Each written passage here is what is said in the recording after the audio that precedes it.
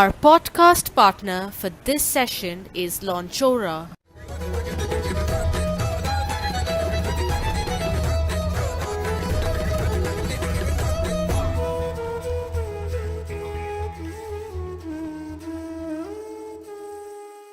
Welcome back to the 14th Jaipur Literature Festival here at Diggy Palace front lawn, protected by Dettol.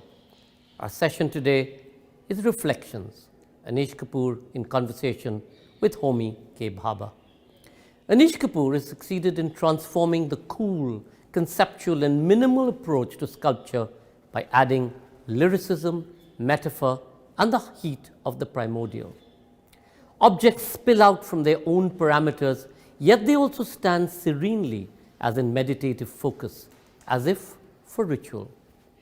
Typically, the sculptures appear abstract, with Kapoor's intention to promote self-reflection made most obvious when using mirrored surfaces. He does not wish to present a prescriptive idea, but instead to create an environment within which people themselves can consider meaning.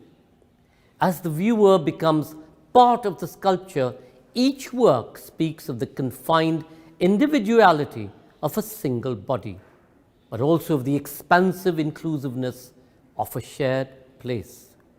His sculptures paradoxically entwine esoteric philosophy with sensual everyday experience.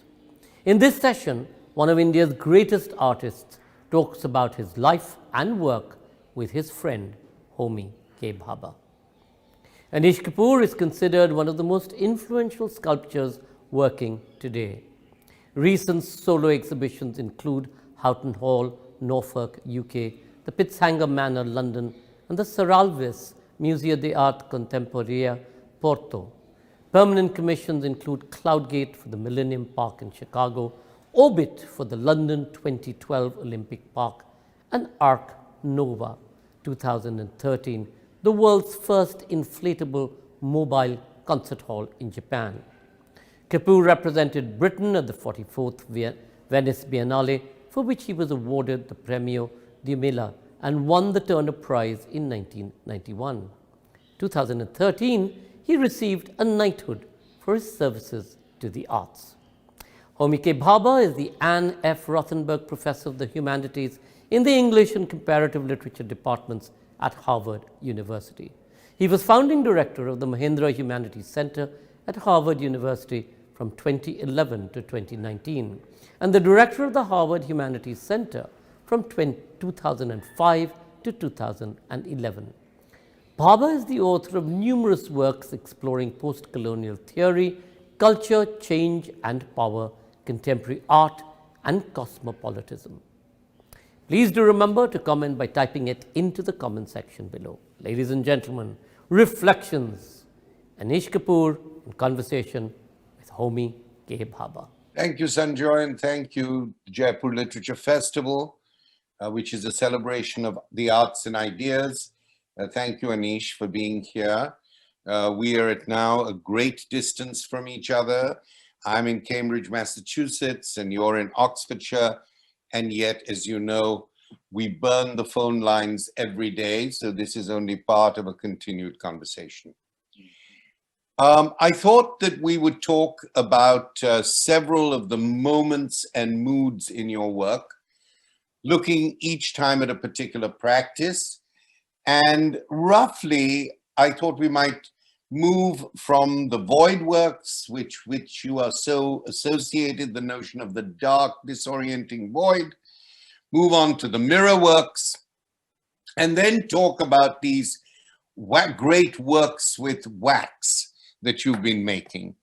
Let's start with the void works. I've written something briefly to introduce our conversation.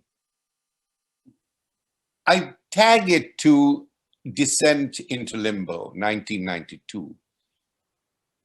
The infinite dark depth of psychic interiority, located in a confined space, a stone, an edifice, a box, in which the viewer enters to find that she faces a void of vulnerability from which there is no release. You are not drawn into sculptural place before which you stand as you traditionally do before objects of art, facing the work.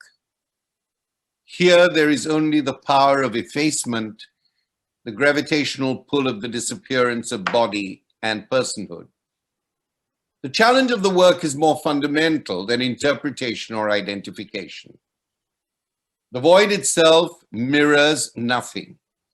The enigma is this: can you face this experience on the edge of art and anxiety?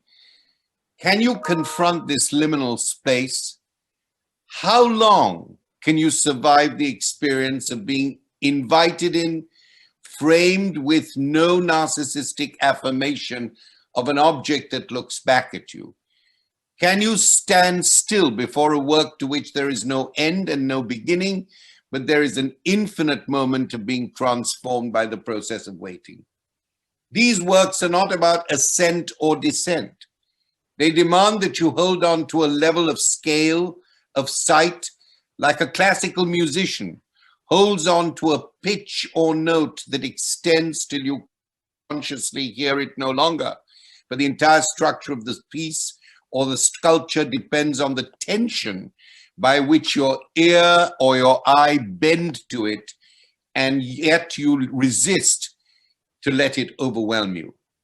These are works of a passivity in a limbo that is infinitely precarious. Keep your balance, they say. You are waiting for yourself to return from the void. Waiting is now part of the spatial dimension of sculpture itself. The limits of time are explored in the volume of form and material. In order to experience it, the work asks you to wait, to confront your own vulnerability within the presence of the void.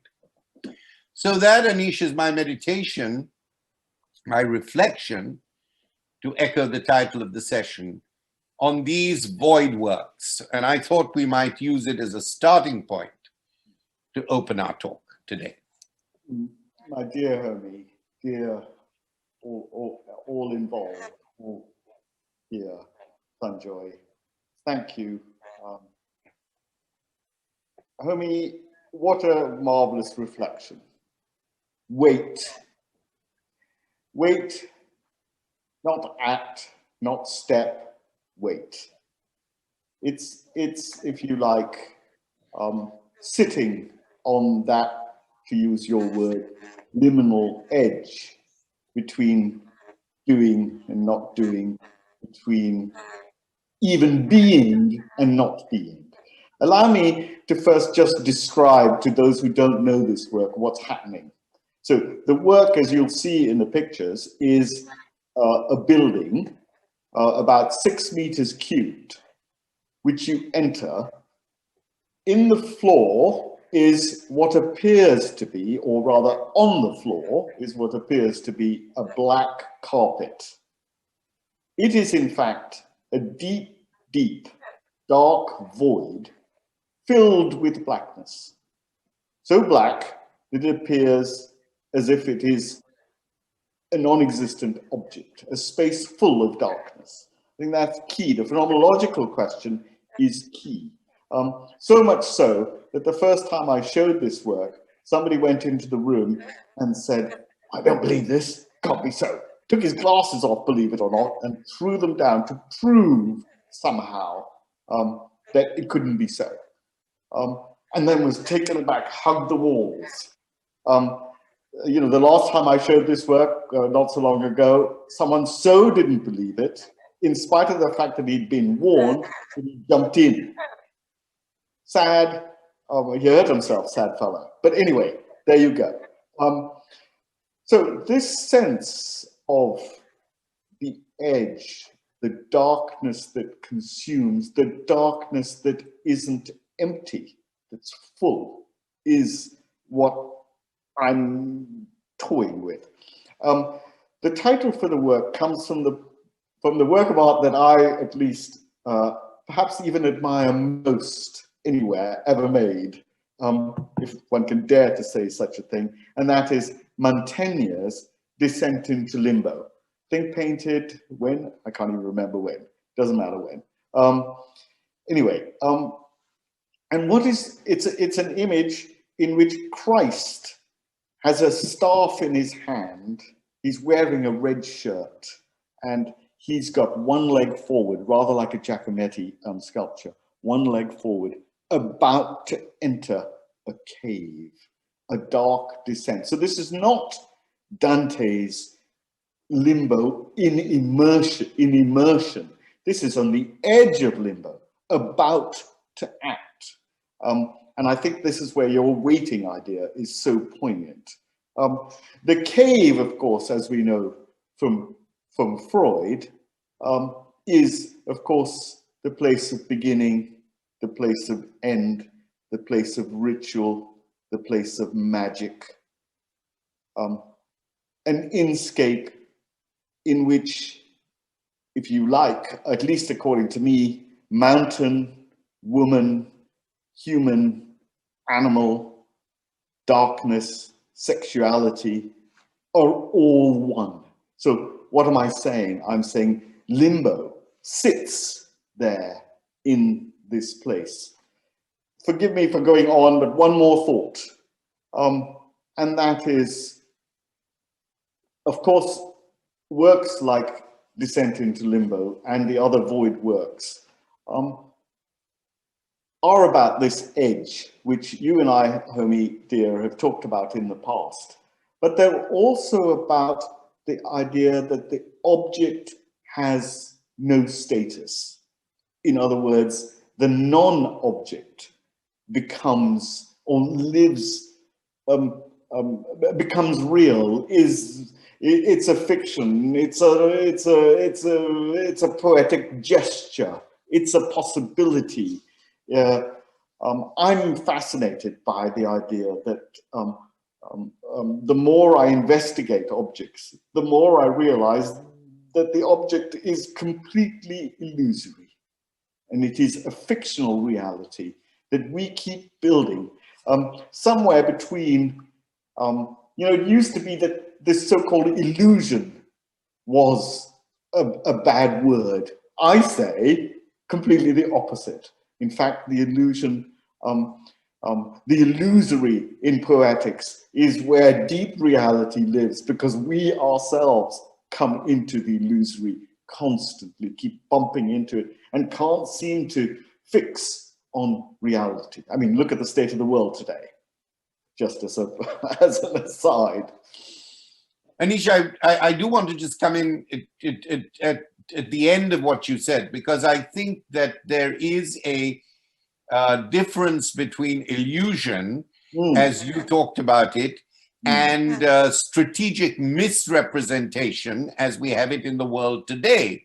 And indeed, one of the interesting things is that this misrepresentation often deals with illusory objects. I mean, there are prime ministers who resort to caves, to great mystical places, while the pandemic rages, in order to ask the gods to intervene. Indeed. There are other politicians who also resort to illusory figures like Mexican migrants being murderers, and create those illusions. But I want to go, so I just had to say that just to make a distinction. But I want to go back. It's important to say that, Homi, and to speak loudly of our refusal of, if you like, fictional unrealities that purport to be real. Now, art, of course, operates in a slightly parallel universe, very slightly. Yeah, so I want to get back to something, because I do see the difference between the way in which you represent the question of, or the object of illusion. The object is present because it is enigmatic. The object is present. You are a maker of objects. Whatever illusions are also part of it. And this is very different from the kind of virtual objects that we now see on screens. The reason why the tension in the work exists, the reason why waiting as a kind of site of vulnerability, an edge of vulnerability is important, is because people enter this place and, as you described, throw their spectacles in. They don't believe it. So in a way, there is a play of materiality and illusionality in the works that you make. They have a big, massive presence. They do satisfy the greed of the eye, the appetite of the eye, while also eluding it. And I think that's a tension that is very difficult to maintain in illusory virtual objects as you see them these days in a digital space. And I think we need to make that. But I wanted to ask you about something. Go on. Okay, you go on. I have something to say about that. So no, if you have to say something here, you should come in straight away. I think I want to say that it's not just about, if you like, the illusory darkness out there. Parallel to it is, without a doubt, the eyes turned inward. The illusory or not so illusory darkness in me, in you, in all of us. And I think that, if you like, homing in to what I possess, what I recognize as my own inner fear. I'm of course talking about the Kantian sublime. I'm talking about the idea that in the object of infinity, which is after all what deep, darkness is, there is the profound terror of the loss of self, being consumed by, I'm closing my eyes while I say this, but being consumed by the darkness in me. Now, Yves Klein, you know who I mean, the artist who painted endlessly marvelous, wonderful, visionary, monochrome blue canvases, made a photo montage in which he leaps off the side of a building as if into the void. Now, I have issues with that because what it talks of is the fearless leap into the unknown. No, I say, no, Mr. Klein, I cannot agree with this. It is not fearless. It is much more like Apollinaire's, I quoted incorrectly, I'm sure, but Apollinaire's go to the edge, I'll push you, and you'll see if you can fly. So that terror of the unknown, of the dark interior, exterior space. So it's not just illusion, I think, is where I'm coming back to. It's a recognition somewhere between the phenomenological and the inwardly perceived. Yeah, well, that's precisely what I was saying, so that it's on the edge of both the object as present and the illusion. So I think that without that tension, things don't work. And this is why I started off by talking about a psychic interiority which waits in the world. And I think you have to have that, both those things working at the same time. I was wondering now whether we might shift our focus to the mirror works in your practice, which I think are, you know, very well known, and you've been making them for a long time. And I thought, because I'm so familiar with them, that I should actually, again, write a short piece about them just to initiate our discussion. And the work that I had in mind was principally Cloudgate, which is in Chicago, but also a number of other mirror works. And I think the text, my text, is a kind of metaphor that covers many aspects of this practice. The mirror works throw you into another kind of limbo. People stand before Cloudgate or other mirror works to see themselves in a mirror, a distorted mirror, a disfiguring mirror. In any case, it is always an affirmation of a form of narcissism. The narcissistic instinct is not a negative instinct. It is the desire for self-reflection. It can actually be pushed to the extreme of solipsism, but it can also be a way in which you place yourself in a certain space.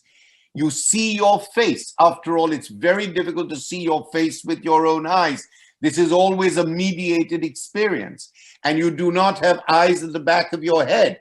So in a way, a mirror places you both in terms, it's both before you and it is after you, and it gives you a kind of as close as you can get to that view from both sides of yourself. But when you stand before a mirror, there is always this sense, there by the grace of God go I. There by the grace of God I am here, however displaced I am, however disfigured I am. It is a sign of one's presence and one's doubles. The mirror is an early morning affirmation of whom you are and where you are. The mirror frames you in time and space, which is why it is often at the very foundation of portrait painting. Cloudgate is a different kind of mirror. Like your other mirror works, the surface of light and reflection is a ruse. Once you're drawn into the mirror work, like Freud's dream work, the self is decomposed, disseminated across a surface that flows like mercury, and looking back at yourself does not allow you to fix yourself in reflection. You lose your foothold in your fixedness, because there is no I to this mirror. There is an I, a visual orifice, but there is no I. The mirror is also a kind of void. Like a dream, you are in limbo. You are depth and surface. You are the image of yourself and its infinite extension and transitions. There is no containment or easy contentment. Like in a dream, you are both subject and object of the experience and all the other parts and pasts in between. These mirror works are about an effort, in my view, at a recovery of the self, not the representation of the self, a recovery even from the void that we were just speaking of. You rise and fall in a mirror. You wake and return to the dream scene, in and out, possessed and dispossessed. In the life of art, death is never extinction. Death is the extension of the afterbirth as a source of living on in some shape or form, yet to be decided. Art is eternal, they say, because its life already belongs partly to death. This is the kind of estranging mirror moment Freud describes in his essay, The Uncanny.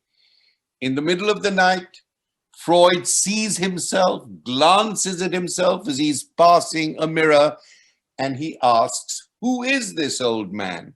What is he doing here? Of course, this is me ventriloquizing Freud. These are not exactly the questions he asks. The mirror works are experiments with the risk of time in the recovery, not reflection, of persons and things caught in the skin of the mirror's surface and depth. Here today, gone tomorrow, and that, if I may impersonate the voice of Cloudgate, and that, says Cloudgate, goes for you who search ceaselessly for yourself in the mirror of life or the mirror of the world.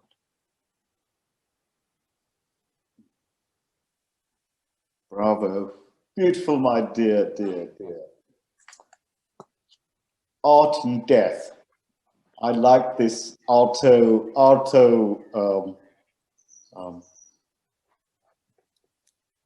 poetic phrase, the way you put it, that art holds death in every moment, good art in any case, and therefore is in eternal return.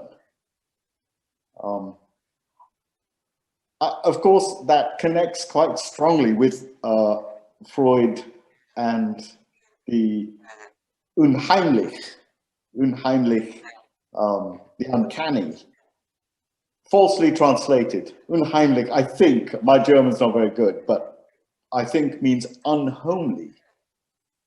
And unhomely, of course, is this, view over there at something which is and isn't and has that sense of the real unreal.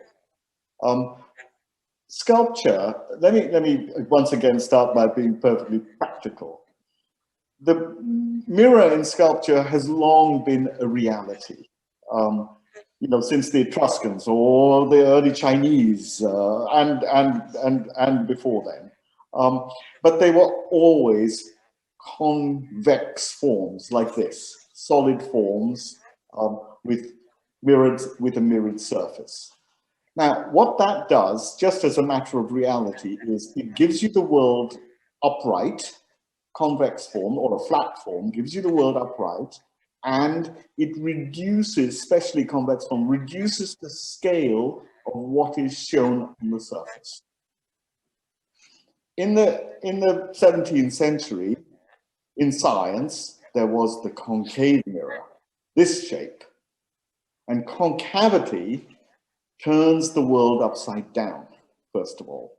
So almost every work I've made, and Cloudgate is possibly at least part of Cloudgate is an exception, but almost every work I've made is with concave form. What it does is turn the world upside down, and astonishingly, it fills this space, this space, this space.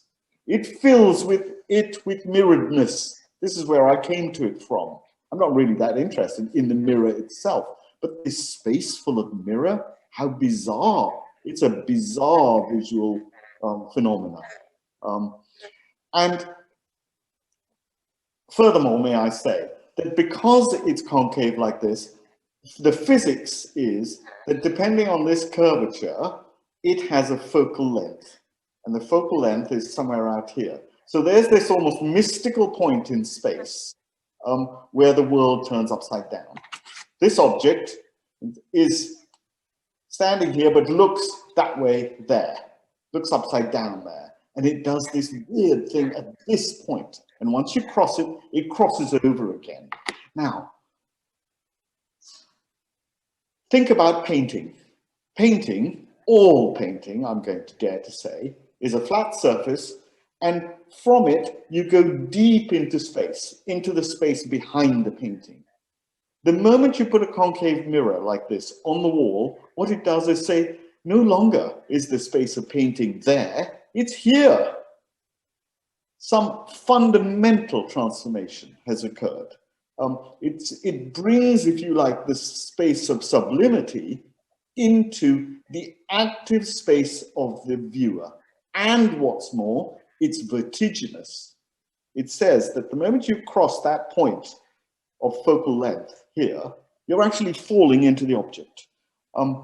So I think phenomenologically fascinating. So what I've been doing over the last many years, I think it's radical, we'll see, is painting these concave surfaces. Painting them, treating them almost like painting. So they operate between these two spaces, between the space of the flat and beyond, and the space of the curved and forward. And somewhere in there is a tension that I dare to think has something of the unheimlich about it, has something of the disturbingly, go away, switch off, I don't want to look at you. Why are you bothering me? This idea of the object that won't go away. Allow me, dear Homi, to say one more thing, which is in relation to Cloudgate. When I first made it, which was in 2000, before the selfie, I want to say, before the selfie, and I think that's important. When it was first went on show, there were thousands of people there, and it really bothered me because, it's wonderful to make a work that has a popular view, but I'm not into entertainment. I'm not interested in entertainment. So I decided I'd go to Chicago. You were living in Chicago at the time, my dear Homi. I don't know if you remember this, but I came along and we walked, and then I spent some time with the object. And I sat and pondered, what is this popularity? Why is it like this? And, you know, why am I bothered by it?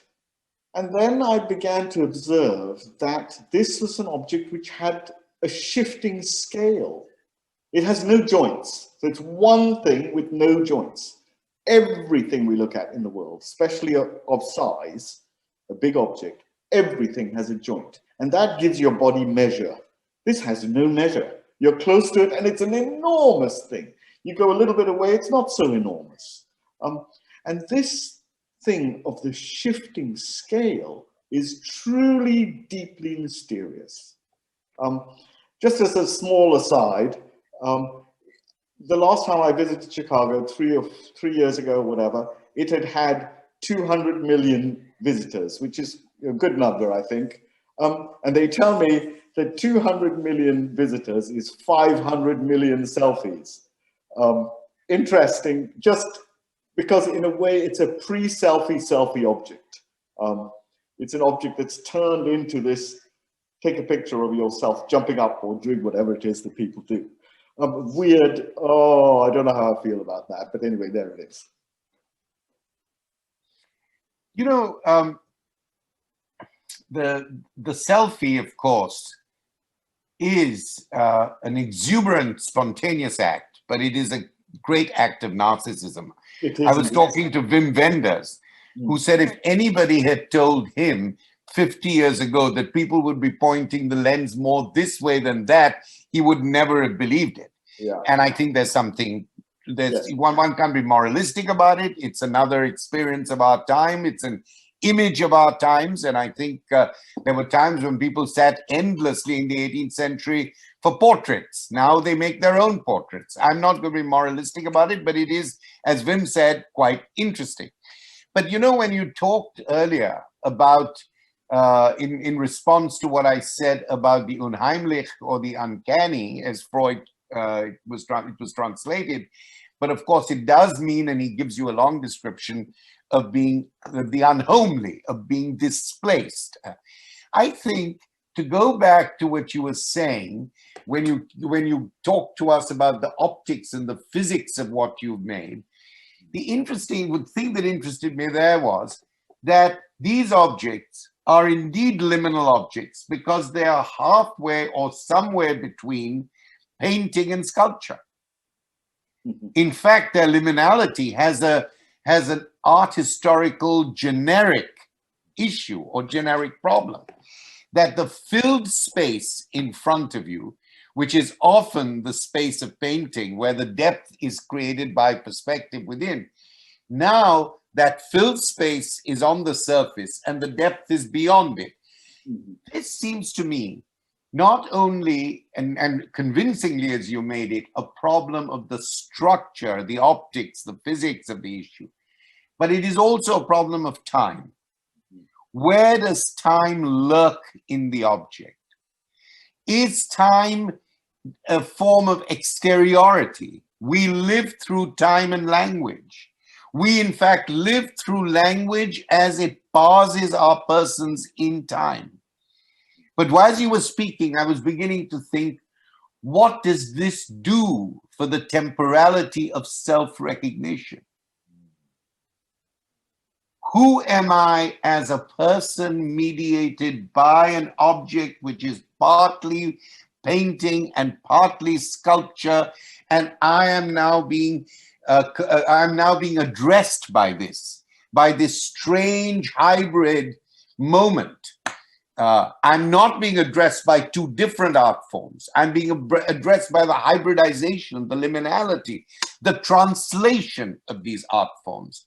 And it's this translatability that I think is not only central to that practice of the mirror works, but it is also, if I might say it, the selfie is a sense of not simply wanting to see yourself replicated, but wanting to see yourself in different guises in different moments of translation, in different places, in different times, with different people. The selfie is there to surprise yourself rather than simply to affirm yourself. And with this, I would just like to move on to the third issue that I want to raise, which is the great works of art, of wax, the great material works created by the blood-red installations of these objects, which I see quite often as being great architectural mimesis. They're reflections of architecture within architecture. They're the innards of buildings. And on the other hand, they're partly the bier or the pallbearers of history at the same time. And that's, of course, my reading. I think these are deeply allegorical works. I think they're even more allegorical than the other two practices we've talked about. And I think that they are embedded not only in the psyche, but in questions of historical violence. And let me tell you why. Swayambh, shooting the corner, these are supposed to be enactments of self-manifesting or the self-made. Let me offer another reading of the self-made in the mode of historic transformation, in the mode of the bloodlands of history, as much as its edifices of power and luminosity. Enter this space hallowed by art and history. Floors of marble in a museum, in a great edifice, run like water and catch the sun's dying rays as they dip into a vaulted night, locked in these great rooms where your work stalks the night.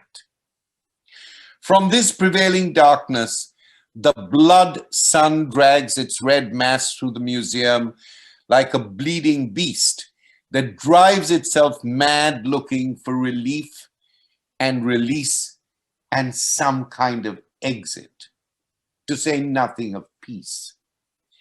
The blood mass, beast and funeral pyre at once, traces the memory of madness and murder in the public domain, murder and mass in the name of the people. From one portal to another, blood follows itself across rooms and between doors. Let we not say between wars, because I see the space between the doors and the blood sun and the bloodlust as being connected with the wars. And let us not forget that since 9/11, the world has been at war in different ways, and most problematically, countries are at wars with their own people, their own minorities. Those who need protection in the edifice of history are now cast aside. The pyre drags itself restlessly like the bloodied beast from end to end, because, dare I say it, there is no sense of the beginning here. There is no sense of what Hannah Arendt called the important human grace of natality that gives us hope, that a child is born again. That notion of birth is less here than the trajectory from end to end. These transports of death, once set on their paths, leave deep tracks of terror in the most serene places of imperial and sovereign civility. The blood beast bear is the sun that rises at night, stalks the halls and blocks the light. No wall or door can block the night sweat of historical memory as it walks violence and death in a measured way, in a frantic and fevered way, through these halls and these galleries. These indeed are the great halls of history's vanity and its violence, carried on the back of the great sculptural funeral pyre. First of all, beautifully said again, my dear friend. You know, Homi and I talk every single day, so we are in deep contact. And as you know, my dear Homi, this body of work is where my heart is. It's what I'm engaged in now. The notion, first of all, just formally, what's happening? Let me do what I did in the last two projects. Describe what's happening. Swayam is a block of wax, big block of wax, 10 meters long, depending on the height of the door, but always at least 5 to 7 meters tall, and 3 to 4 meters wide. A block of wax cast as one solid thing, mounted on a rail, on a track that runs from one room to the next room in museums, and you'll see pictures of it on the screen. As it does so, the wax scrapes against the walls and pushes through, leaving a bloody residue. It's as if this object is the god or the half man, half beast being merciless, being flayed, all wound. You know, it of course refers to Rembrandt's great painting of 1655, I have written here, of the flayed ox. So it is the idea that this object just goes backwards and forwards and backwards and forwards. It does nothing. It goes nowhere. It is looking to ooze, to fill the space with the physical materiality of this deep, dark, bloody red. It is infinitely horizontal. Now, one of the kind of themes, if you like, of modernism, let me divert slightly for a minute, is that modernism points onwards and upwards. It takes the Platonic notion of progress. It is still possible in modernism to believe in the light, the day, the forward. Brancusi's endless column, Brancusi's bird in space, I mean, or eventually, of course, the rocket up onward to the moon and beyond. I think our post-modern object isn't onward and upward. It's horizontal, and it may even be involuted. It may be doing this, turning in on itself, looking inward, in at itself, not Plato in the cave, looking out proverbially, but Freud in the cave, looking at that dark thing behind, over there, full of fear, full of what may come to pass. A recognition, if you like, that, to quote Bataille, René Girard and others, violence is logged in the heart of the sacred. That the sacred is no longer some pure, beautiful blue thing up there. It's dark, deep, red, hidden in the ground, vertical, nasty, and will come and bite us at every opportunity. The great thing about the Hinduism, the country we come from, is that it somehow recognizes that dark redness. Sadly, it's been taken to a horrid, nasty place in the last 4 or 5 years. But But I celebrate the horizontality of the blood, if you like, that it goes onto the ground. It begins on the ground, it ends on the ground. The God is not blue. He's not up there untouchable. And he's not a he, he's a she in the ground, dark, red,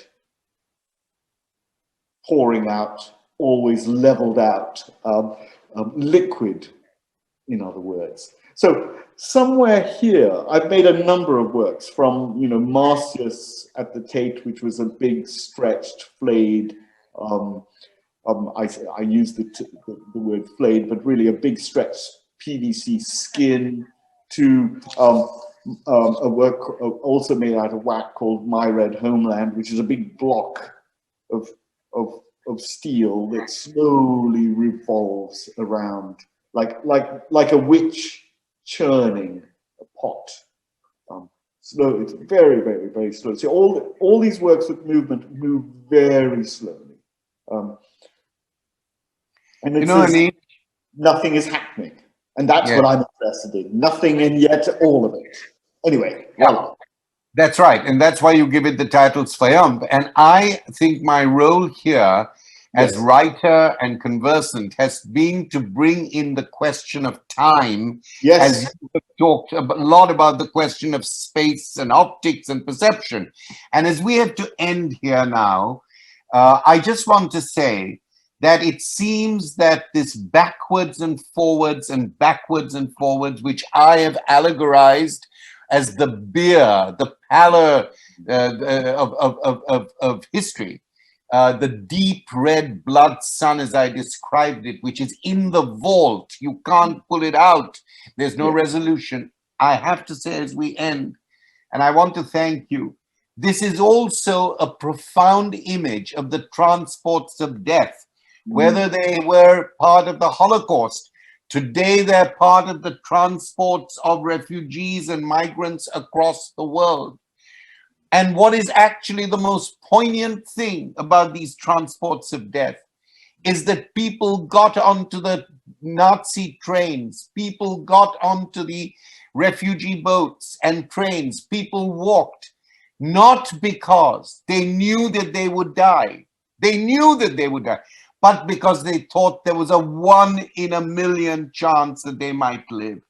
And so there is this deep optimism that goes with profound disappointed hope.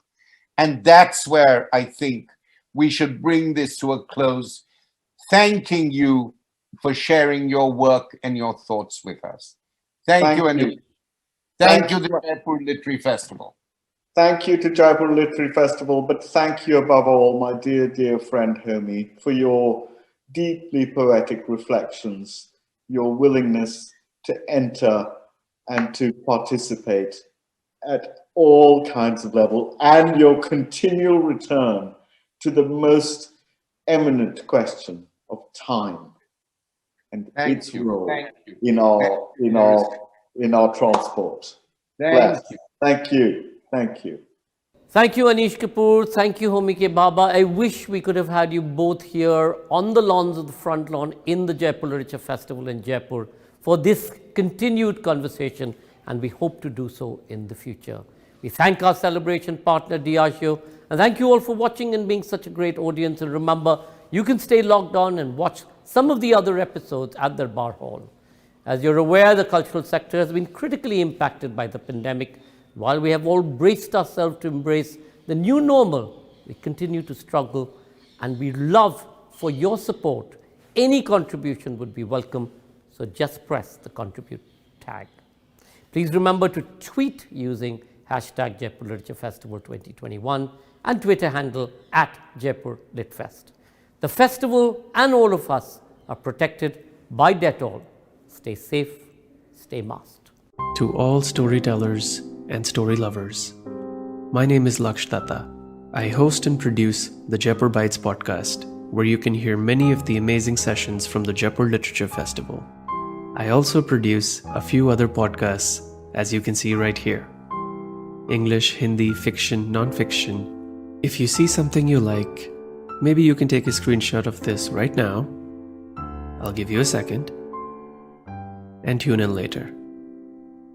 Find them on your favorite podcast app.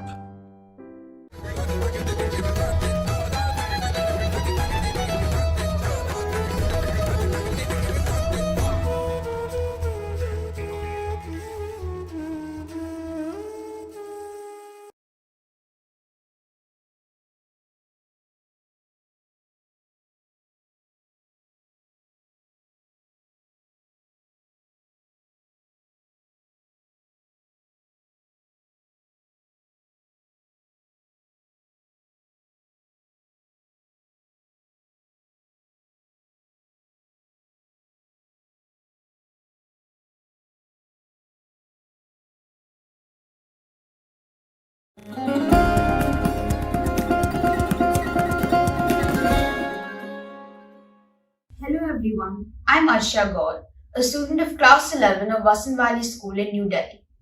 I discovered my passion for writing at a very early age, and being an introvert, I found it the best way to express myself to the world, which otherwise I found very difficult. At the age of 13, I had some mental health issues, and I found that writing was the most therapeutic way to help me battle through my struggles. Since then, I've written consistently for platforms such as India Today's Daily O, Youth Ki Awaaz, and I also have my own blog called www.phoenixfantasies.wordpress.com. Recently, I published my own book called How to Open a Parachute, which is about my journey with mental health as a teenager.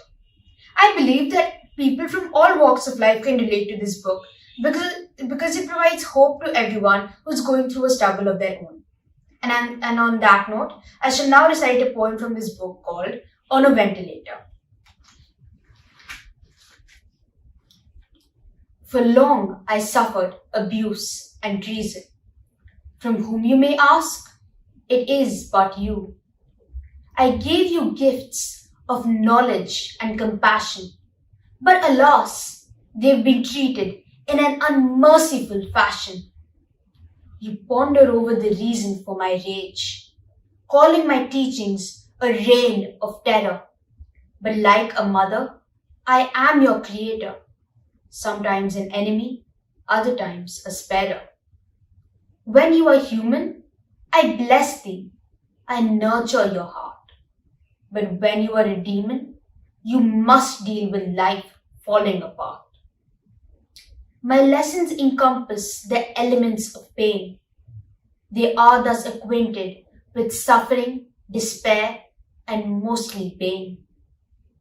It is this that shall teach you the principles that you have so easily disregarded, those stepping stones of life that you have shunned and discarded. Why is it easier for you to hate when its contrary was made more natural to you? Why is greed your habit when this world was made for more than just a few? How does heaven perpetuate a desire for you to live in hell when earth was the only heaven made in this universe? It is simple, my child. Ultimately, you must ask yourself a question, and you shall find the cause for your punishment.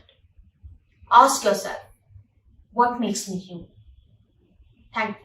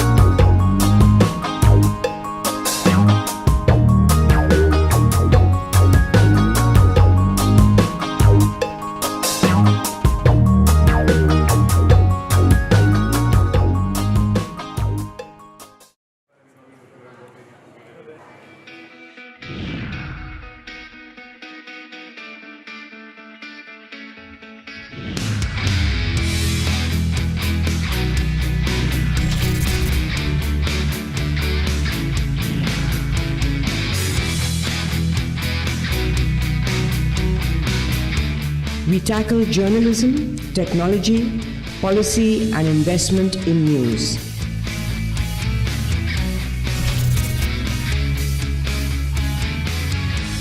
This is the 4th edition, and this year it is completely online.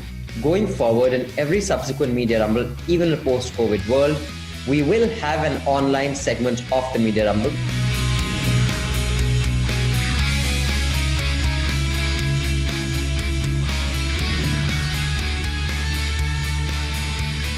It's a platform to listen to voices from across the spectrum.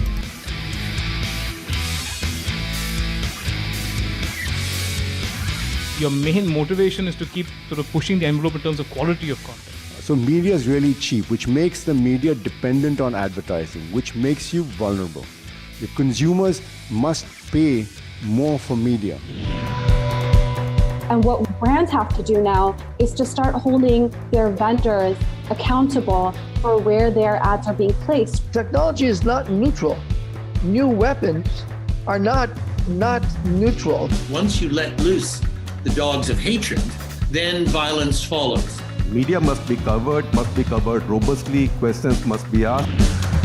The times that we are living in, the news organizations that have money will not publish the kind of reporting that we want to see outside. And the ones who want to publish don't have the money. So we have to accept this and then work. I've never seen a global crackdown like the one we are living through today. In order for women to truly gain a seat at the table, someone has to give up their seat. I think there is also an employer responsibility now, very clearly, even through legislation, to make sure that working environments are conducive. For me, my identity gives me a lens. It allows me to see everything through that lens.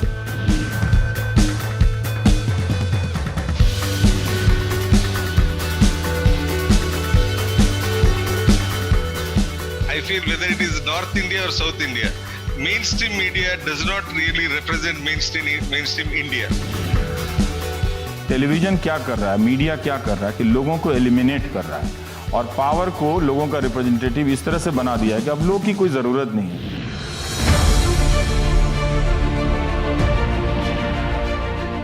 There should be an attrition between a journalist and the people in power. It's not a crisis of politics.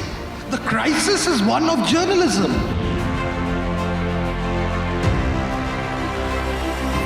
The world is interested in geopolitics of the great rivalry between India and China. In the end, the values of journalism don't change. Covering conflict is very traumatic. I don't feel like we're making the case for data journalism anymore. I feel like that case has been made. The problem is that the very nature of the way the internet was designed makes privacy and security a nightmare. Corporatization of media, as Rajiv said, is not new. We will invest in those organizations which have a deep commitment to telling the story as it is. हज़ारहा bulb जला देने से आप रात को छुपा तो नहीं सकते ना. With depth or without depth, I don't think it should be problematic to make fun of anybody. लक्ष्य स्पष्ट हो, समाज के प्रति अपनी जिम्मेदारी व्यंकार समझता हो, तो उसको बोलते रहना चाहिए.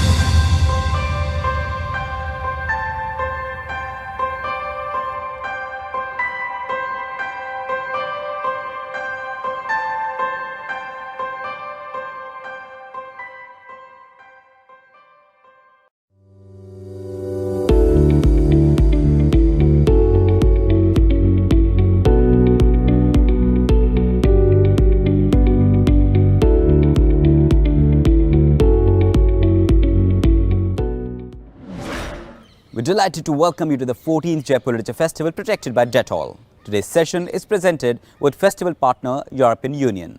It's a pleasure to present today Mesilased, the Bees Meelis Friedenthal in conversation with Malashri Lal. Meelis Friedenthal's historical novel Mesilased, the Bees is based in Estonia of the 17th century. Using a fabulous technique, the author explores philosophy and science as twin factors influencing the hero Laurentius, who, accompanied by his parrot Claudia, travels to Tartu. The Estonian city, famed as the abode of the muses, turns out to be a place of destitution and disease. While Laurentius submits to various treatments for his bodily and mental illnesses, he faints and begins to see an enchanting bee-like maiden in his hallucinatory condition. The novel melts the boundaries between history and speculation, creating a fascinating discussion on the perception of reality. In conversation with Meelis Friedenthal is academic and writer Malashri Lal. Lal's recent book is Betrayed by Hope, a play on the life of Michael Madhusudan Dutt. Meelis Friedenthal is active in both academia and literature. Academically, his main research topic is intellectual history, and the same interest is expressed in historical fiction, but also in speculative literature. He has published novels, short stories and plays. In 2013, he won the European Union Prize for Literature. Malashri Lal. Malashri recently retired from her academic and administrative positions at the University of Delhi's English Department. She is a member of the English Advisory Board of the Sahitya Academy and Bharatiya Janan Peeth's Advisory Committee. Her books include In Search of Sita, Revisiting Mythology, Tagore and the Feminine, A Journey Through Translations, and Finding Radha, The Quest for Love. Please do remember to comment by typing it into the comment section on your screens. Ladies and gentlemen, Mesilased, the Bees, Meelis Friedenthal in conversation with Malashri Lal. Enjoy the session.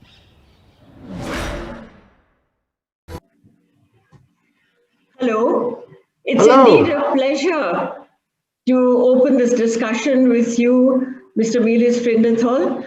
And as an academic and a writer from Estonia, this very beautiful country in Northern Europe, I'd like to introduce our audience to the complex history of your country, if I may.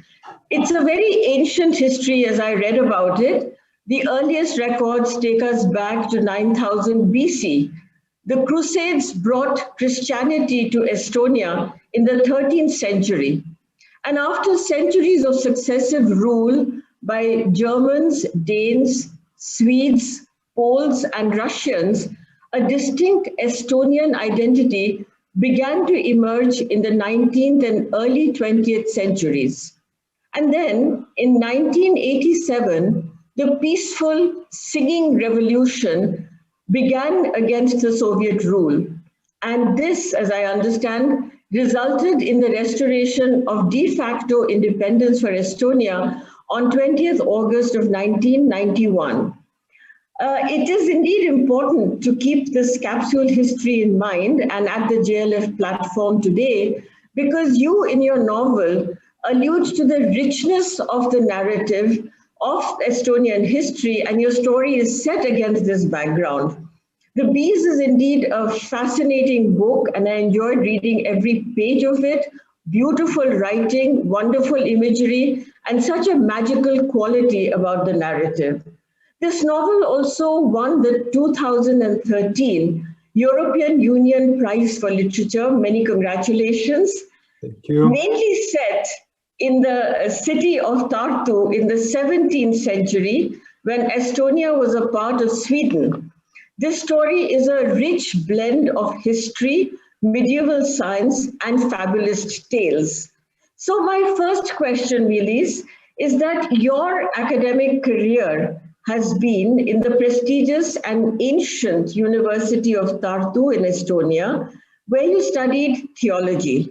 And you held various positions there as a researcher in the library and later as professor of intellectual history.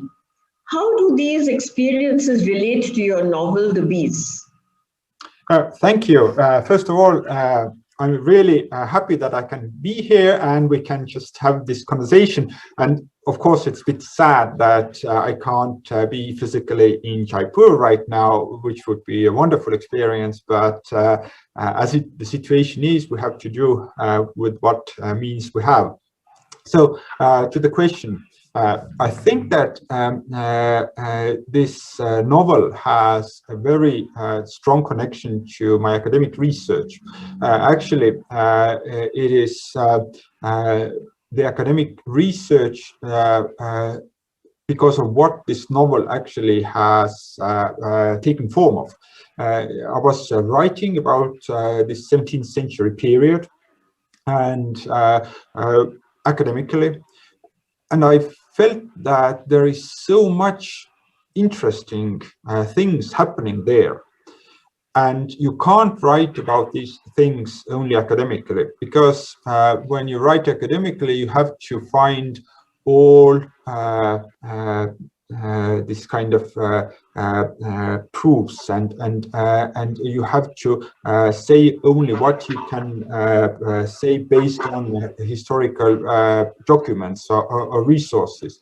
But I felt that there is so much more there we can discover, and literature actually helps to do that.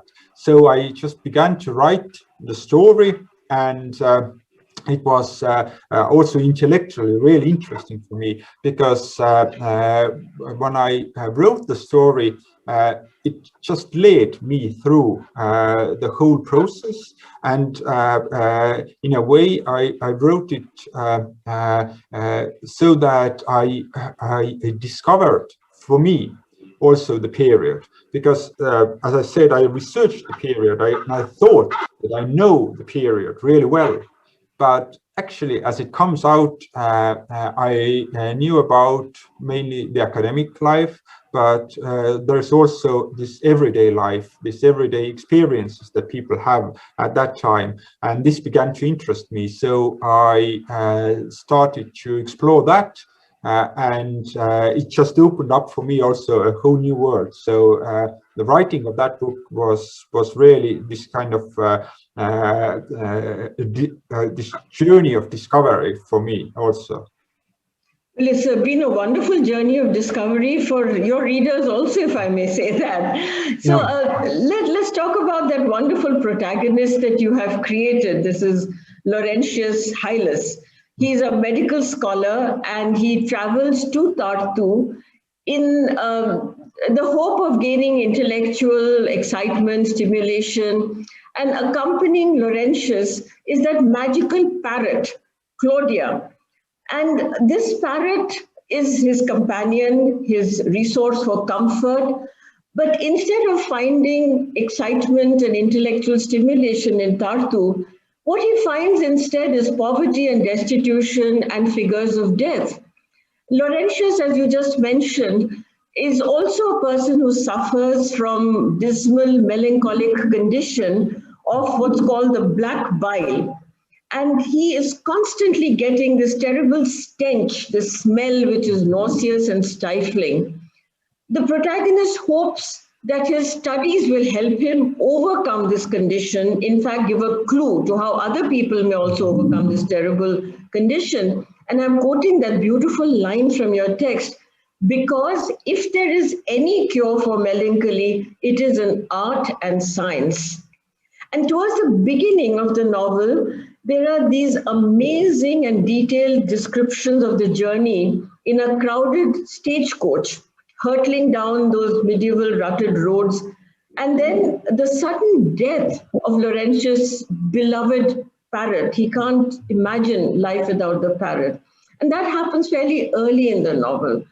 Now, these sections or these aspects of the novel read like a parable of a quest, and yet it is embedded in history. So what aspects of 17th century Estonia were you invoking in such descriptions? Yeah, okay, there's a lot of answers there, but when I will just start about with the medical questions that you mentioned, and actually this kind of early modern medical theories are one of the things that really interested me. So I tried to show actually how the science of medicine would have worked at that time. And the parrot, the companion to Laurentius, was in a way some kind of medicine.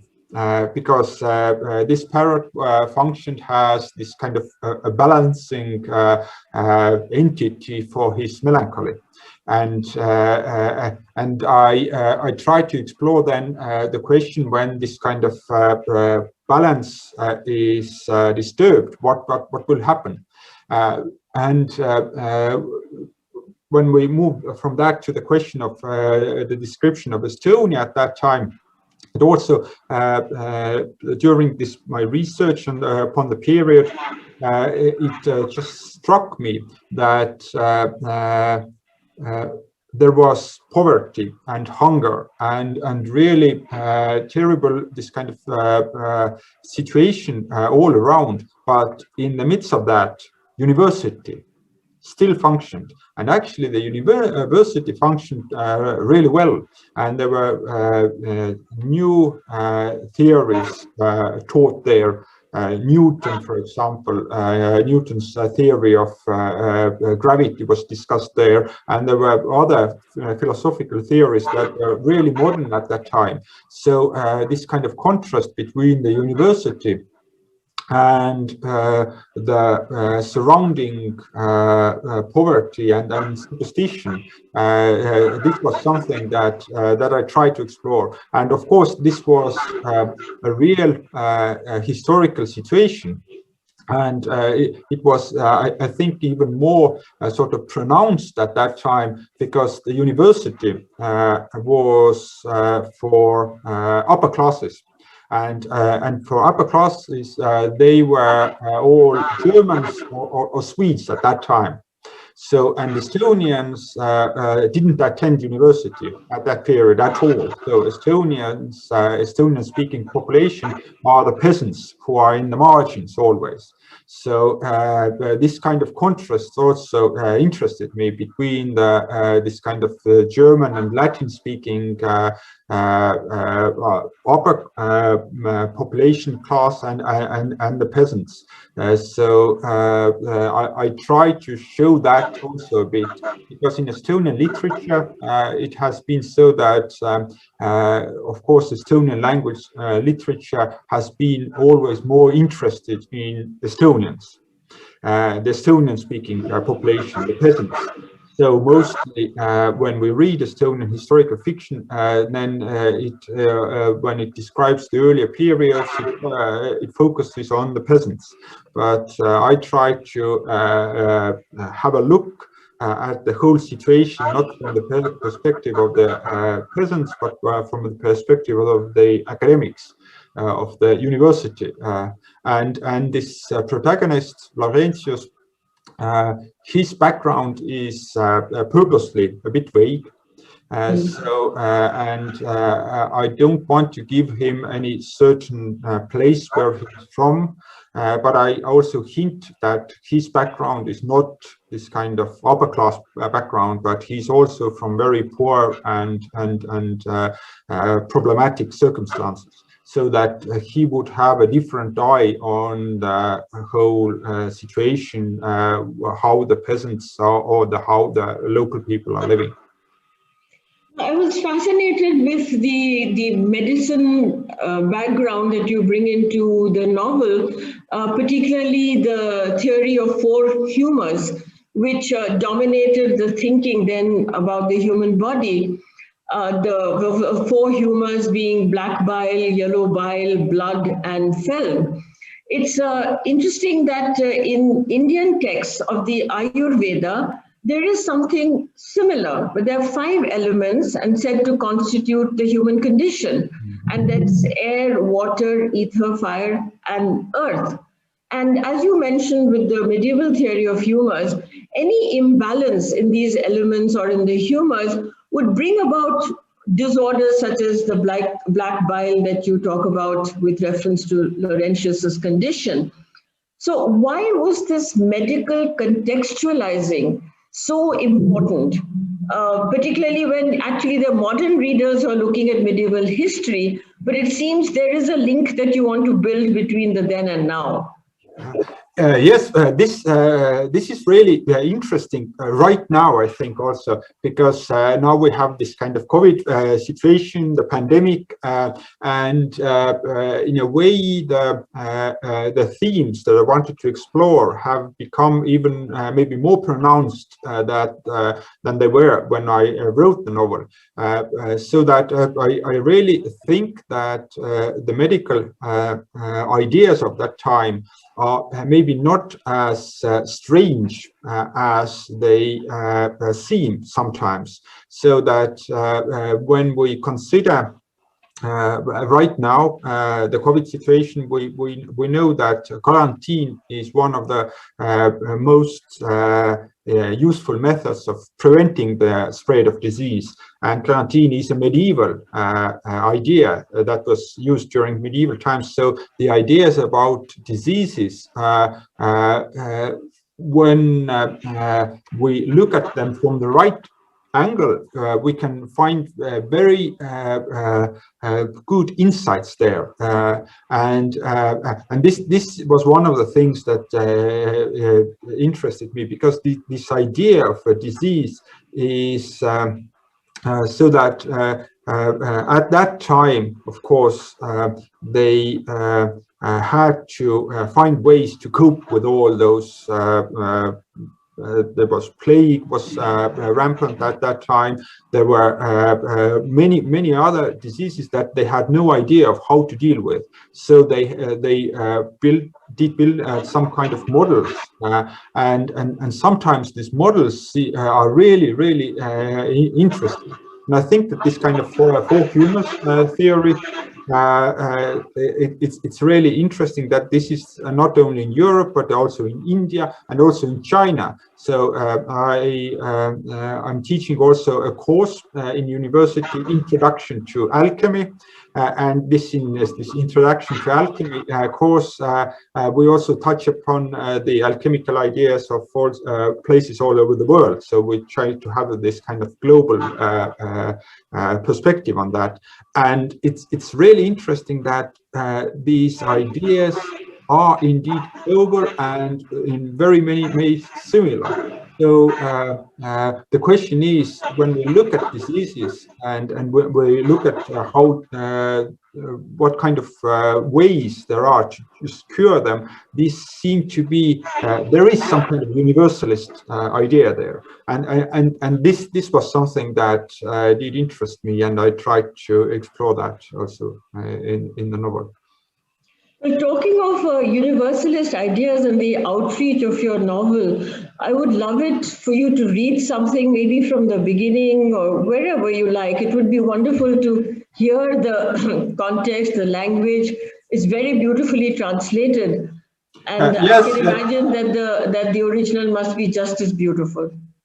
Of course I will right now read it in English, and I think the English translation is quite good. So it's in a way I have received quite good feedback about this translation. So I hope it really just convey the original meaning. But I will read from the very beginning, and I think that we'll read some couple of minutes, so just let me know when to stop. Okay. It had been raining without end. The rain had rotted the crops in the fields. It had caused mildew on the wooden walls of the houses and made the ship's decks as wet as seaweed. Laurentius had been eating rotten bread for several months now and living in mildewed houses. During the last week he had been sleeping on the wet decks too. Black bile had been accumulated in him like the sludge which collects on a stick thrust into the river.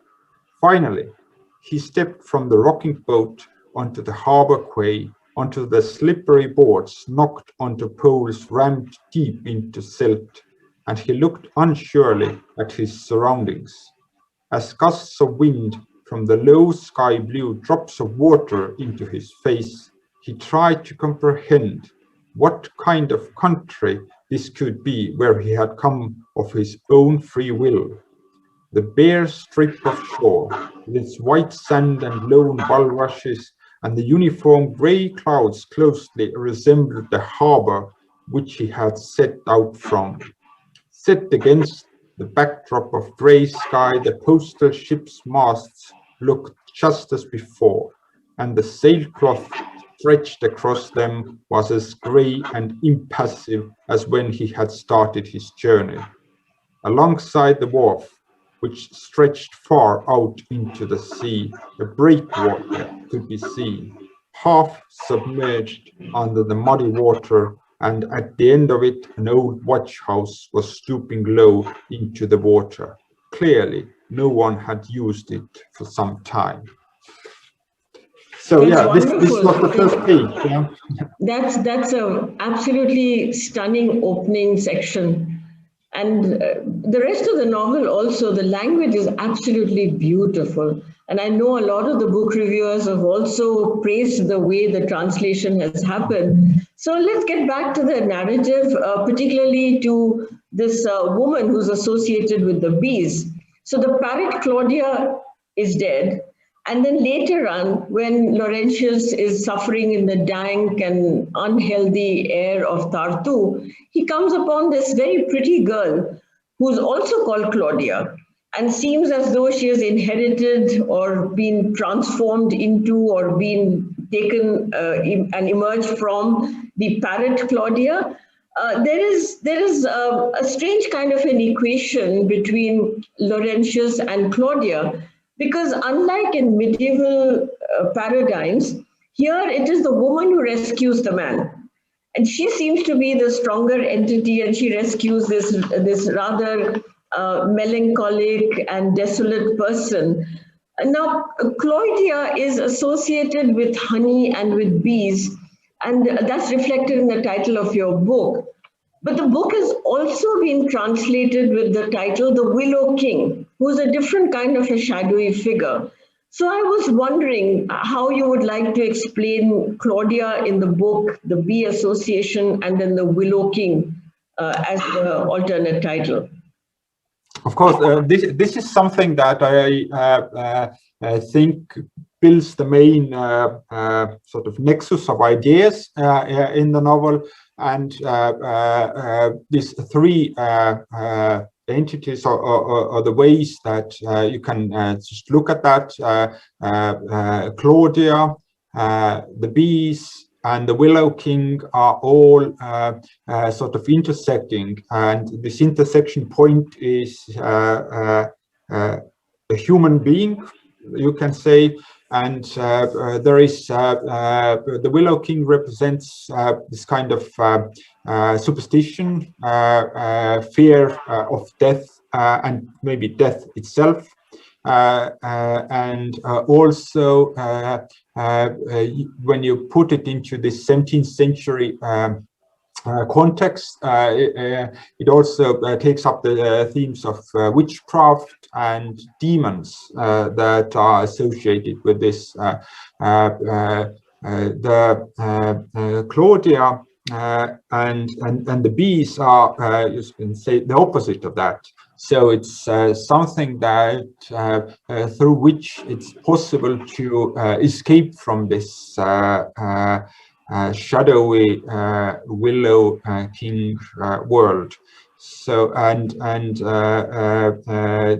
this is also the cure of melancholy. You can say that the melancholy is the Willow King also, because when we just go into the medical theories of that time, there was the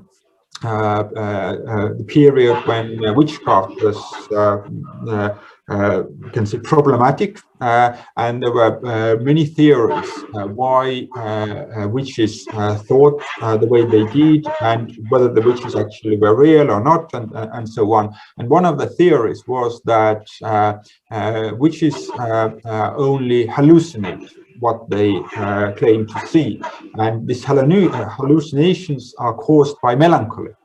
So it means that witches are melancholiacs. So the cure of melancholy would be also the cure of the disease of witchcraft. And the bees are, of course, something that has been from ancient times already very has many symbolic meanings. But what interested me was this connection with bees to human soul, and also the connection of the gold-colored honey. As I said, that there in the novel there are many alchemical ideas, and I wrote it also taking these into account. So in a way, you can see that this is the process of alchemical perfection that they try to. The protagonist tries to achieve this kind of opus magnum, to go from the black bile, from the darkness into the alchemical gold, to this kind of liberation from that. So there are many themes that play along here. So I didn't want to just bring any of these very clearly into foreground, but to hint to all these possibilities, so that basically a reader can just build up the picture in her mind herself. So yeah. That's absolutely an amazing track that you have covered, from alchemy, witchcraft, to the cure for melancholy, and the way we look at it today. So may I lead you to a larger question, which is to ask you about the very vibrant literary culture of Estonia. What makes the writers in your country so engaged with history, and for readers to so willingly participate in literary forums? I've been reading back issues of journals coming out of Estonia, a lot of discussion there on very many platforms. And then obviously there seem to be translators who are not only very good, but very willing to pick up the good novels and reach them to larger audiences in English as well as other European languages. What creates this lively environment of literary culture? I think that this, there are, of course, many questions here again, but when I would start with the importance of literature, and I think this is, when you look at many smaller nations, and Estonia is very small. So the literature is one of the main ways or main tools to just create this kind of national identity, and to build up this national identity.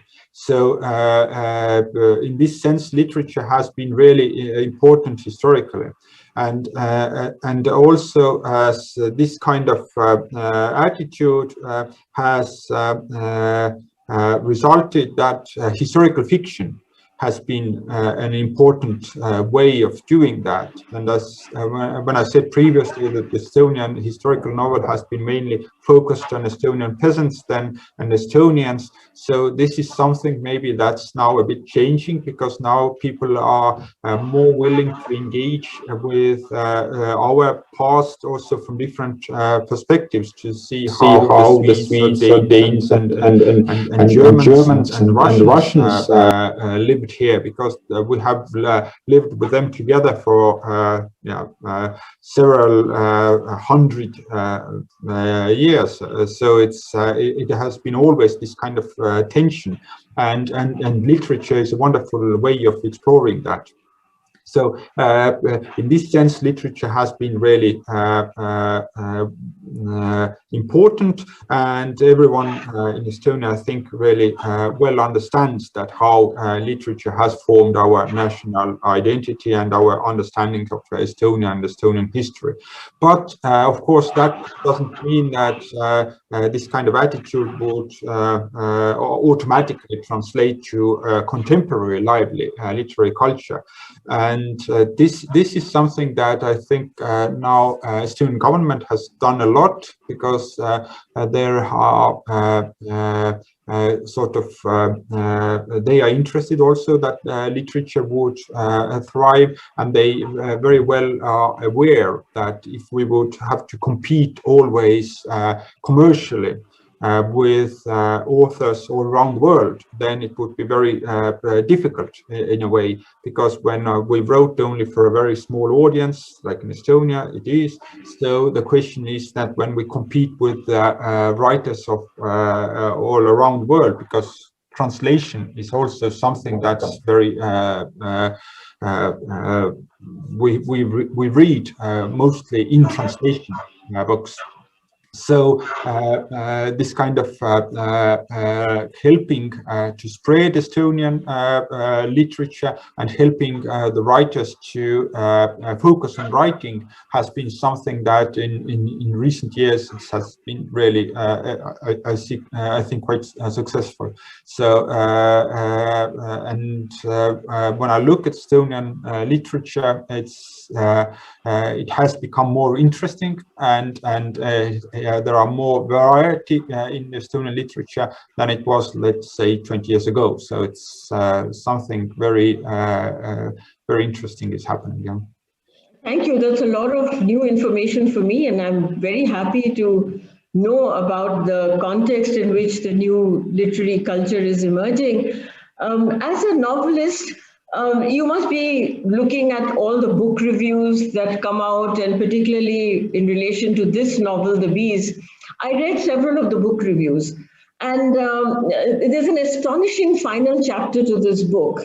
And there seems to be a certain kind of a debate and discussion going on among your readers and reviewers about the way the novel ends. You know, that thematically, does it work or does it not work? One doesn't want to give away the high points of a novel, but it's a very philosophical novel, as you said, built on history, science, philosophy, and inner understanding. So there is no great mystery, because it's a journey based in the 17th century. But as you and I have been discussing, it has a pertinence to modernity and modern thinking. So the way the novel ends, as a writer, are you happy with the discussion that's going on? As you look back, do you think you might have wanted to do it differently? No, actually, I'm very happy, and it's exactly the thing that maybe I even hoped for, because I thought that this ending has to be so open. And this kind of openness is something that is also, of course, every opening creates this kind of discussion, how you can fill it, and what ways you have to use to fill it. And in this sense, I'm quite pleased with the reception and with the discussion, and I wouldn't have ended it any other way. So I don't have any second thoughts about that. And no, it's I think that this result is something that I maybe even hoped for. Yeah. Now you've raised everybody's curiosity. Would you mind reading a little bit from the last chapter? Yeah, of course I can do that. I just have to find it here in the book, because I haven't got that ready. It's a quite short one, yeah. And this is also something that the whole book is divided into chapters of 6 days. So this kind of 6-day symbolism is also an important part there. So and 6 days of creation are somehow connected to that. So it's and it's titled Night. I can hear birds singing, leaves rustling, someone's footsteps, and the barely audible sound of a musical instrument played somewhere in the distance. I push myself upright, resting my hands on the marble which has been warmed in the sunlight, and I turn to look in the direction of the sea. Where am I? The clay-brown water seems to become blue on the horizon, and growing out of the dark haze I can see shimmering shore and the contours of mountains tinged red in the sunlight. I can smell the sweet scent of bright roses mixed with powerful woody aroma of fume, and I can hear bees humming. There are countless numbers of bees all around. I feel as if I have just woken from a dream, and I strive to hold on to that fragile feeling and the fleeting fragments of memories. I take in the view of the sea, the trees, the garden. There is an apiarium down here, a row of beehives standing in straight row alongside a low wall. The wall winds round the edge of a small plateau and appears to have been built with almost no grouting. So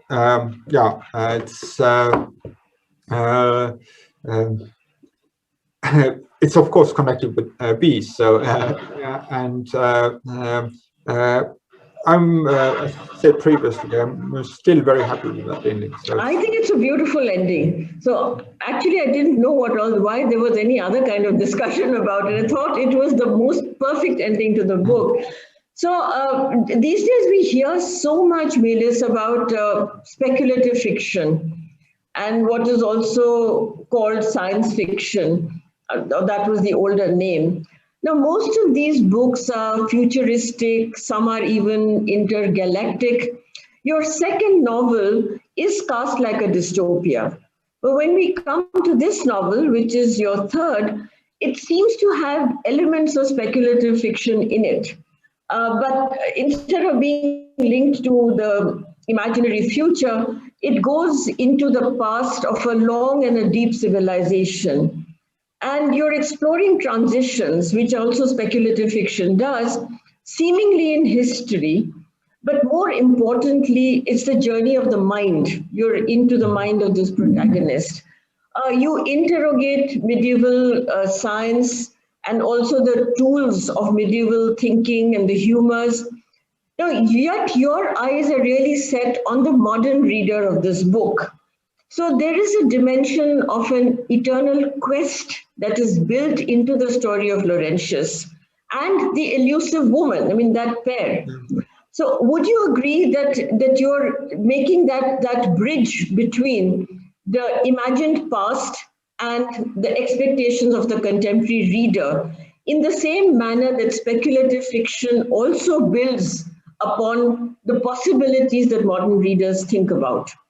Yeah, exactly. This is, I think, very well put. And it's true that I have written also speculative fiction, and I have used these methods maybe of speculative fiction in writing historical fiction. And to be honest, I think that writing any kind of writing about any kind of society or any kind of events that are remote from our own demands this kind of speculative element, and the speculation is something that always takes account how we are understanding things now. The present is very important in this kind of speculation, because I'm always, when I have written also in science fiction, I've always thought about how we view things today, and how this today's view can be transformed into a different world. So it's in a way, speculative fiction is this kind of introduction to a new world. And this introduction has to be not very sudden. So as introductory courses go in university, you have to just take from the basics and then lead to the new material and to the and exactly the same with when you go to a new world, you have to just sort of open up the world. And whether this is a historical world or imagined future world is maybe technically only different. And I think that this is something that maybe lots of historical fiction is so that they present the world, the events, but the mentality remains a lot as is right now. So, and one of the things that I try to do is to encapture this kind of strange and maybe alien mentality of the early modern period. Because it's very easy to just say that people thought exactly as we do, but they didn't. They had quite different realities. This kind of belief in ghosts and demons and angels was commonplace, and this also changed the whole world, the feeling how it was to be in this world. So this was something that interested me, and what I tried to explore with these methods of speculative fiction. May I ask what you're writing now? What's the next book? Yes, I'm writing now a new novel. I actually finished a collection of short stories, and this came out last year, and I'm actually still very happy that this collection came out. But now I'm writing a novel. It's sort of it's not finished, but it explores. It's in a way it's also historical, but it's set in 20th century, and it explores this kind of feeling of maybe nostalgia. And tries to combine that with the questions of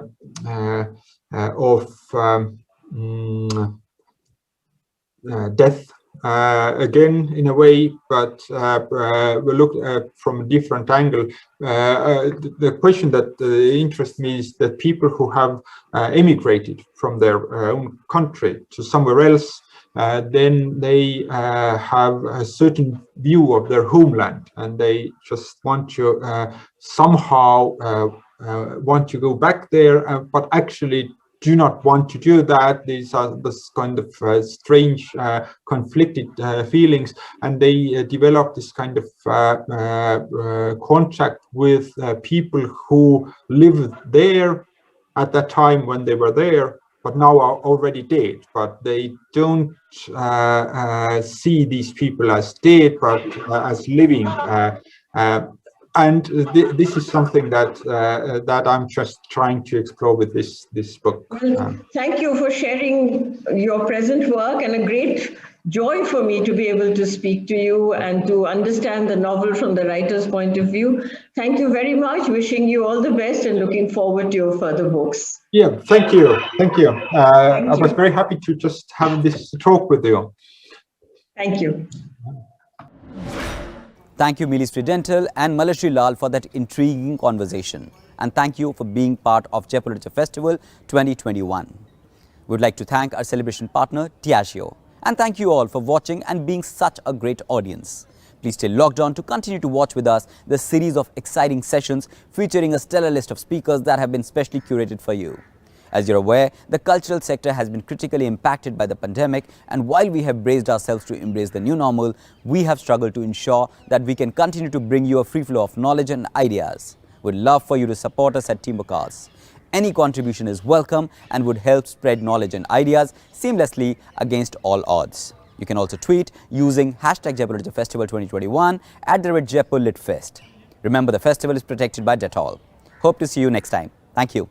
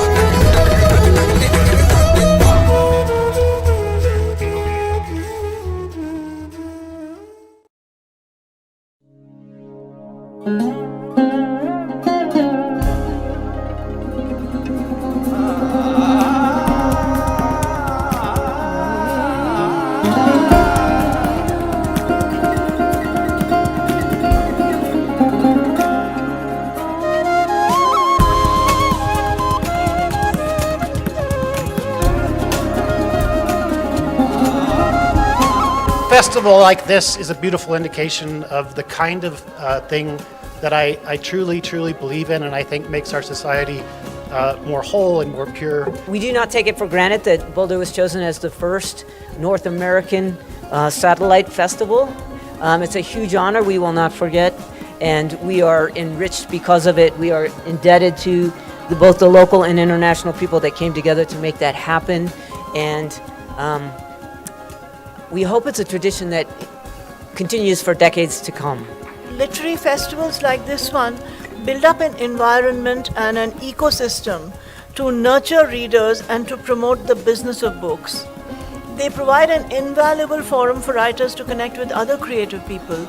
We sit there peering into those electronic grids in front of our eyes, and it only increases the desire to see the real thing in the flesh, to actually hear an author speak firsthand, to read from their work, to hear the tones of their voice modulate as they read their most treasured passages of prose.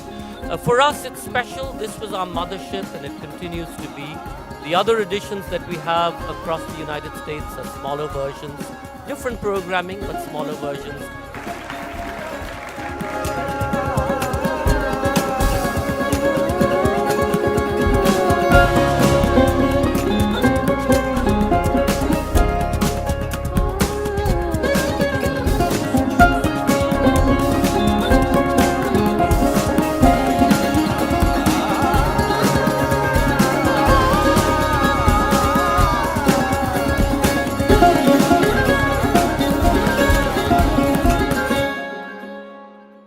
साहित्य स्वरमाला में हम JLF की इस 14वीं कड़ी में भारत के अन्य भाषाओं और उनकी विविध परंपराओं को साहित्य अकादमी के सहयोग से साथ पेश कर रहे हैं आपके सामने।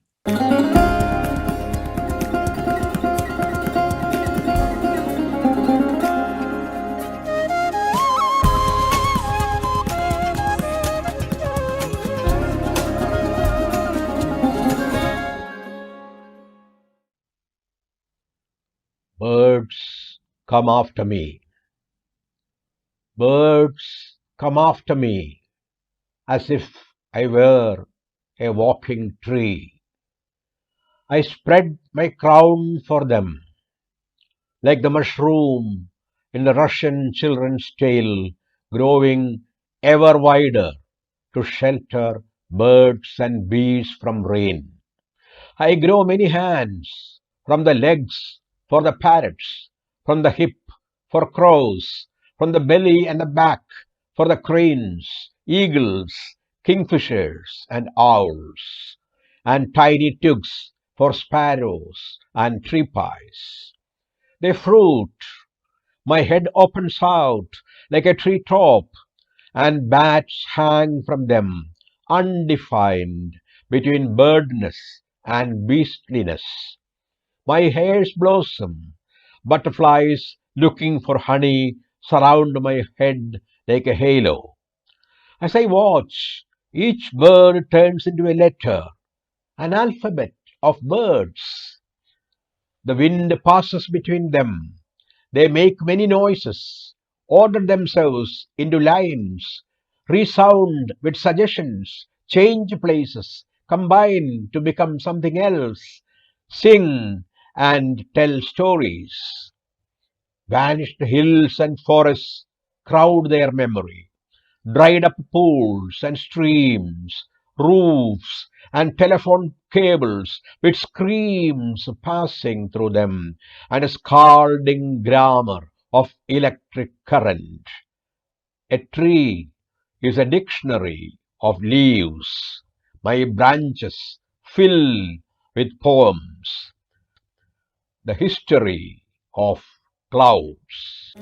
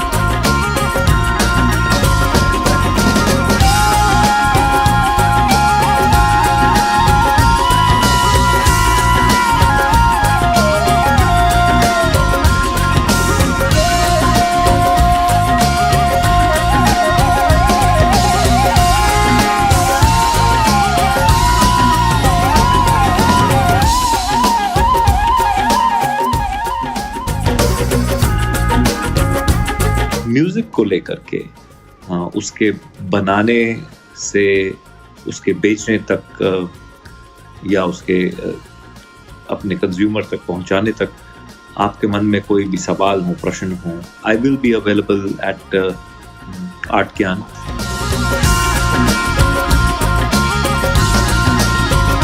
Singer or not, this class will be very useful to you as it will help you communicate more clearly, hone the power of your voice and use it more effectively. Rajasthani music, folk music सीखना चाहते हो, मैं सिखाऊंगा आपको. इसका नाम है मोरचंग.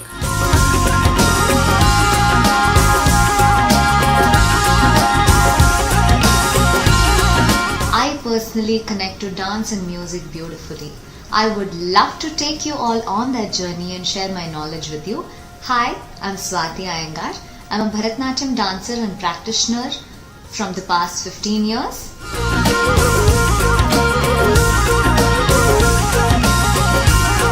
मेरा नाम करण खोसला है. I'm a guitar player, songwriter, and I also work with the Goa Jazz Academy here in Goa.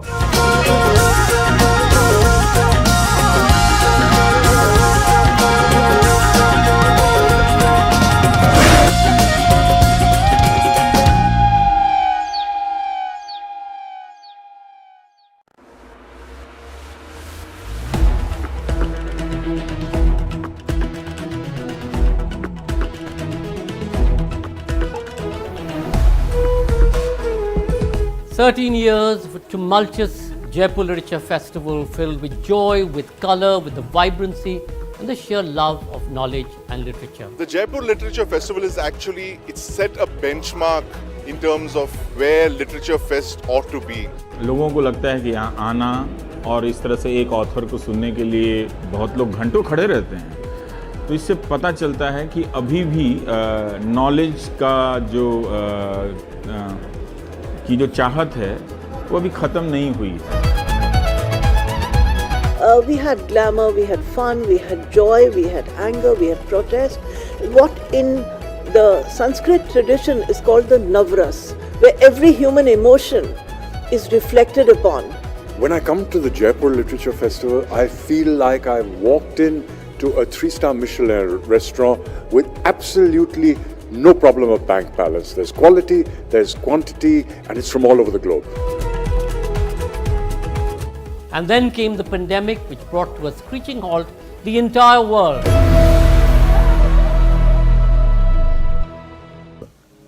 With everybody locked down in their homes, in their countries, the Jaipur Literature Festival saw this as an opportunity to reinvent, to reimagine and represent itself in a digital format. And out of this was born JLF's Brave New World.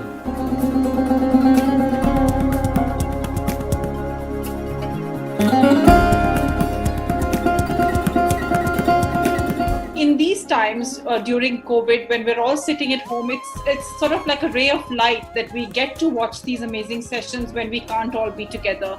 It certainly brightens up my evenings. आज pandemic में हम digitally Jaipur literature festival कर रहे हैं और मुझे लगता है कि हमारे सामने श्रोता नहीं है, हम आपस में बात कर रहे हैं, लेकिन उस फील को, उस उमंग को महसूस कर सकते हैं कि हजारों लाखों लोग हमसे जुड़े हुए हैं, हमको सुन रहे हैं और कहीं ना कहीं कोई एक सार्थक हस्तक्षेप हो रहा है. 160 episodes later and 4.8 million views, people who came online to view and listen to our incredible speakers from across the world, we were able to continue in our tradition of ensuring the free flow of knowledge and information. I think the very mention of JLF and the tradition of JLF energizes even when one has no live audience before one.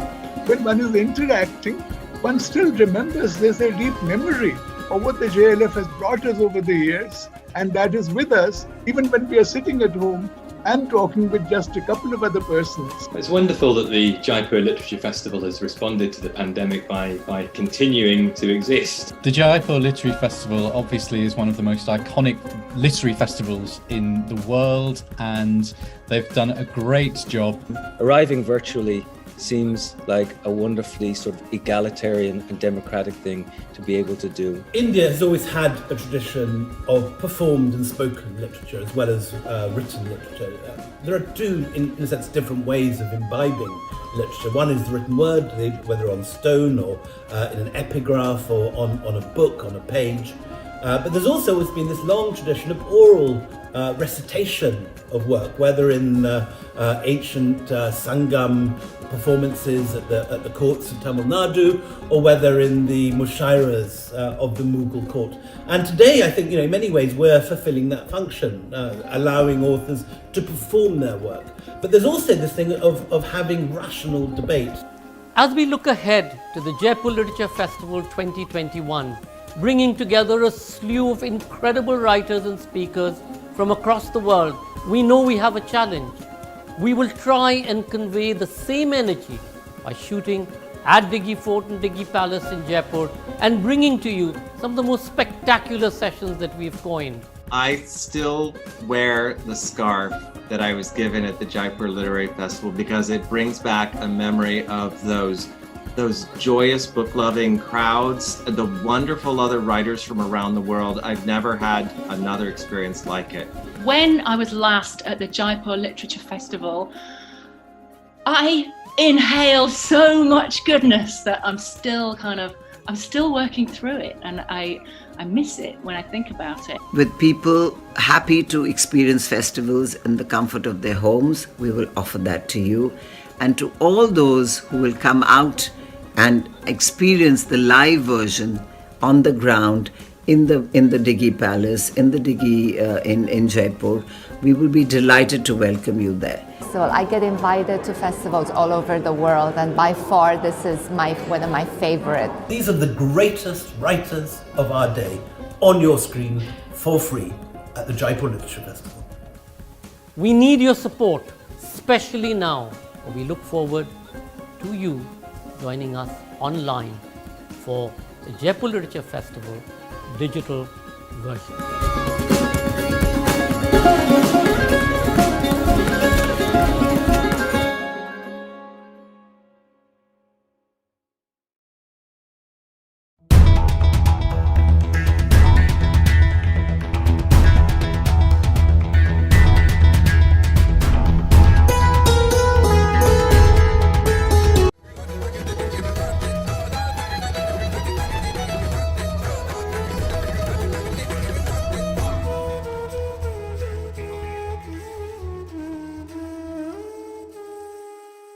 Rahiman पानी राखिए बिन पानी सब सून, पानी गए न उबरे मोती मानुष चून।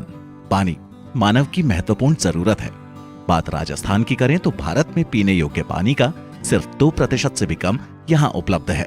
सदियों से राजस्थान में पानी सिर्फ प्राकृतिक स्रोतों, कुओं, तालाब, बावड़ी एवं नलकूपों से लिया जाता था, जिसे भी घर तक लाने के लिए काफी मशक्कत करनी पड़ती थी। उस पर भी शुद्धता की कोई गारंटी नहीं थी। मगर अब समय बदल रहा है। जल जीवन मिशन के अंतर्गत हर घर जल योजना से जिंदगी आसान हो रही है। सरकार द्वारा भूजल एवं सतही जल को शुद्ध करके नल द्वारा घर घर पहुंचाया जा रहा है। राजस्थान सरकार के इन प्रयासों से आमजन की पेयजल समस्या का निवारण हो रहा है। हो पानी रे पानी, हर घर आंगन पानी, गाँव हो या ढाणी आवे है नल से पानी, हो आवे है नल से पानी। राजस्थान सरकार द्वारा जनहित में प्रसारित। Welcome back to the 14th Jaipur Literature Festival from all of us here at Diggi Palace front lawns, protected by Dettol.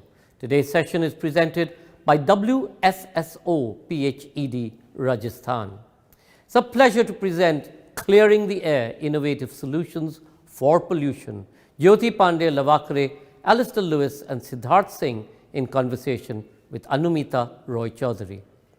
The pandemic has provided many parts of the planet a reprieve from the worst effects of pollution, demonstrating that the problem has solutions and is at least partially reversible.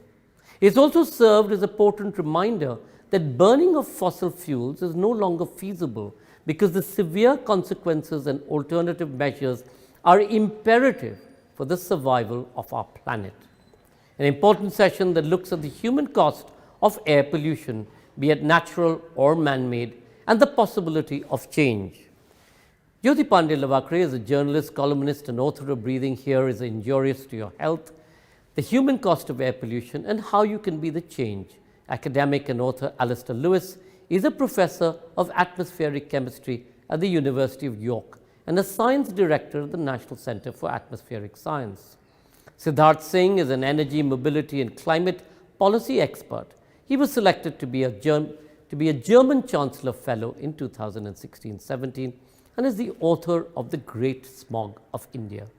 In conversation with Anumita Roychowdhury, the Executive Director, Research and Advocacy Centre for Science and Environment, they look at solutions for clean air and discuss the potential for innovative political, economic, and social reforms that need to be addressed to make a credible impact on emissions and the quality and value of human life. Jyoti Lavakare is an independent financial journalist, author, and clean air evangelist. She started as a radio journalist in 1985 and switched from active journalism between 1990 to 2001 to writing columns for national and international newspapers after resigning from Dow Jones Newswires and a stint in California as a trailing spouse and stay-home mother. Alastair is a professor of atmospheric chemistry at the University of York and a director of the National Centre for Atmospheric Science.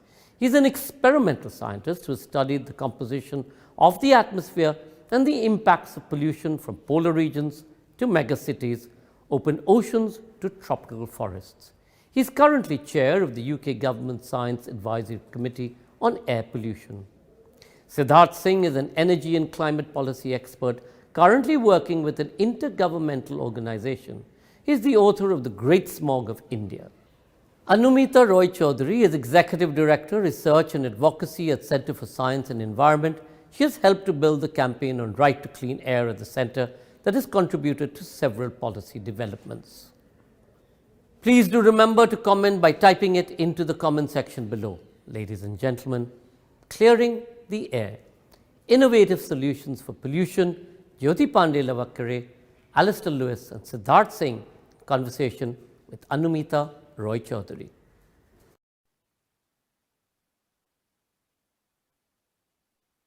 Welcome everyone to this very, very exciting session that has been designed as part of the 14th edition of Jaipur Literature Festival. And as you have just heard, the session is on clearing the air, innovative solutions and for pollution.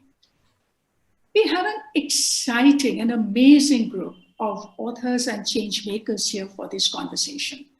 And as you heard about everyone, I mean, there is excitement already bubbling up. And I am particularly excited about this conversation today because having spent now close to 2 decades fighting clean air battle in this country, I do understand the value of public conversation on air pollution. About 25 years ago, having a conversation like this was so rare, so difficult. But the problem, even then, was big. In fact, air pollution was dismissed as dust from the desert. It was a challenge to distill science to communicate the problem. One had to invent and reinvent so many ways of connecting with people to join the dots. But we have come a long way since then. Now we have more voices articulating the concern, demanding change, and more important, breaking the bastion of expert speak. The fact that this conversation is happening on this platform of Literature Festival, and this shows that how the human story, which is so intrinsically linked with this public health crisis, has caught public imagination. And the narrative has matured, which is so important. There is a literary expression of this human story to look from the prism of personal connect, demystify science to inform and build perspective. So let's understand that this is so important that there has to be somewhere a personal and collective ownership of the concern and of the solutions. We have to build this conversation to empower public opinion, to influence and change politics around solution and make it all happen. So from that perspective, let's move on to have this very intense conversation. Let me first turn to Jyoti. And Jyoti, it was really amazing to read the book. And what struck me while reading your book is the expression of anger when your mother was diagnosed with lung cancer. And let me say that what this line that you have in your book, and let me read it, that my anger coalesces into smoldering, simmering rage, rumbling into a storm about to burst. You know, this resonates so well because we have always believed that it is this anger that has to touch heart to power change. And it is powerful to see that how you made that journey, that personal tragedy, that how you kind of, from that, you distill science, that you understood, you pushed doctors to explain to you. And, that's an amazing thing to happen. But more important, Jyoti, when I was reading this and your story emerging from this personal concern, that is the memory of this noted environmentalist Anil Agarwal, who had founded Center for Science and Environment and also who had cancer. And what he had written then, and it reminds me that it's a powerful writing that it was, that my story today and your story tomorrow. And now 20 years later, and I see what he had said, that we are all environmental victims. Cancer in our body reflects the cancer in the ecosystem. That's exactly what he had said. So Jyoti, tell this story, tell this personal journey, that what compelled you to write this book, not as a journalist that you are by profession, but to capture this personal and human story. That's what we really want to hear from you today. Jyoti. Thank you so much, Anumita. And I really am very grateful to everybody who's taken the time to read this book, because it is not a happy book. It is a book that talks of things that we don't really want to know about, we are in denial about. And I myself was in denial as well. And I wrote this book mainly for other people like me, because I feel it's very important for science to have a human face to it. What happens is, and unlike all of you experts who chose air pollution to work in, air pollution chose me. I was born and raised in Delhi, and I had moved to California with my husband as a trailing spouse with 2 young children. We made an active choice to come back to India because I wanted my children to grow up knowing who they were, their sense of identity, spend time with grandparents, and all the usual reasons that people have for coming home. And very quickly, I found that there was something that was wrong that I hadn't noticed before. And a lot of people seem to be falling sick all the time. And in the past, I did know about air pollution in an abstract sort of way at the back of my mind. But with 2 young children and friends, I had a lot of expat friends who told me that I was crazy to come back and what was I doing? And there's something toxic in the air. And yet the people I had grown up with, my friends, my childhood friends told me, oh, come on, you've become paranoid just because you've lived in the West. So, there was this confusion, was I overreacting or underreacting? And the only thing I knew as a trained journalist was to delve deep into that research and try and find out for myself what exactly was going on. And I was fortunate, I found other parents like me who were looking at science and evidence to see whether air pollution was indeed a problem. And some of us got together and banded and formed a platform called Care for Air.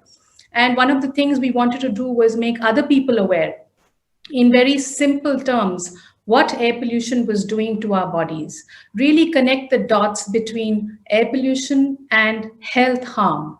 And that's how we started in about, I think, 2013 or 2014. But it was, like you said, in 2017 when my own mother got diagnosed with lung cancer, and the doctors attending on her, were very blasé and seemed to sort of assume that I would know that this has been caused by, it has been triggered by air pollution. That's when I felt that it was important to tell this story as a personal story. Because as you know, and even as a journalist, I know that people relate to stories. Unless it isn't human and it doesn't affect me. When I start talking about climate change, for example, a lot of eyes will glaze over because people think, oh, climate change is like glaciers melting, the North Pole, the ice caps, all of that. They don't realize it's something that's happening here today. And with air pollution, it's exactly the same. Air pollution is killing all of us very slowly, very insidiously, and yet we don't know it. And that's why I felt it was important to write this book. It helped me also because it's part grief memoir. It really helped me to process all the feelings that I felt, because knowing about air pollution in an abstract way in your head is very different from knowing it in your heart when you see somebody you love suffering in front of you. Yeah. And so that was really the reason that sort of almost compelled me to write this book in this personalized format. Absolutely, Jyoti. And what's very interesting, the book is the creative visualization of the whole idea of breathing. At the end of it, it's all about that. And the way this whole connection is made, breathing, not just with survival, but the creative expression, like you connected with the music and the songs of your mother. You connected with the way your father drew analogy with the long and the slow breathing in animals, and how breathing long and slow helps us live longer. And so it's kind of manifesting this whole idea and the breathe and the quality of air. And then it gets connected with the current crisis that we are going through, the pandemic crisis, and which the science is telling us that how, when we are exposed to air pollution for so long, that how that actually weakens our lung and makes us even more vulnerable to pandemic, the COVID. So that visualization of the science for public imaging, it's so important. So how do you want to reflect on that? Because you have made some reflection on what to learn from the COVID experience. Yes, in fact, there's a whole chapter that I have on COVID. And I think some of the key things that COVID taught us was not just that, COVID is linked with places of high air pollution will have higher rates of COVID. All that science is there in the book. But I think I also wanted to reflect on the fact that I think for once people saw and experienced what we were only telling them.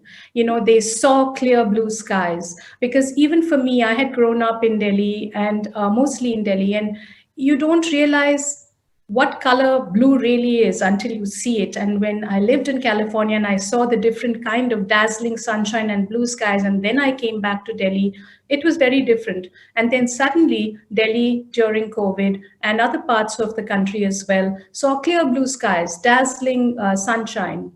People saw the Dhauladhar mountain range. They saw sights they had never seen before, and only their grandmothers had told them about it. And suddenly they realized that everything about air pollution was true. And I think that was, to me, a very important side effect of COVID. The other thing that I found very important about COVID was that it showed us that there's a lot of air pollution that is man-made, anthropogenic. And so it can also be very quickly reversed. So I think that's very hopeful. I think that's a very good sign that, although I don't think the way we want to reverse it is by lockdown, that is definitely not how we want to do it. But the point is that it can be done. And so there's a lot of hope that came there. The only thing I would say is the 4 things that I learned in the course of writing this book was that air pollution is not a Delhi or even a North India problem.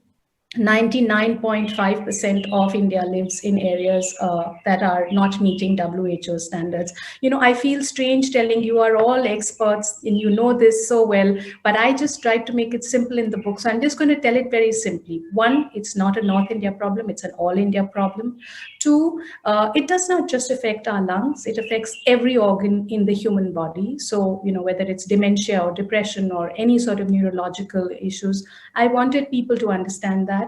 Three, I wanted people to know that this is a social inequity, because in the beginning, when we started talking about it, we were told, oh, this is a very elite problem. In fact, it's the opposite of an elite problem.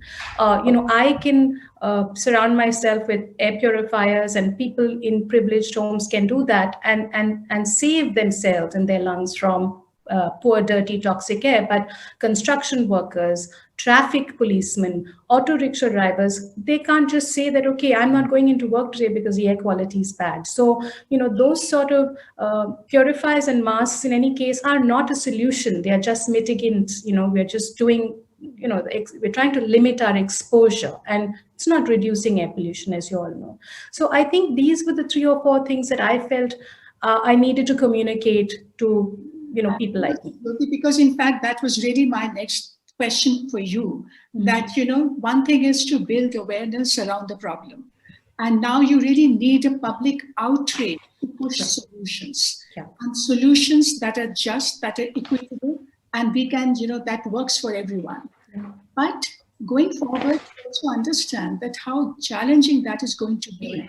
And how do you really see that, how do we build that citizen science that is growing now, that it works for the solution, and also build public support for tough and difficult solutions going forward? In fact, I saw this in one poem that you have in your book, where you're actually saying that all this that is happening, the lung cancer, the stunted organ development, all because we drive our Mercedes. You even refer to the fact that the children, when they came back to India, that they had to unlearn walking and cycling. Now, these are part of the solutions, the lifestyle changes. So how can public awareness can be built and be leveraged to get that speed and scale of change that we are looking for? So I think it's very important for air pollution and its health harm to become common conversation. That's why I wanted it to be part of our literature. I think it's important to be part of our films, of our music, games, everywhere. I think the day that every corner tea stall is, people in that tea stall are talking about air pollution, like today they talk about corruption and poverty, and air pollution becomes another topic like that, or in the addas where people are congregating in any public conversation. Until that day does not come, I don't think we will really achieve any great and large significant changes in air pollution. That's my view. But I think it's important for all of us to start. And one of the ways, like you say, yes, I find it hard to let my children cycle and walk in Delhi, and I don't have a death wish, and public transport sometimes can be very unsafe. But we can do things like composting at home, and I've been doing that for 4 years. It's really dead easy, and it's so satisfying. There are so many other things we can do. If you have the ability to go electric, we switch to electric cars. Take even in our school, there is I think an entire episode in the book where we show how we tried to move school children in my children's school from about 650. We moved made it almost 1,350 children and doubled the number of school buses. I think all these things are important, and as citizens, we have to hold our governments accountable and our corporates. I think lazy citizens make lazy governments, and unless we are not vigilant, unless we don't vote with our ballots and our wallets, I don't think change will come. And that's the only thing that I feel we as individuals have, because otherwise the problem can seem extremely overwhelming. Right. That's Jyoti, just hold that, and I'm going to come back to you. Sure. So I'll now quickly go to Siddharth. So, to continue this discussion on how people can connect with the problem and own the solutions.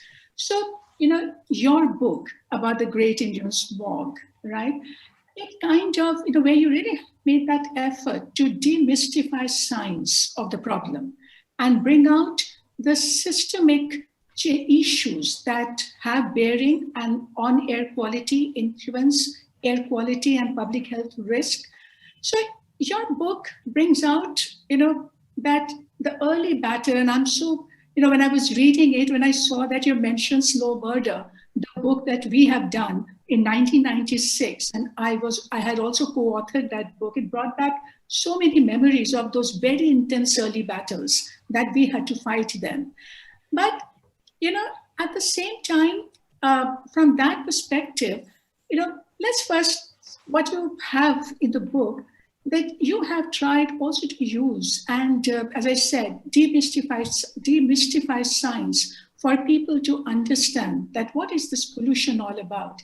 And it's interesting to see that, how you have looked into the meteorology, you have talked about that, scanned that science, to explain to people that what's the regional differences in air pollution, that how and why, despite having common sources of air pollution, Delhi, Mumbai, Chennai, they tell a different story. And that there is divergence between our cities and our villages. And yet we are all facing this problem.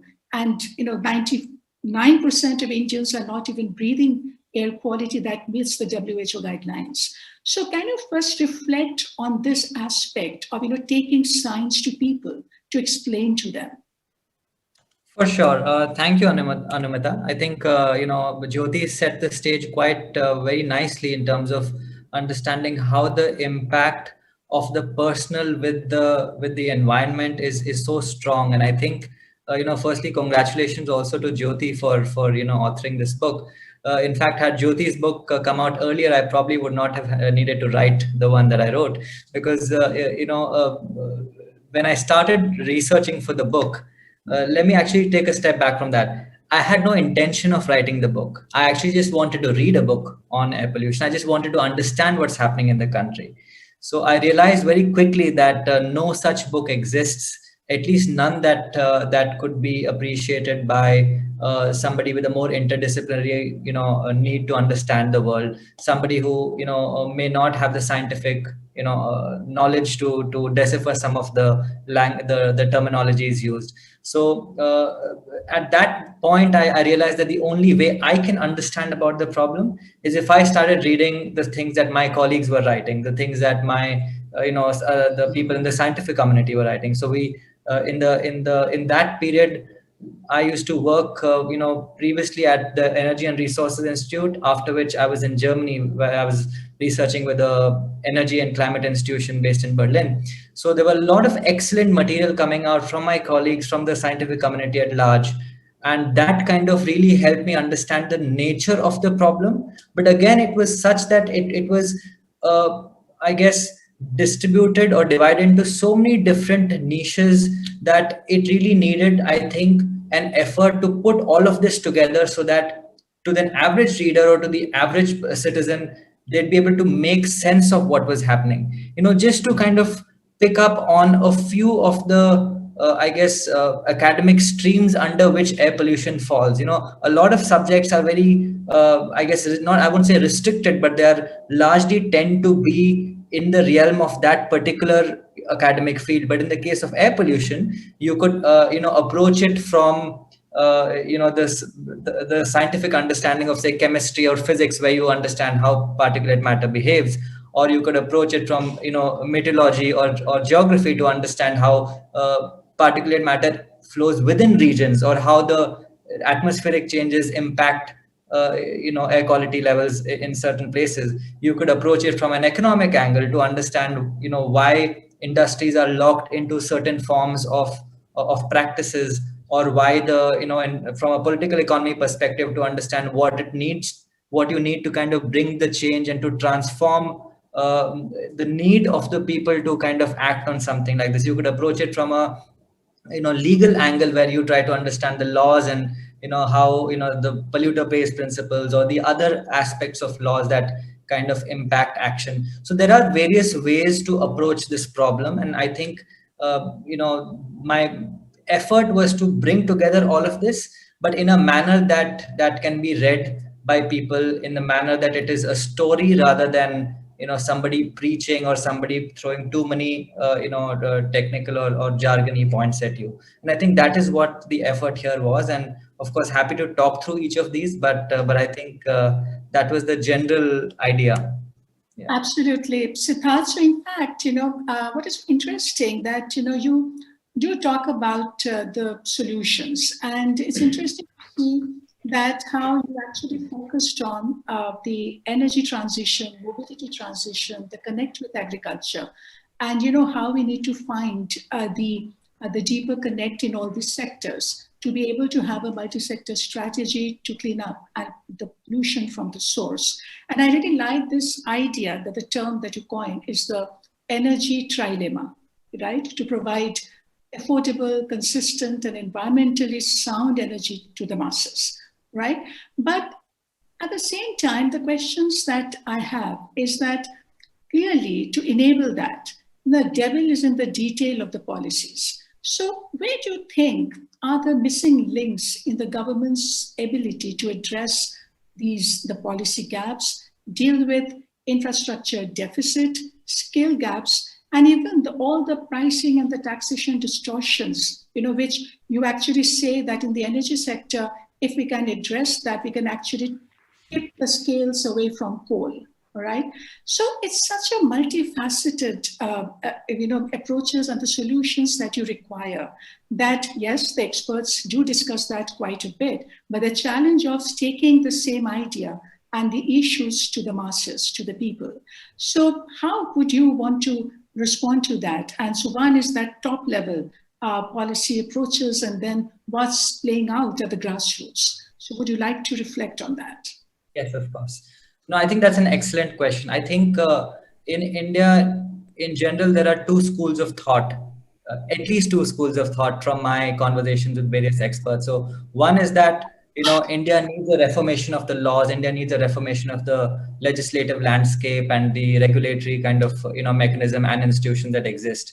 And, once we are able to transform these institutions, we'll be able to kind of address the problem. The other school of thought, and this is the one that I kind of lean towards, is that for all its imperfections, India still already has, the necessary laws, the necessary regulation, at least at the top.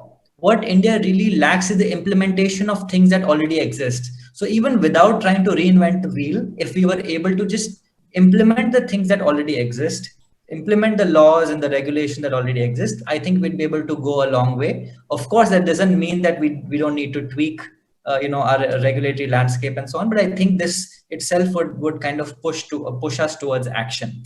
So in my understanding, in my dealing with right from the ministries at the top to the state pollution control boards, at the bottom of this food chain of action in this realm, I have noticed that the technical skill or the access to the technical skill at the level of the ministries is quite excellent, in the sense that they are able to access the work of this ecosystem of people, both globally as well as within India, to understand the specific aspects of problem, which admittedly, even though we think more needs to be done, I have seen that in other countries as well, the nature of the knowledge or the nature of what we know and what we don't know is about the same. So it's like I don't think we should beat ourselves too much over that. I think what the biggest problem is how we are able to act against or rather polluting sources which may be legal or illegal, because again, not all pollution is illegal. We should not assume that the pollution is happening necessarily only by industries that are flouting norms. It's also happening legally by, for example, people who may want to warm themselves up on a cold wintry night, and you use biomass to burn because that's what you can access, right? So not all forms of pollution is illegal. But in the specific case of this illegal air pollution, let's give the example of a state pollution control board, specifically the Haryana State Pollution Control Board, which I've had the chance to interact with. So just think about the nature of the challenge here. This institution is in charge of implementing all the norms that are made in Delhi. So the norms and regulations and so on are made in Delhi and the capitals, and these are people who are at the grassroots. There's a 70% shortage of staff in this institution. So among the 30% of the people that exist, they basically have no time to actually go out there and do the necessary audits, do the necessary kind of action that you would need to do on the ground. They are unfortunately too mired in the bureaucratic kind of writing minutes of the meeting, stuff like that, and therefore they're not able to adequately act. Secondly, they have no access to funds, and they are chronically underfunded. In fact, there is no budget within the ministry, within the government, that is allocated for environmental action. They get their money through giving out the no objection certificates to industries, for the right to pollute. So similarly, they are given charge of institutions that have nothing to do with air pollution or pollution of any form. For example, the Haryana State Pollution Control Board also has poultry farms under its ambit. So, here are people who are supposed to be looking at air pollution, but instead they're inspecting poultry farms. This actually became quite a serious issue because the avian flu was around the time of the winter smog season just a couple of months ago. And finally, you're expecting engineers to write legal papers that will be tested in a court of law, and it's very easy for the opposition, the polluter side, to find faults because, of course, an engineer has no training in law, and therefore it's very these court cases are basically lost very easily. This is the kind of therefore, Siddharth, taking cue from what you have just said, you in your book you have also reflected on this whole Make in India, and how much traction that's now got in the post-pandemic now with all the economic recovery on the table, that whole conversation around that. Now, so this localization agenda, and that's certainly getting stronger, but happening also at a time when the environmental safeguards are being lowered. And there is therefore this constant tension in the conversation that how do you set the environmental boundary of development? And even the counter view that should India, with this poverty burden, unemployment burden, how can it invest so much resources on environmental safeguards or something like air pollution? But of course, you also have this line in your book that you made this observation that if the policies ignore either of them, the development or environment, you really cannot make it either or. And if you do that, then this will not be sustainable. It's going to harm all. So how do you address that challenge, this constant balancing when we know that public health has to override everything? So how would you respond to that very quickly? Yeah.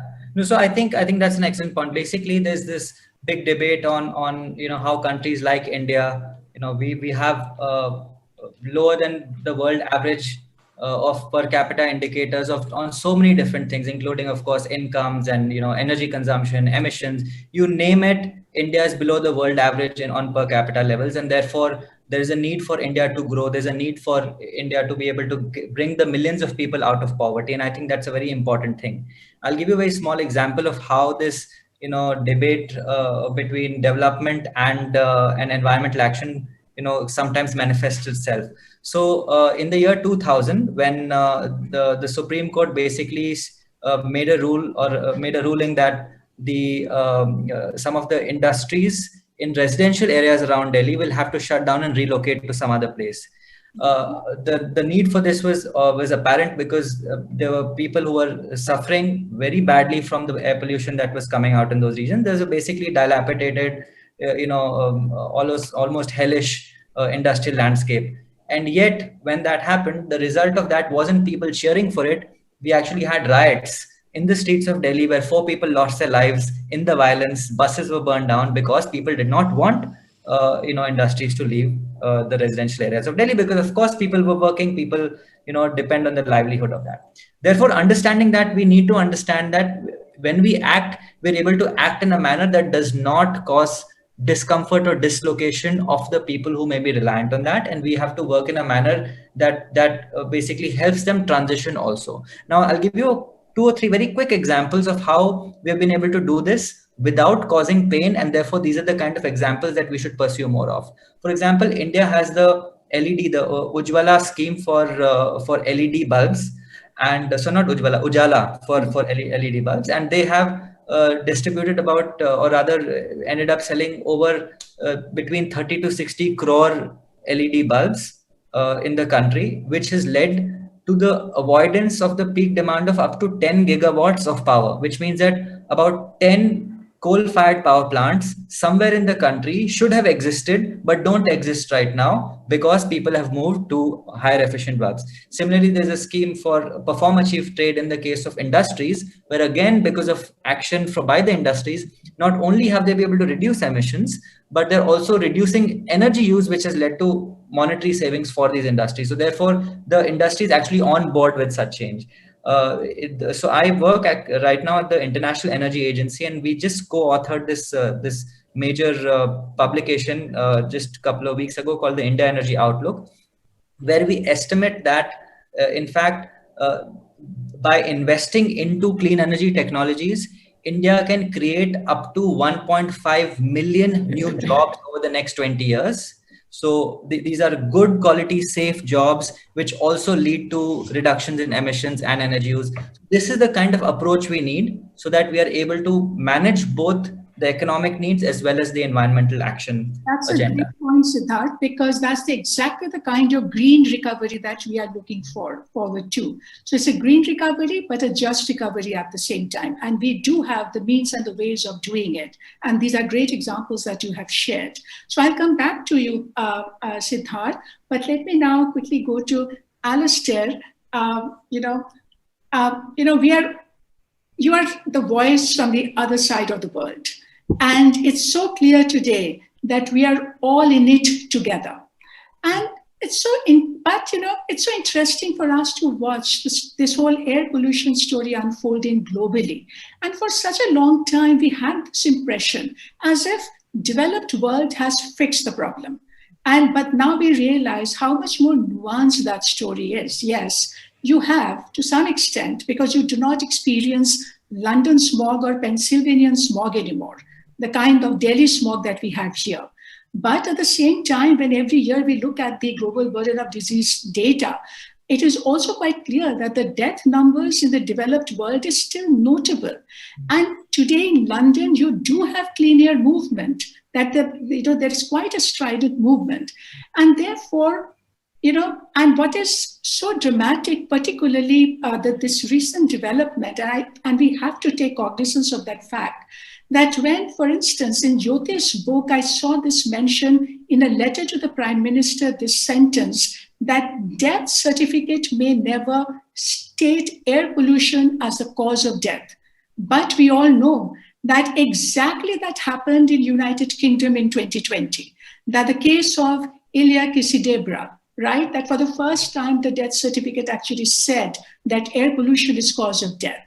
So, looking at from that prism, just want to understand from you that global learning curve, that how similar or different are air pollution problems in other cities around the world, and then we'll come to what we can learn from that. But please go ahead first, give us that sense of how it is there. Well, thanks so much for inviting me to this excellent event. Yes, so I mean, I grew up outside of London, and although I don't live there anymore, I mean, London lays claim to being sort of the world leader, if you like, historically on air pollution, and it probably had claim to being the most polluted city in the world for maybe 150 years. And it's only in the last perhaps 30 to 40 that the problems come under control. And in fact, if you travel around the world, and I'm very lucky to work with scientists all around the world on air pollution problems, there are hardly any large cities, wherever they are around the world, that don't have a problem still with air pollution. So, I mean, it's quite right to talk about the personal view that Jyoti has and Siddharth's view at the national level, but actually these same conversations are going on all around the world in different cities. Very few places have solved the problem. And the very few large cities that actually get underneath the World Health Organization limits tend to have the weather on their side. They tend to be remote cities that are in very wet and windy places. So it is a global problem. I mean, I think there's quite an interesting change in how the issue is being addressed. And certainly when I started my scientific career, a lot of the emphasis was on describing the problem. Whether that's describing the problem in London or Beijing or Paris or New York, we were very focused on saying how bad things were. But I think in the last 15 to 20 years, there's been a really significant shift to talking about what the solutions are scientifically, that we don't need to keep redefining the problem. We need to move on now to say, how are we going to do it? So what can we learn from international work? Well, the first thing is that everybody has the same problem, but not everybody has the same set of solutions. And this is why every country and every city needs to look carefully at its own air pollution issues and design solutions to fix them. And this is why skills is so important. You know, every city and every country needs to have the skill to diagnose its own problem and diagnose what the right solutions to those problems are. So, for example, in London, we've gone through a period of very high levels of pollution from the pollutant nitrogen dioxide. You know, that was the key pollutant. If you move to a city like Delhi or Beijing, the problem is probably overwhelmingly particulate matter. So it's different. So we mustn't sort of import solutions from one place to the other. Everybody needs to study. But to do that, there is this huge growth now in international collaboration on ensuring that we can bring all the science and technologies that we've got to diagnose those problems. So I think we're learning pretty fast now, and I think there's a lot that we can learn from looking at other places. Absolutely, Alastair. In fact, in that context, you had made this very interesting observation when we had a conversation earlier. And what you mentioned was that the air pollution historically has been a poor relation to climate change as a global priority, right? And I just want to understand how's that playing out, and how, and keeping the two in mind and this kind of the way the priorities are playing out.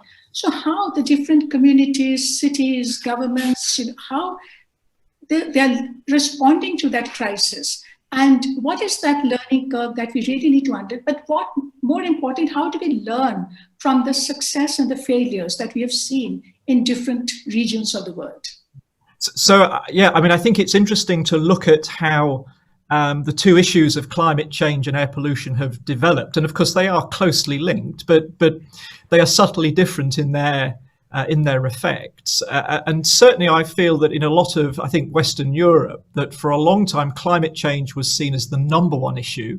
And of course, it's hugely important, but it was seen as very much a priority amongst academics, amongst the political decision makers, amongst green and environmental lobbying groups. And I've reflected a bit on why that might be. And I think it's possibly that air pollution tends to affect the most disadvantaged the most, and the ones that have potentially the least amount of voice in the discussion. Whereas I think to people who've had a good education, who have some money, climate change does look like a really big threat, not only to you, but to your children and your children's children. Whereas air pollution tends to have been something that was going to affect the poorest in society and the most marginalized. But I think that has changed now. And I think it's changed because people have begun to see that some of the solutions to climate change are actually solutions to air pollution. And that climate change is such an enormous problem for the world to grapple with. And some of the benefits of investing in climate change might not be seen for 100 years. But the benefits of investing in climate change actions, as Siddharth has described some of them, like low energy bulbs, very practical things, may feed through almost immediately into public health benefits. And that maybe we need to look at the two problems together, that if I'm going to be faced with an intervention that's possibly motivated by climate change, I would be better off thinking about it as an air pollution solution, and I might get those benefits pretty quickly. So I think the pace of change it has sped up. No city now expects to be polluted for 150 years anymore. Absolutely, Alastair, because that's the core benefit framework that today we need to guide our action.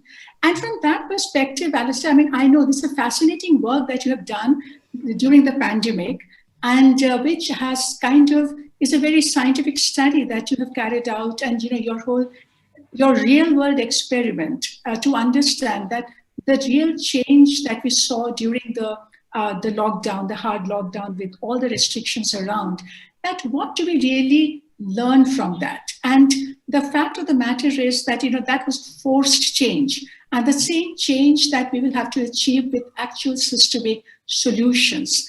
But at the same time, the pandemic has really caught imagination. The blue sky that Jyoti talked about.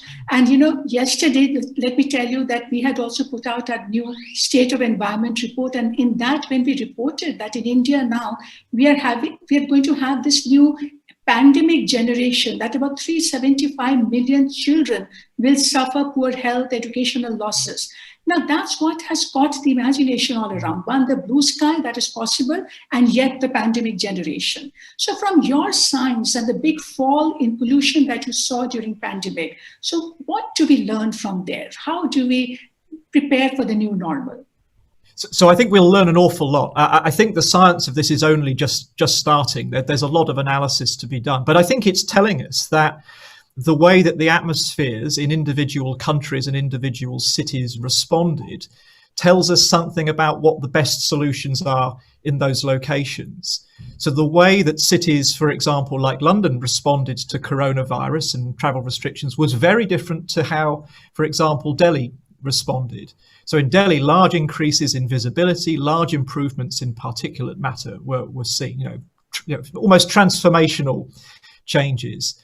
In London, much less so, but big changes in other pollutants. And so we're getting some insight into what are the key drivers. We're getting a real life experiment, if you like. It's not a theoretical calculation of what effects we might get if we changed the transport fleet or we changed industry emissions. We're getting some real live data on that. And I think that's going to be very, very influential, not only in mobilizing people to demand cleaner air because they've seen it and they've smelt it and they know that it can happen, but I think it gives a lot more confidence to decision makers. Sometimes dealing with air pollution may well involve unpopular decisions or expensive decisions. And, politicians are perhaps nervous about making those decisions without being really confident that they're going to get benefits that people will want. And I think that's maybe where the pandemic changes things. It may embolden decision makers to say, I think this will be a popular decision and I'm going to make it because I'm pretty confident that it will have a beneficial effect. So let's see. It may play out, I think, in different ways in different locations, but I think for sure the pandemic has changed thinking on air pollution. I know. We can just go on and on, but I'm already getting signals that, we are kind of running against time. But that's great insight. And I can see the chat box flooded with questions. So before we open up the question and take few questions, Jyoti, would you like to read out a few lines from your book? Sure, thank you. And thank you for reading the book so closely, Anumita. I can see you've gone through it. So I'm going to read a very short piece from the epilogue. It's called Epilogue. Actually, the entire book, the contents, if you join up the title of the contents, you will find a message in the book, like a message in a bottle, and I'm not going to tell you what it is so that people actually read it themselves. I will never see my mother again, hear her melodious voice practicing her musical dance, except in my dreams. Then, over time, as my friend Anjali, who lost her beloved father to lung disease and was quietly shattered by it, says, I will be afraid of forgetting details. I know I'm not alone in mourning someone lost to a cause that can be linked directly to the foul air we breathe. Every day, I come across more and more people who are suffering from lung disease, cancers, fibrosis, strokes, cardiac disease, and so many other diseases that are triggered by air pollution. Friends whose mother's lungs were found to have fluid, whose fathers suffered a cardiac arrest soon after Diwali, non-smoking neighbors who got a sudden severe lung infection in the North Indian winter, elderly relatives who were admitted to hospital for a broken hip after a fall, but passed away from lung infection. I never wanted to be an activist. I am not a pollution expert, scientist, public health researcher, or epidemiologist. I never set out to be an environmentalist. I think of myself simply as a survivor, an aware, informed, and vigilant resident of Delhi who is trying to survive Delhi's poor air amongst its other urban challenges. Diwali used to be a time when I prepared my house for festivities and opened it up to friends and families. But now it is a time when I start worrying about the air quality and start shuttering my home to the outside air, duct taping each window carefully in order to protect my family.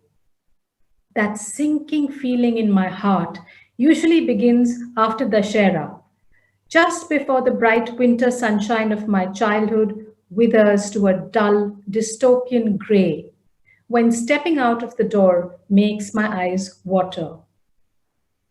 Every so often, I have a sudden memory of another sky, a clear, bright blue of crisp winter mornings. Back then, I could enjoy the beauty of an orange-pink sunset without haze obscuring my view. Now, I worry that I will grow old in the dim haze of grey Delhi winters, the winter of my own life, overshadowed by the debris of diseases triggered by pollution, my few remaining friends suffering with me, those who can get away forced to scatter. I know many others feel the same way, those who have known a different Delhi, who still have fleeting memories of that long vanished sky. Delhi's toxic pollution has become much more than an environmental problem for me. It is now an existential crisis that clings to me like a dull, aching sadness. Thank you so much, Jyoti. That was really wonderful. But now, as I see that, we have really come to an end of this session. And so we have many questions, and we'll see to it that, we get these questions to you and you give your reflection. And we will certainly share your answers with all of them. And so now that we are coming to a close of this wonderful, such an intense discussion that we really needed, just one line, the end note from each one of you, but very quickly, just we have got 2 minutes to say that how do we build the mass movement and build this public conversation more to energize change and solution?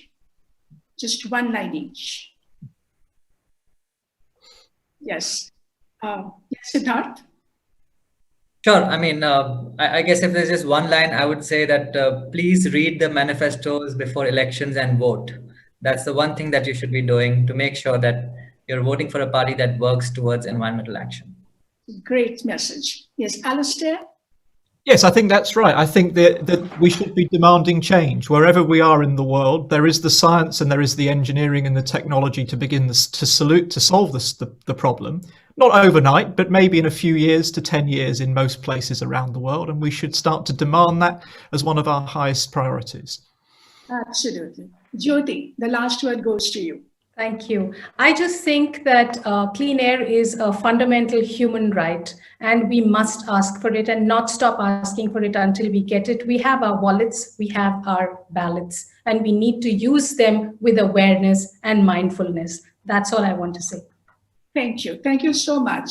Jyoti, Alastair, Siddharth, great conversation. Thank you. Thank you. Thanks all. Thank you, Jyoti. Thank you, Alastair, Siddharth Singh, Anumita, Roychowdhury for that wonderful session. And we do know that there is a possibility of reversing pollution. We've seen the changes in the Yamuna and Delhi, which completely turned clean during the pandemic and the lockdown. And of course, the skies were absolutely wonderfully blue. We thank WSSO PhD Rajasthan for presenting the session. We thank our celebration partners, Diageo, and thank you all for watching and being such a fabulous audience. Just to remind you, you can keep going between Front Lawns and Darbar Hall, and of course continue watching our programs for the next few days. As you're aware, the cultural sector has been critically impacted. We do need your support, so please do press that contribute button and press it now.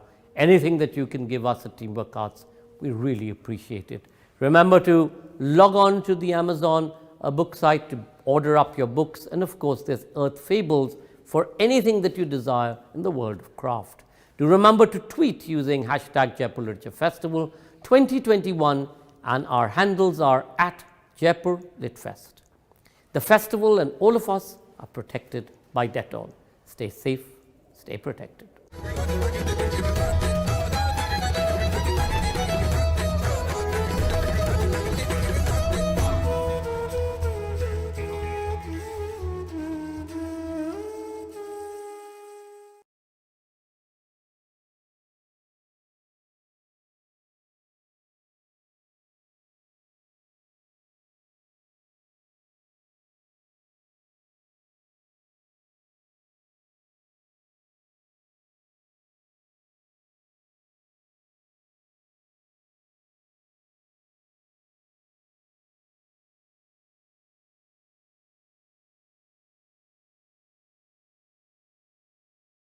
Namaste ji. I'm Michael Rosenthal, Director of the North India Office at U.S. Embassy New Delhi, which is responsible for U.S. engagement with Rajasthan and 7 other states of North India.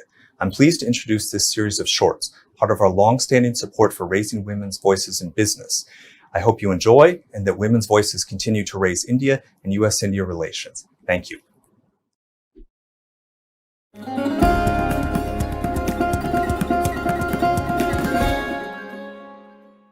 Good evening, friends.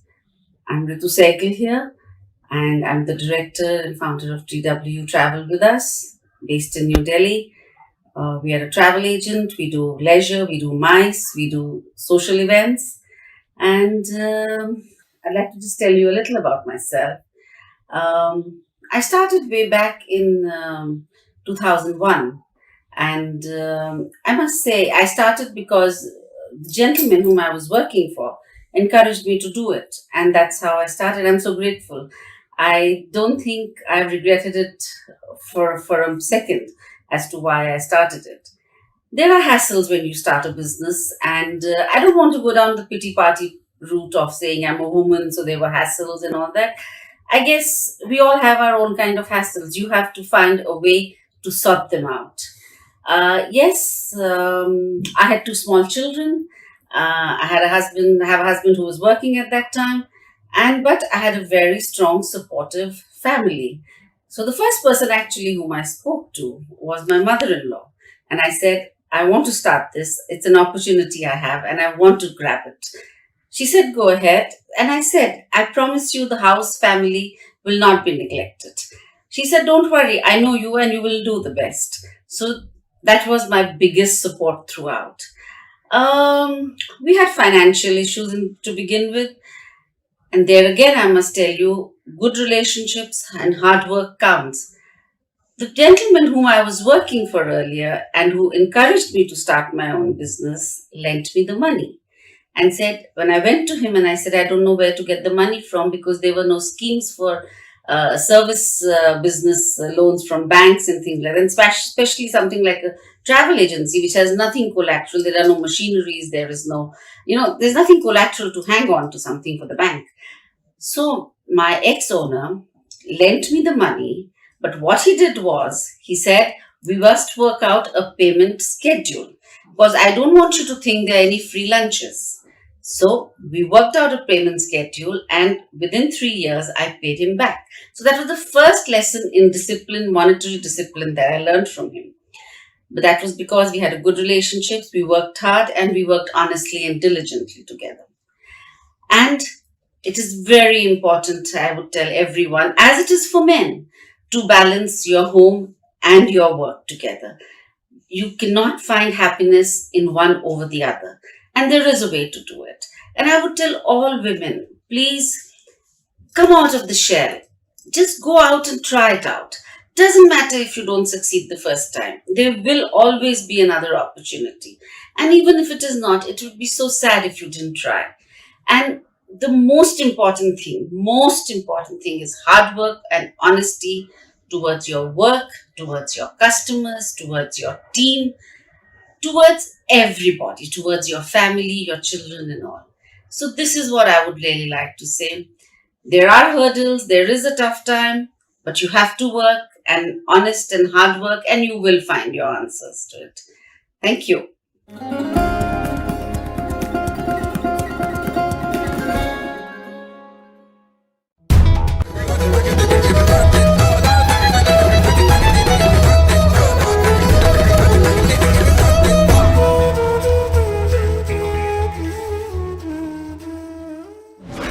It's a pleasure to welcome you to the 14th Jaipur Literature Festival, protected by Dettol. Our session today is The Encounter Between the Persian and the Sanskrit Words. Richard Eaton in conversation with William Dalrymple.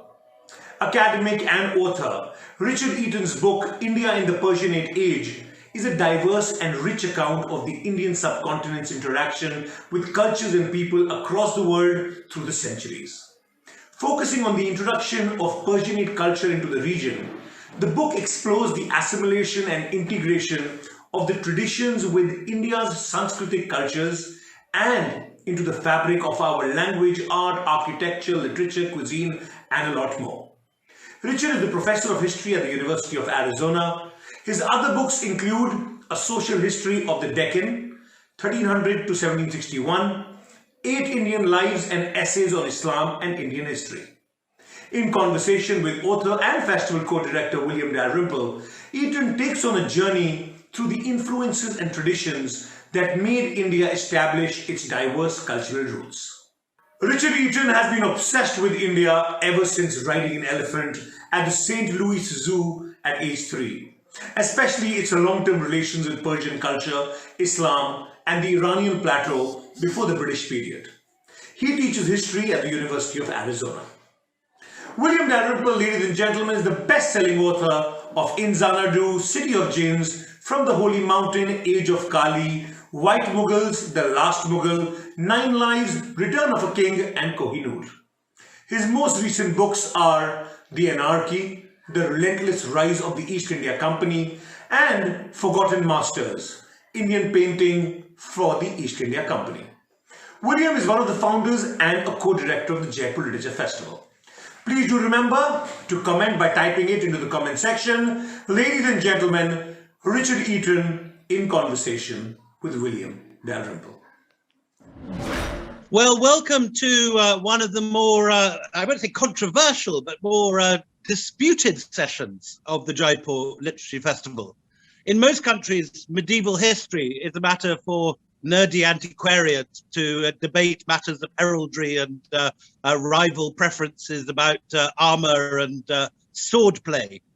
But in India, as we all know, the facts and the detail of what happened between the year 1000 and the year 1765, which are the two dates that Dick Eaton takes for his spectacular book, India in the Persian Age, that's been up for all the major history awards this year, got rave reviews around the world, and so on.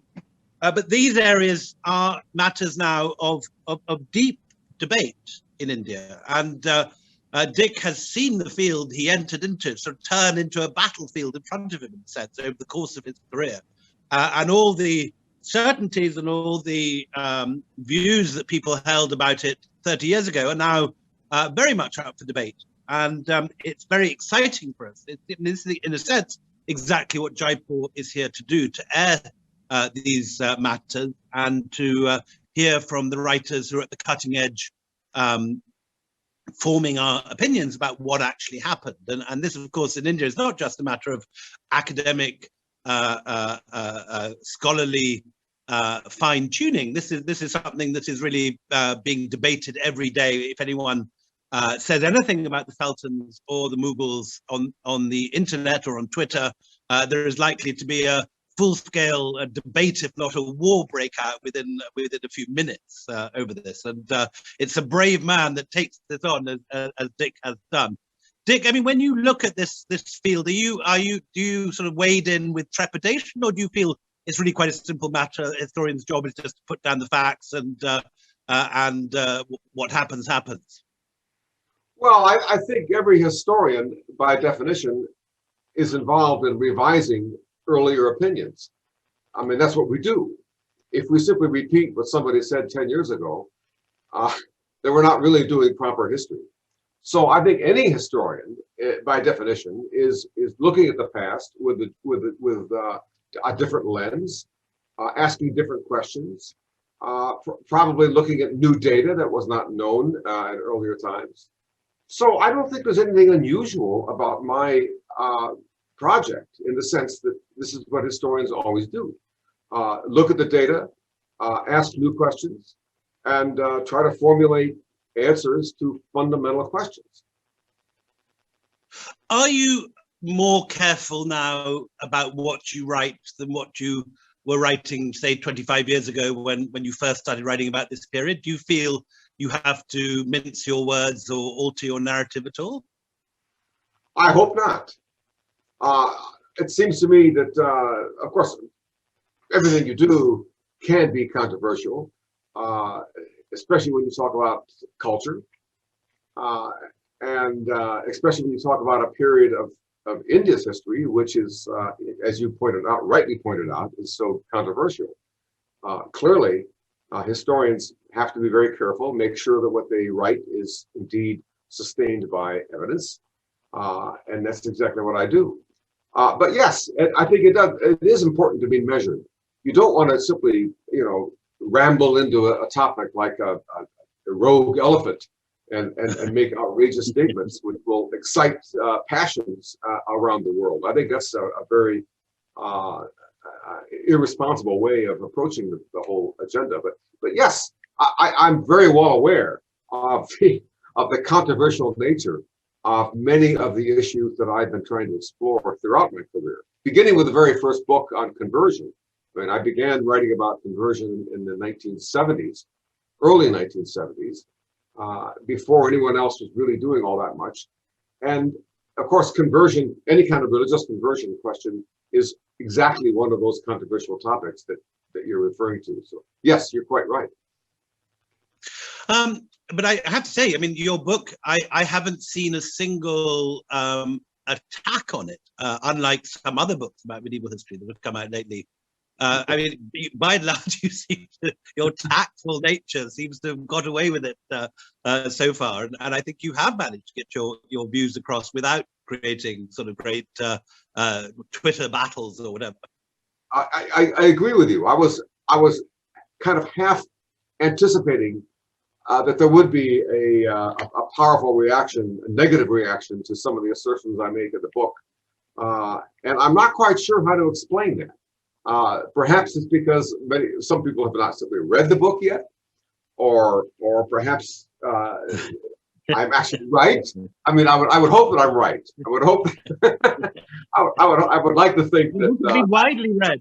I can certainly, as someone that lives in Delhi, I can tell you the book is widely available. It's been in every bookshop window, so it certainly isn't that it hasn't been read. But I would certainly opt for the tactful and judicious explanation rather than the having not been seen. So let's dive in. So paint a picture, if you would, Dick, of India in the year 1000. Are we? I mean, again, to put this into the context of the controversy. For many people, this is a golden age. This is India as a peaceful center of civilization, an almost Eden-like land, where India is leading in every field, in science, in architecture, in art.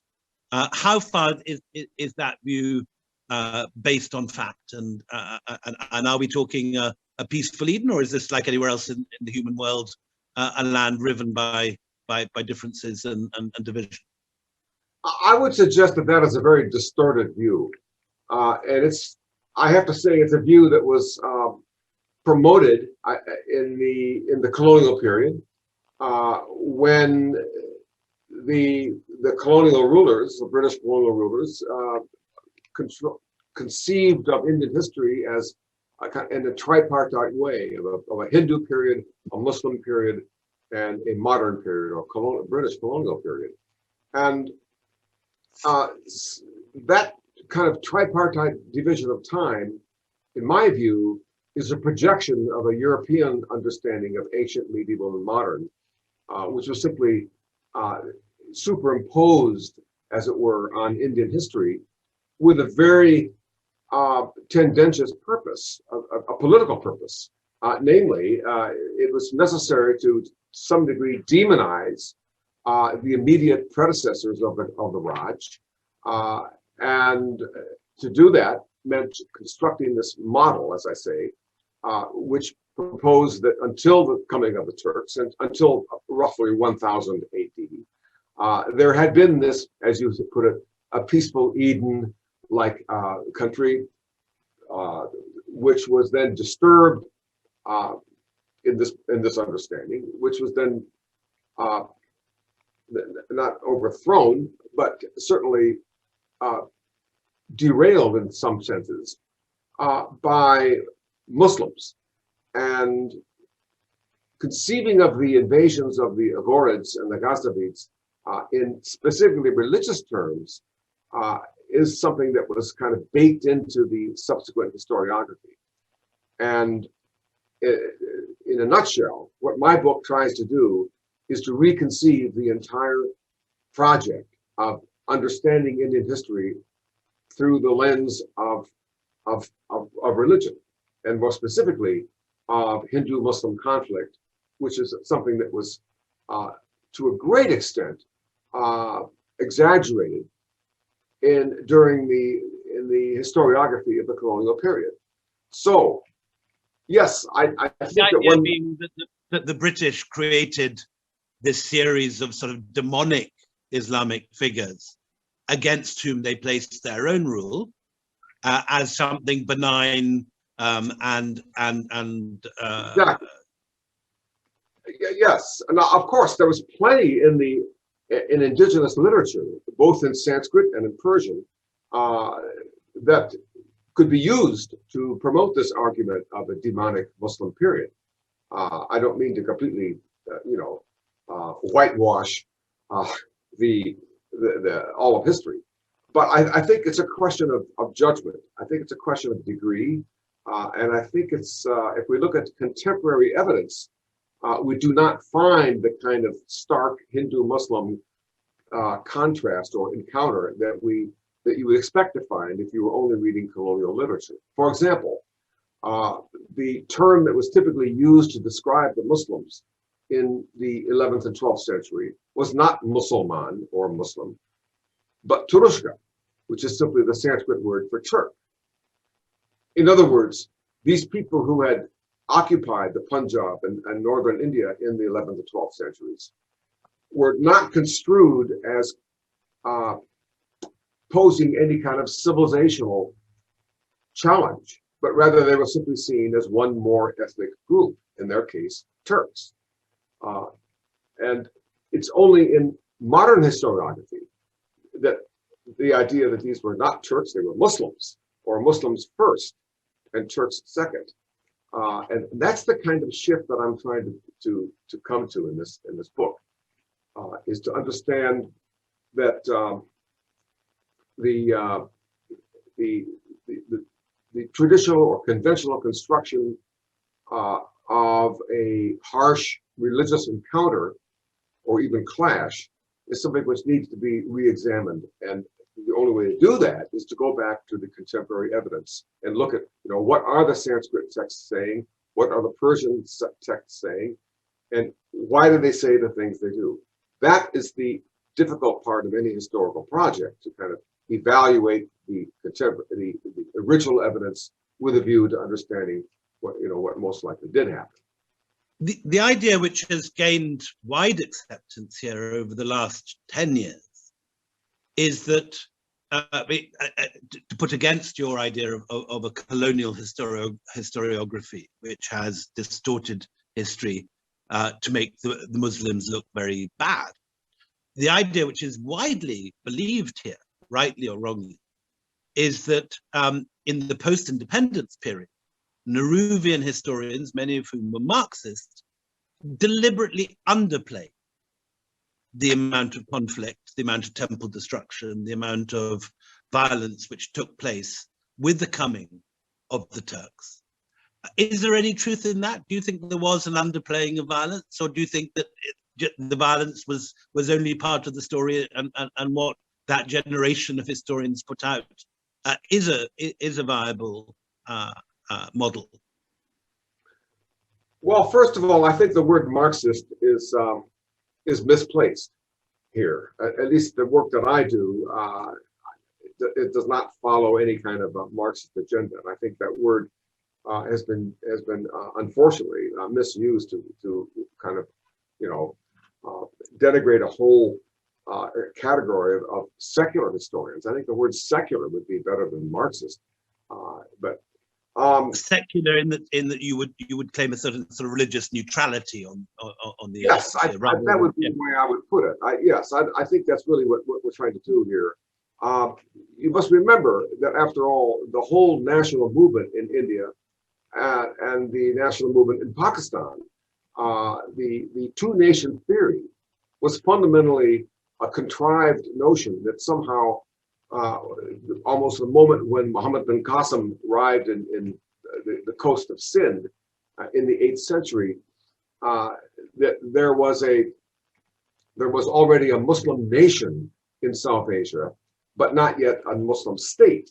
And the whole agenda of creating Pakistan was to transform or make a state from this nation.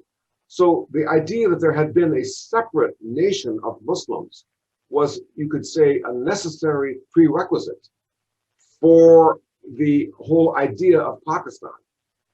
And one could equally say that provoked a counter-reaction on the Indian side, which of course is something we've been seeing ever since 1947.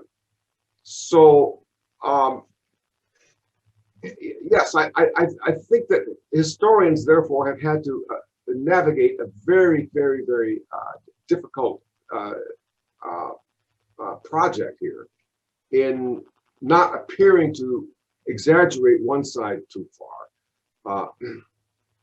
And, you know, to go back to our first point, history is always going to be a contested field.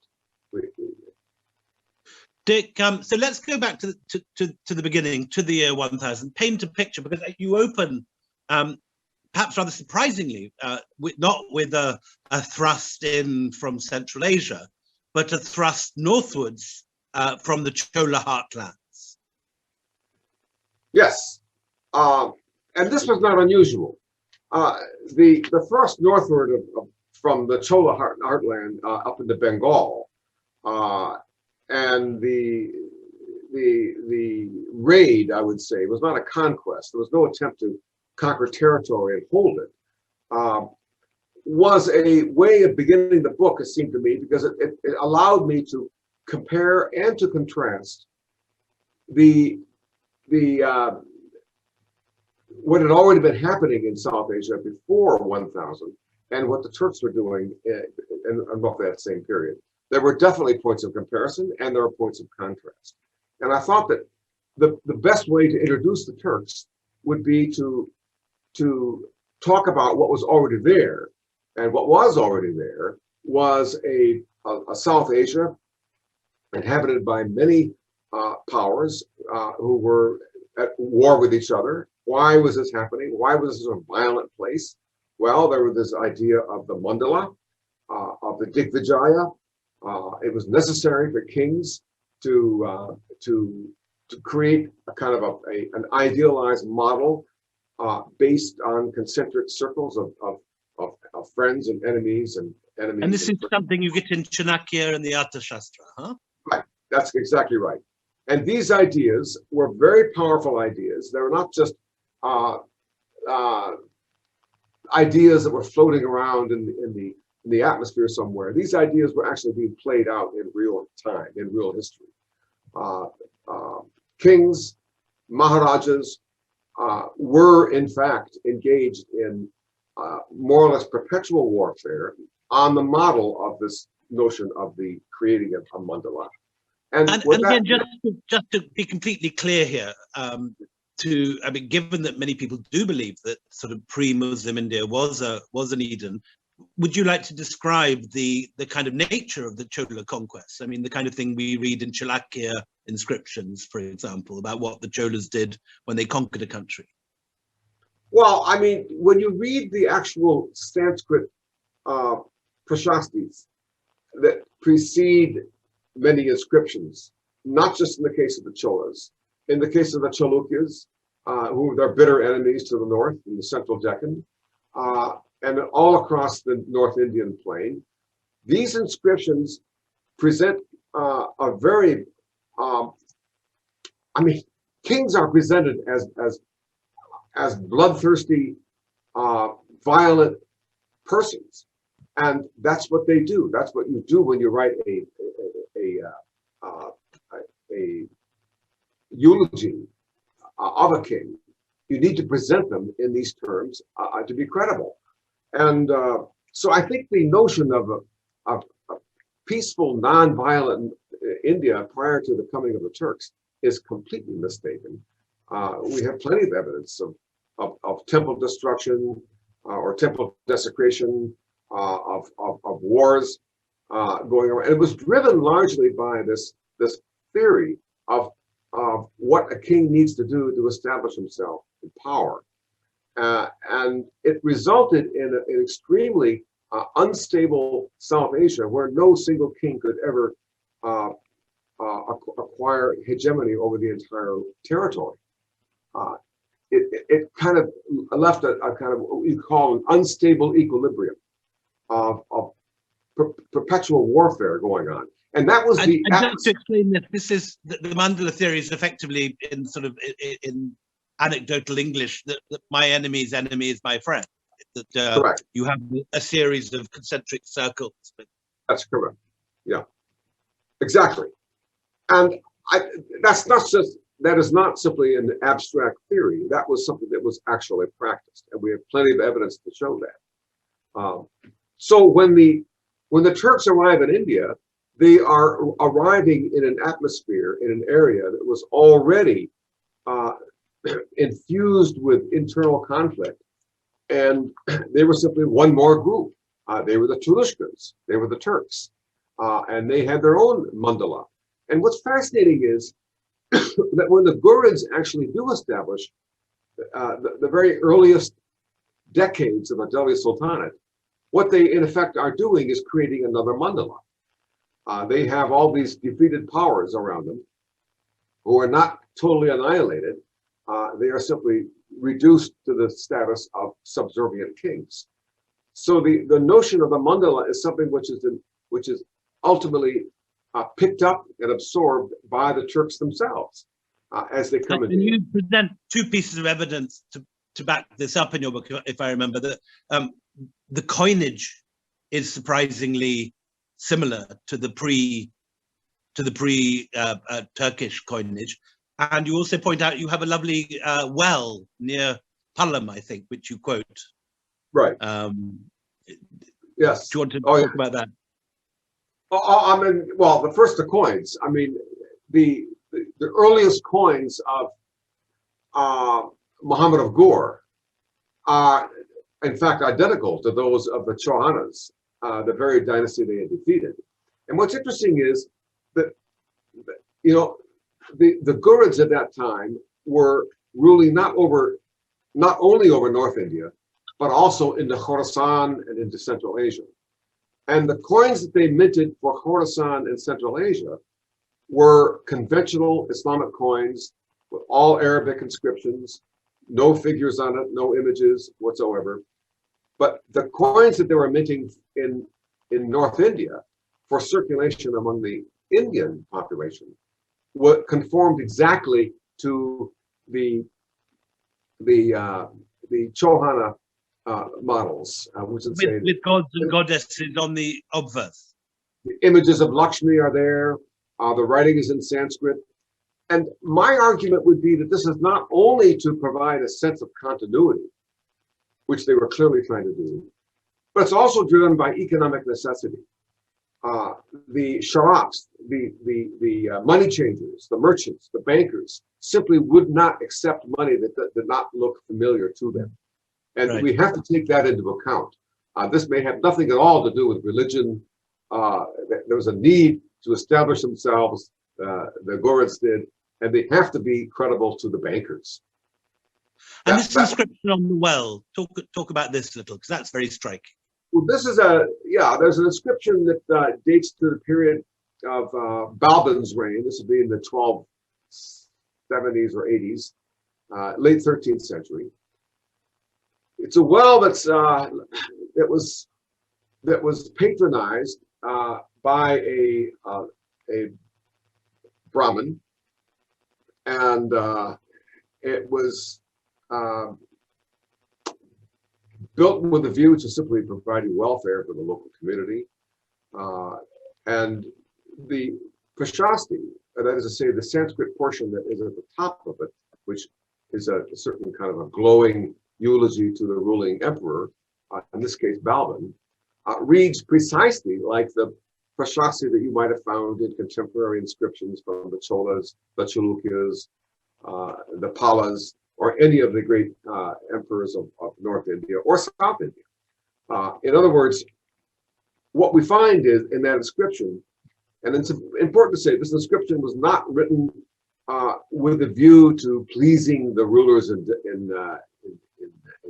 Delhi itself, which is only, I don't know, 15 miles away or something, very close. They were written with a view to conforming to traditional understandings of how a king is to be perceived. And the most important thing is that the king is understood as protecting the property, in particular Brahmin property. So that view of the Sultan, it seems to me, needs to be taken very seriously. Insofar as Balban was understood as protecting the property, he was a good king. Now, so, I mean, just to compare that to what, in a sense, you know, the Twitter version of medieval Indian history might imagine one to believe, that there were these foreign rulers of a different religion who regarded themselves as superior to the people they'd conquered, who leveled taxes based on religion on the conquered people, and who did destroy, we can debate how many, but did destroy some places of worship of that religion. How do we reconcile the words of that inscription in the well, who talks about, you know, the good ruler in Delhi who's protecting us, with the facts we know about you know, monasteries in Bihar being put to the flames, and the fact that, you know, there are so few temples from that period still extant in North India, and we see their, you know, we see their fragments in things like the mosque in Meroli beside the Qutub Minar, where we see previous temples which presumably had been destroyed being reused. How do we reconcile those two very different images? yes, that's a very good question. I would answer it this way. If you analyze the temples that were actually desecrated, what you discover is that those that were encountered in the context of what you call a moving military frontier, at the first initial conquest, did involve the destruction of temples, absolutely, and not just temples, but everything that could be found that was identified with ruling authority. But enemy kings were correctly understood as being ideologically dependent upon not just any temple, but the temple that was where the overlord, or whether it was a form of Vishnu or Shiva, was understood as the overlord of the kingdom. That image would be attacked, and that temple would be desecrated. And this is what happens. Symbols of kingship were vulnerable, not temples in general. That's what you're saying. Exactly. But and this is what we find in the Deccan as well. When the Delhi sultans first conquered the Deccan, they are indeed desecrating temples, and they are demonized for it in local inscriptions. But the important point is that once these conquerors are established in power and are demonstrably effective in maintaining order and peace, and above all, protecting Brahmin property, then everything changes. Then they are understood as perfectly good kings. That's the context in which we see Balban's inscription of Palam in the well. You mentioned another fascinating inscription, I think, at a place called Veraval near Somnath, which backs up this impression of a world where two peoples are managing somehow to live together in a fair degree of peace and coexistence. Oh, absolutely. Yes, that's in the coast of Gujarat. There you have a inscription which is bilingual, and it's fascinating to compare the Sanskrit version with the Persian version. It's on the same slab, after all, and they're slightly different. But the major point is that the maintenance of commerce and the maintenance of commercial interaction, after all, Veraval was a very important seaport exporting cotton across the Arabian Sea. And this was the mosque that you're referring to was patronized by a very rich Iranian merchant named Firuz. And he acquired permission from the temple authorities to build a mosque in that area. So there again, you see economic necessity trumping, as it were, any ideological issues that might arise. And you talk very interestingly about the different words used for God on the two different inscriptions. That's right. And what's interesting there is it appears to be a certain degree of a desire to achieve a modicum of commensurability. That what a Muslim would define as Allah would be described in Sanskrit terms as the maker of the universe, and you can translate these things any way you want. Vishvanatha or Sunyarupa. Exactly. So that's right. And so theologically, it's interesting what's going on here is that the terms can be adjusted, but the important thing is the commerce must be maintained. We've got to keep the money coming in, and so that everybody's happy. That's clearly no change from modern goods are out of that sense, at least. Exactly. So we're still we're running out of time, and we haven't got, in a sense, to your main point, which is the building of a common Persianate culture. Way that tell us about the Prem-Kyans, which are the beginning of this. The Prem-Kyans is a genre of literature. It's actually the first Hindi literature that we have. It appears in the 15th century, 16th century.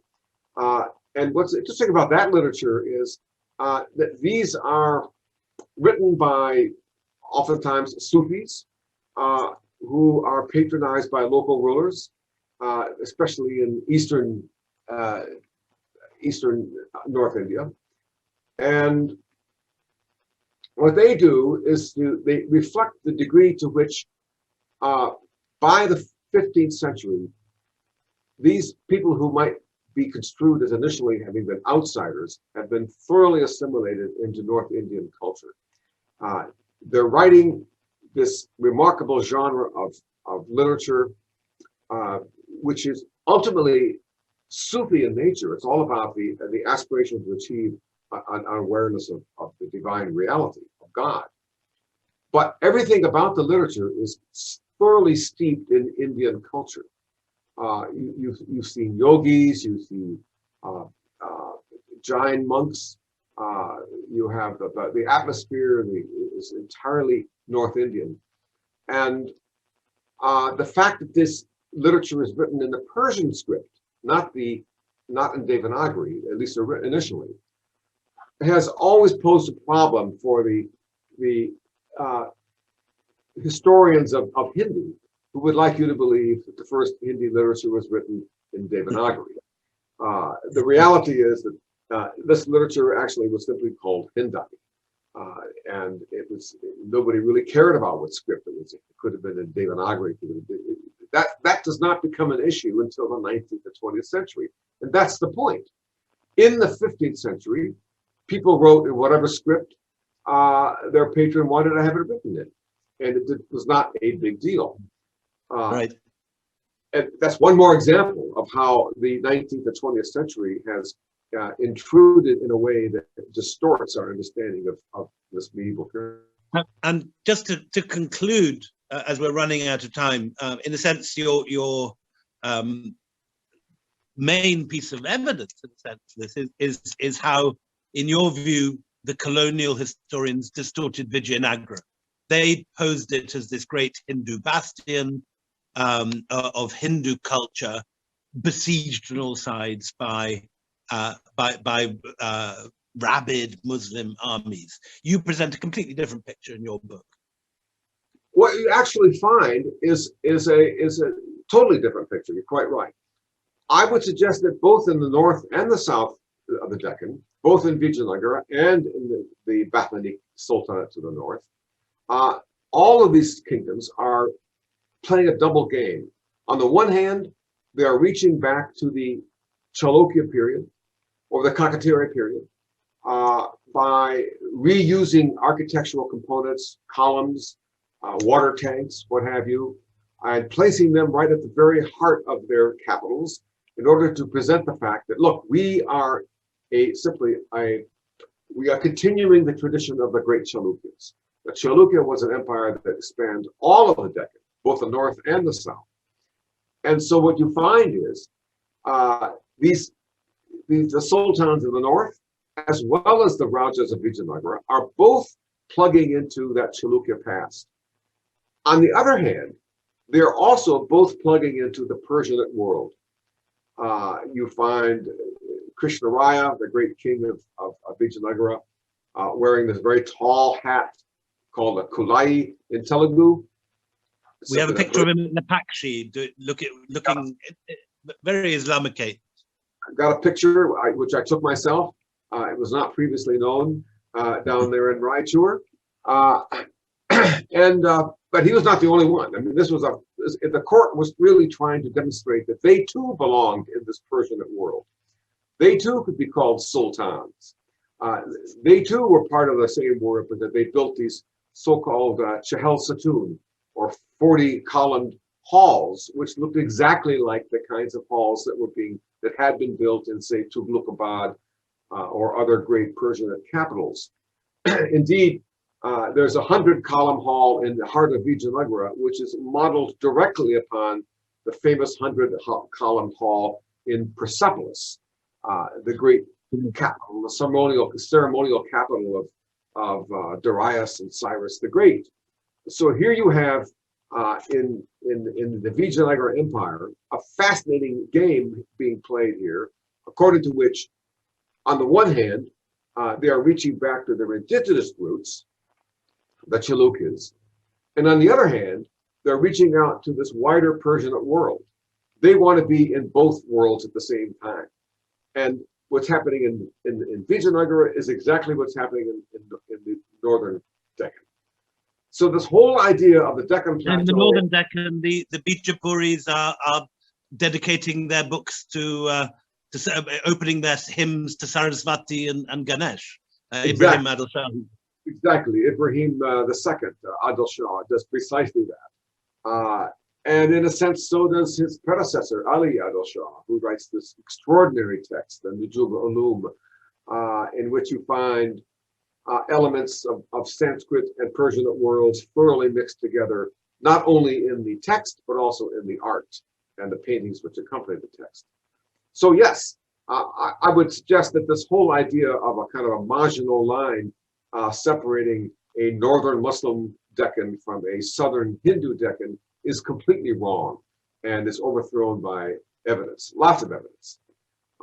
Both literary evidence. Sadly, we're out of time, but I would encourage anyone from any end of the political spectrum who wants to learn more about this from a historian who most definitely is not a Marxist. And we should say this loud and clear, because I think everyone assumes that anyone that said anything nice about this period is somehow a thrall to Karl Marx. Should read Dick Eaton's extraordinary book, India in the Persianate Age, and it's a great fat tome. It's fully footnoted. Every statement is backed up with 100 footnotes, and it's really it has to be said, a very important text for our time, because this has become, for better or worse, one of the great debates of the present moment. So, Dick Eaton, thank you so much for being with us. We've longed to have you for many years. I'm very glad we've got you. It's been my pleasure. Thank you, Willie. Thank you, Richard and William Dalrymple, for this wonderful conversation. We thank our celebration partner, Diageo, and thank you all for watching and being such a great audience. Please stay logged on to continue to watch with us the series of exciting sessions featuring a stellar list of speakers that have been specially curated for you. As you are aware, the cultural sector has been critically impacted by the pandemic, and while we have braced ourselves to embrace the new normal, we have struggled to ensure that we can continue to bring you a free flow of knowledge and ideas. We would love for you to support at Teamwork Arts.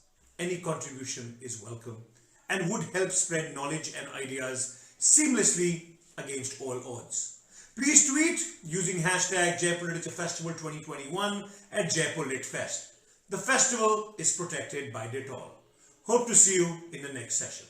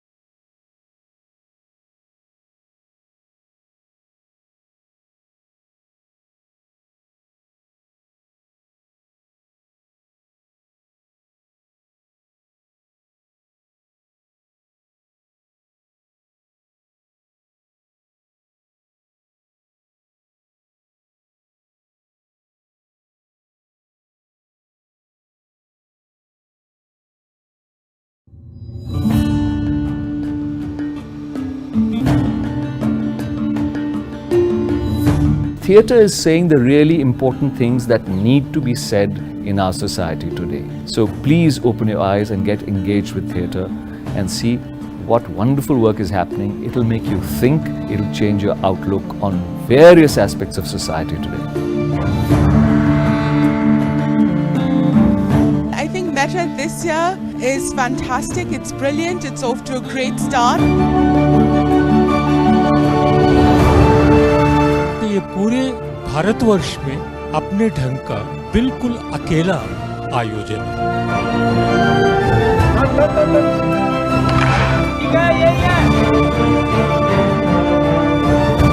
You know, without any consideration for commercial reasons, you just pick the best theatre. It is guided by only one principle, and that is excellence. Even those who sort of don't qualify for awards do tend to feel recognized, and that's very important for an initiative of this kind.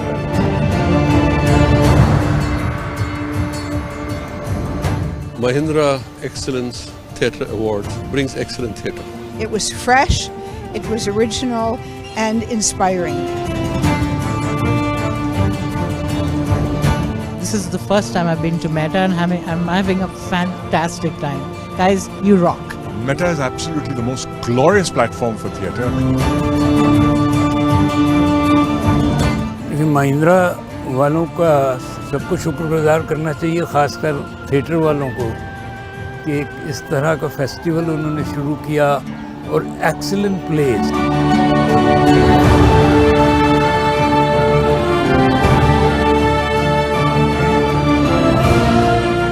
Actually, I hadn't expected anything as experimental as this, I have to say, and I was really deeply impressed. It's all a flow between sound and word and movement, and I thoroughly enjoyed myself.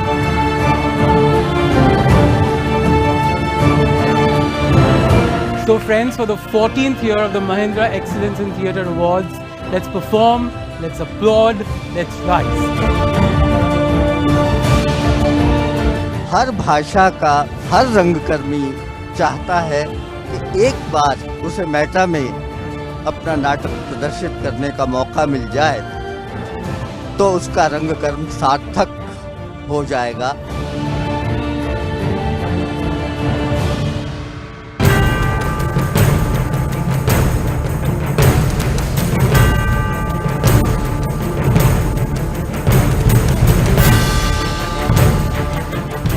The spectacular 14th Mahindra Excellence in Theatre Awards.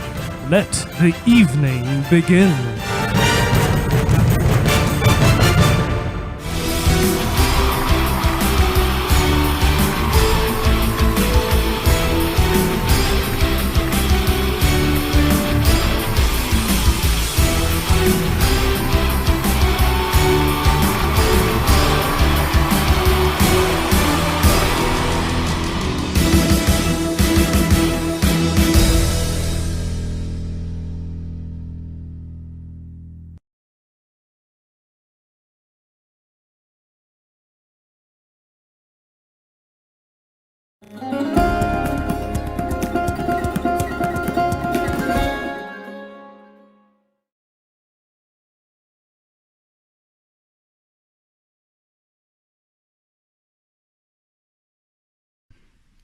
My name is Lizzie Fincham and I'm studying for a PhD in creative writing in Swansea. I'm going to read 2 poems from my new collection, Hunger Gap. 17 countries and counting. Watching that house again as I waited in the bus shelter, near the church in the village, remote and alluring as the moon, I noticed decay had bitten deeper into the 4-square house. Every one of us who passed it en route to the beach stopped to look at it. Deserted 10 years at least, to my certain knowledge, all round the globe there are images of this house, as phone photos are shared, in Japan and Jaipur, Texas and Tuscany. Stories have already been invented by pilgrims who headed past it to the beach. Today, none of us pushed open the gate, though it puzzles us. Abandoned and promising, neglected and possible, as it slides into memory as the house at the end of the world. The second poem is written specifically for these times. There will be drumming and dancing. There will be drumming and dancing in the halls of the kings, shepherds bringing stories of new stars they have seen, and always there will be singing. Glassblowers will trumpet glass into new worlds. Painters will splash walls into ultramarine forests, and the oceans will leap with scarlet fish. And of course, there will always be singing. There will be quiet water lilies gleaming white as wax on the surface of the woodland pool. And there is still the faint sound of singing. There will be vines stretching into light through the iron ribs of the glass house, while more rain almost drums out the sound of singing. After those days, 17 bright hares will race once again across the frosty field to their winter hut under oak trees that were saplings in the time of Shakespeare, and now there is the sound of more singing. As the drummers and dancers fill all the balconies and terraces of the cities and villages, forests and mountains of the world, now all of us will be singing.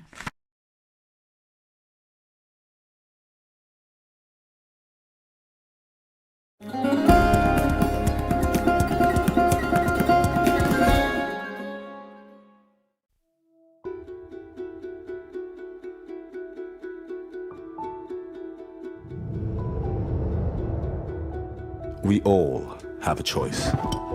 What's yours gonna be? Walk on, walk far. Keep going. That's me. Shake off the past. We're on our way to be free. Break loose. Do it now. Keep going. That's me. Get back where we belong. Melt yesterday away. Tomorrow will be new. There is no other way. Keep going. That's me. Laugh again, meet again, tell the world there's just so much to say. And now we're done waiting. And now we're done waiting. That's me. That's me. Keep going. That's me. That's me. That's me. We all have a choice. What's yours gonna be? Walk into the future. Keep going. That's me.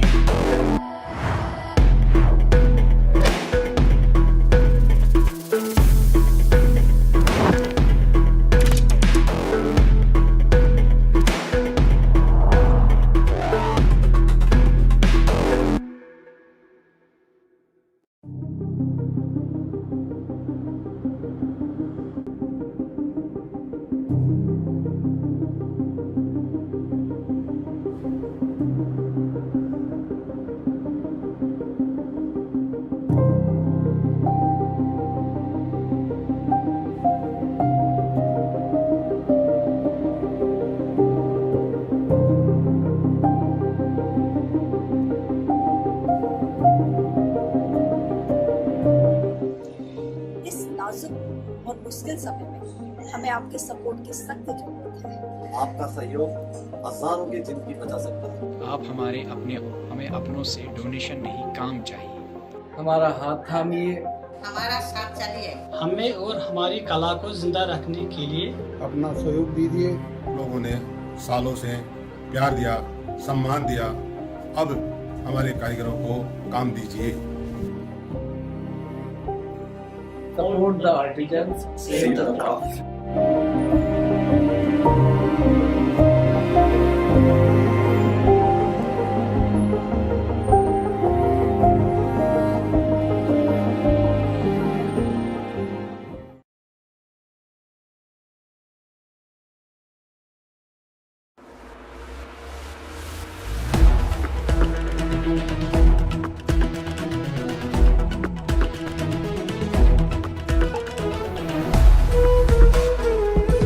"13 years of a tumultuous Jaipur Literature Festival filled with joy, with colour, with the vibrancy and the sheer love of knowledge and literature." The Jaipur Literature Festival is actually, it's set a benchmark in terms of where Literature Fest ought to be.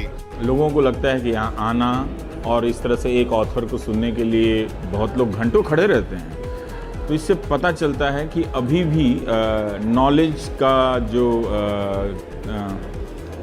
चाहत है वो अभी ख़त्म नहीं हुई है। We had glamour, we had fun, we had joy, we had anger, we had protest.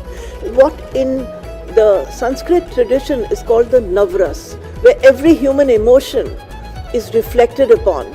When I come to the Jaipur Literature Festival, I feel like I've walked in to a 3-star Michelin restaurant with absolutely no problem of bank balance. There's quality, there's quantity, and it's from all over the globe. And then came the pandemic, which brought to a screeching halt the entire world.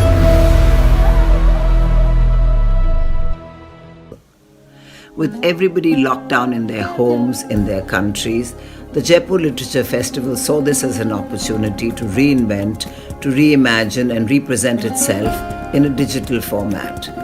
And out of this was born JLF's Brave New World.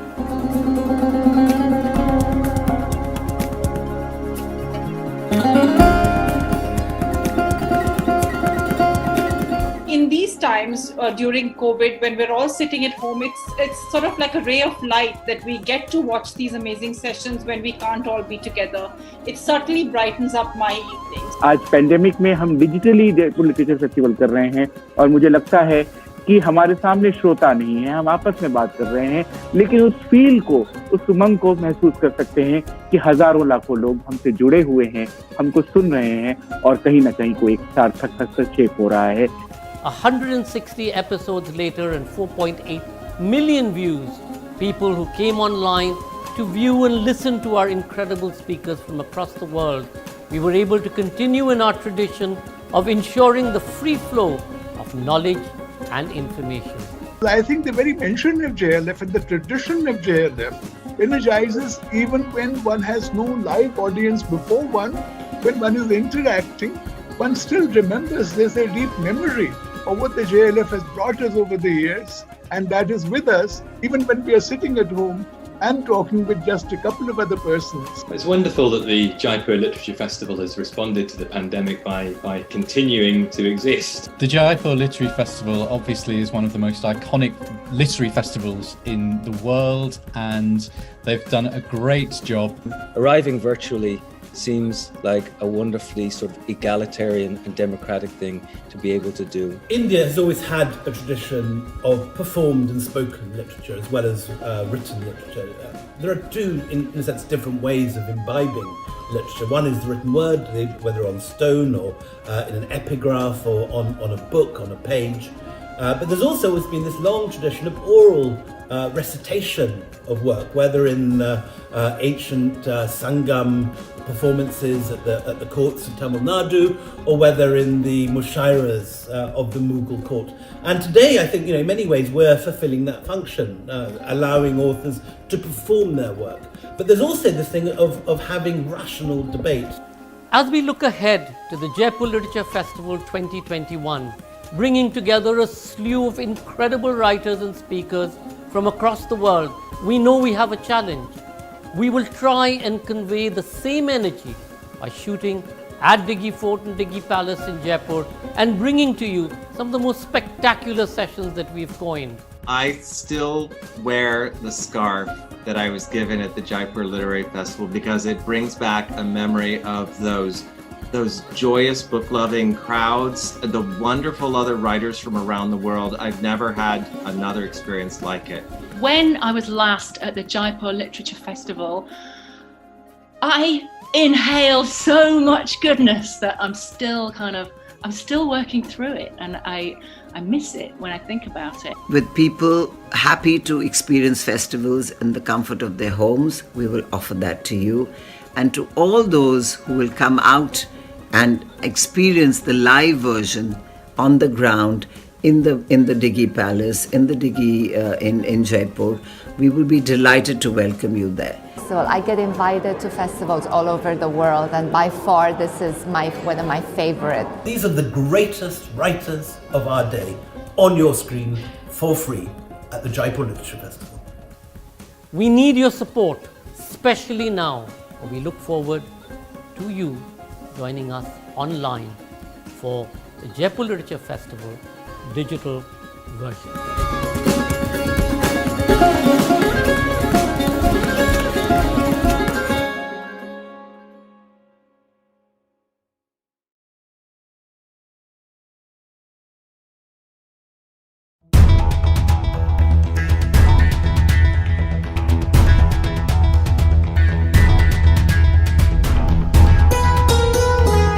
Our podcast partner for this session is Launchora.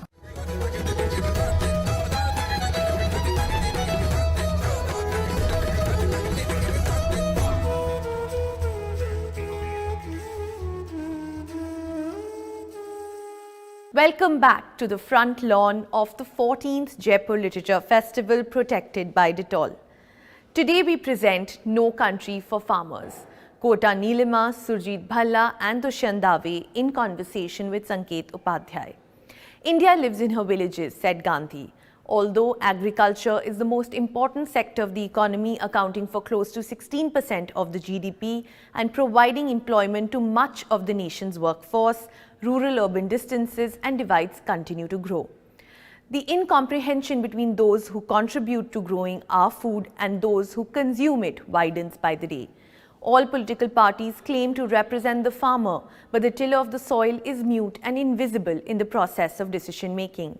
Climate change further impacts the uncertainties that farmers face. An engaged panel speaks of the paradoxes of policy and the complex issues involved in bringing about much-needed reforms and discusses the signposts ahead. Kota Neelima is an author, political scientist, and former journalist and writes on poverty, gender, electoral reforms and democratic deficit.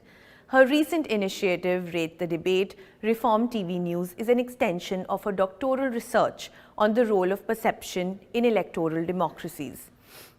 She has authored 7 books ranging from poverty to spirituality. Her recent book, Widows of Vidarbha, Making of Shadows, is a longitudinal study of farmer-suicide households. Surjit Bhalla is Executive Director for India, Sri Lanka, Bangladesh and Bhutan at the IMF. He has served as a part-time member of PM Modi's first Economic Advisory Council and chaired the high-level advisory group on trade. He is the author of several academic articles as well as 4 books on globalization, including The New Wealth of Nations. His first book, Between the Wickets, The Who and Why of the Best in Cricket, developed a model for evaluating performance in sports. His most recent book, Citizen Raj, Indian Elections 1952 to 2019, analyzed Indian elections since 1952 and accurately forecast the Modi victory in 2019. Dushyant is a senior advocate and former president of SCBA. He has served as a member with the National Legal Services Authority and many international arbitration associations. Sanket Upadhyay has been a print and broadcast journalist for 18 years and has worked with HT Jaipur with NDTV as his first TV job. Sanket moved to Times Now, India Today, CNN News 18 and then back to NDTV in a second stint. He specializes in political reportage and hosts popular primetime shows on NDTV 24/7 and NDTV India. Please do remember to comment and ask questions by typing them in the comment section. We now present No Country for Farmers. Kota Neelima, Surjit Bhalla and Dushyant in conversation with Sanket Upadhyay. Over to you, Sanket.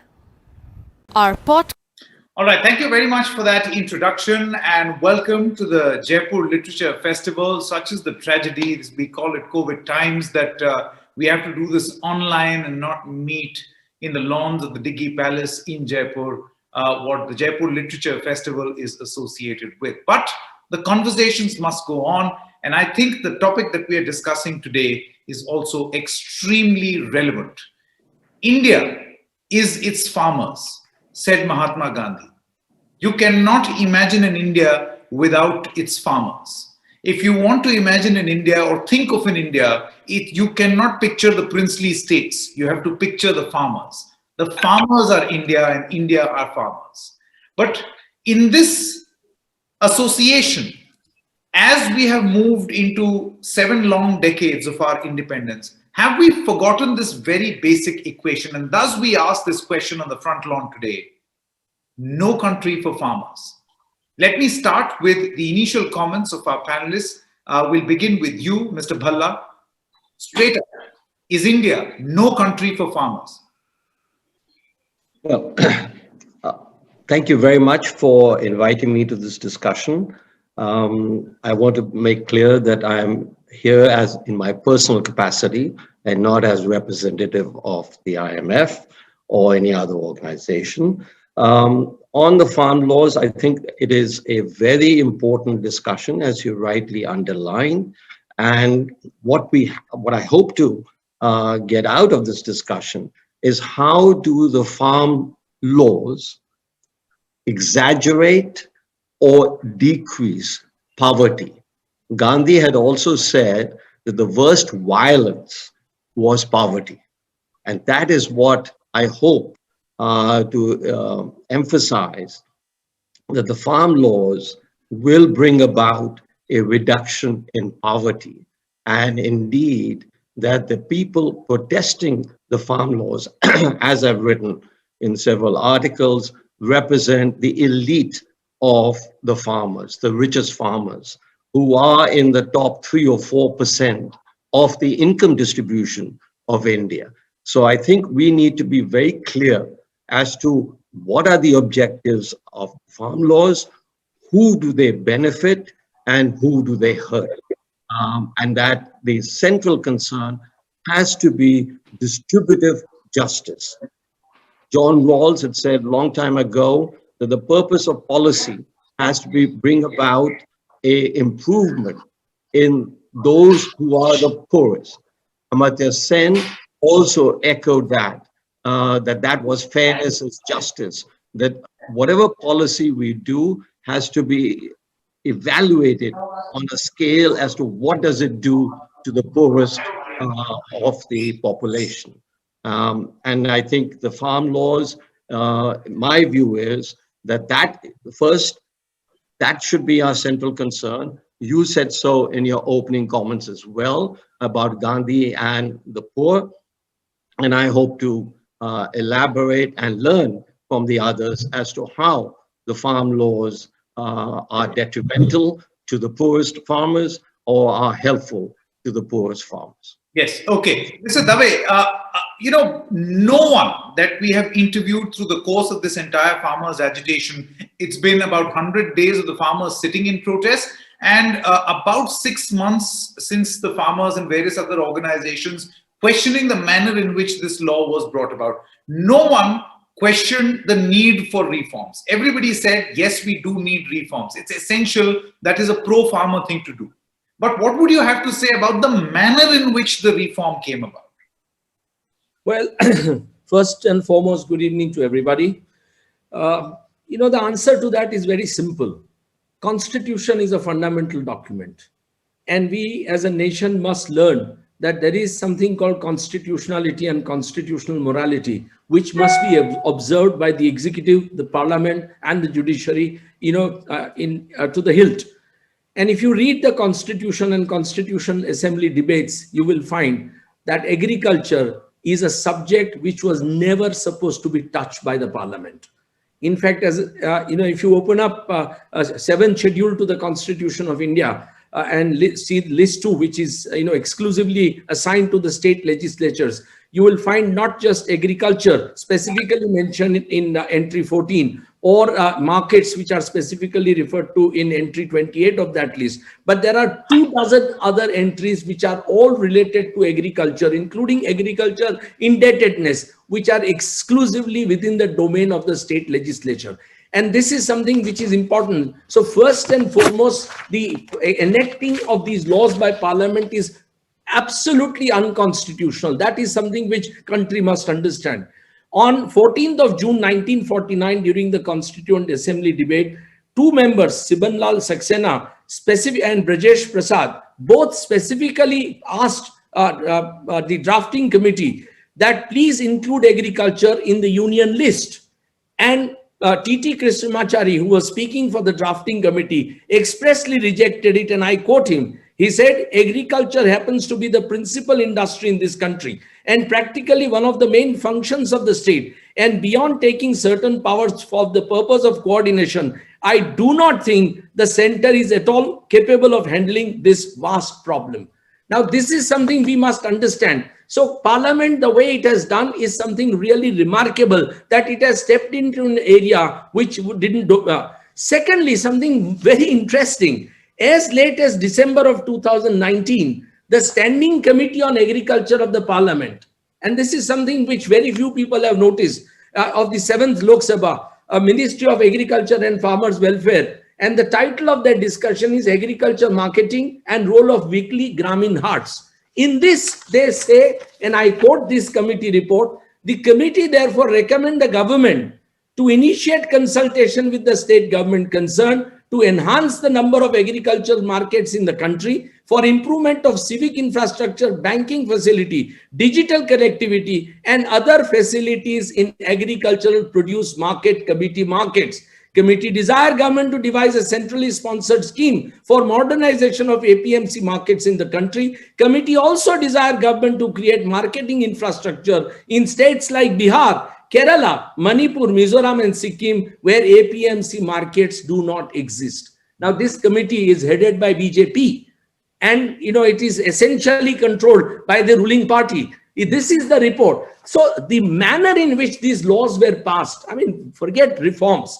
Nobody has really seriously thought about the pros and cons of this. So, where was the need to push these laws in pandemic? Where was the need to push them into Lok Sabha and Rajya Sabha within a matter of days? And where was the need to pass it in Rajya Sabha with voice vote when the opposition wanted division of votes? I personally feel that the way government has gone about grabbing this power, which exclusively belongs to the state, passing the laws, contrary to what is available on record, is a very, very serious erosion of constitutional morality, and it is very destructive of federal structure in the country. Okay, Kota, Neelima, the Prime Minister, when he was speaking on the motion of thanks in Parliament, did try to explain the need for these reforms. I know there was a typical polarized debate, as is the order of the day these days, but he mentioned that, to basically give this argument that just because nobody asked for it,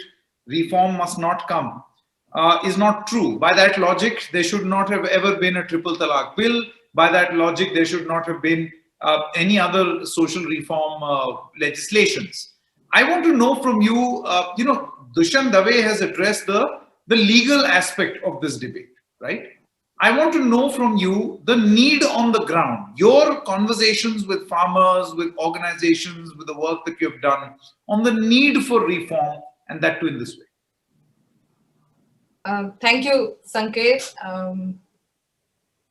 Good evening and congratulations, Jaipur Literature Festival 2021, for this wonderful online avatar, and also focusing on such an important issue before the country, and my regards to the eminent panel.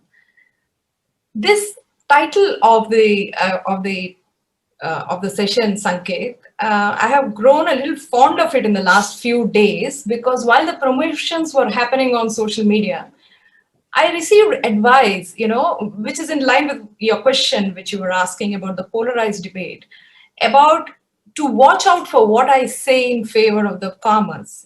This says no country for farmers. So, that was the thing. So I don't know since when it has become risky to be pro-farmer, pro-poor. When did we get here?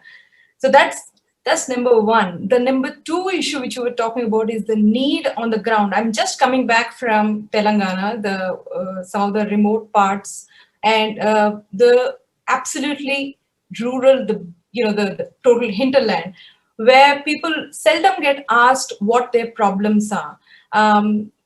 There have been over 67,000 farmer suicides in this country since 2014. We still do not have a very clear idea about how to solve those problems. And I'm just going to talk about the need now beyond these larger issues. Number one, what about the women? These farm laws have added an extra layer of patriarchy to their functioning. Women farmers who are almost invisible to several governments, including this. And that's why I mentioned farmer suicides, because several of these rural households are also women-headed. And these have happened during several governments. I don't mean this or that government. It's been a continuing neglect and apathy. But there is definitely need for reform, but this is not reform. This is a way of corporatization. This is to enable it's simple as this. Any reform in agriculture right now to deal with rural distress has to have the small farmer at the center of it and build a universe which is supportive around that farmer. But these reforms have the big corporate at the center of it, and they have built a universe which will make these people make profits. These are not reforms.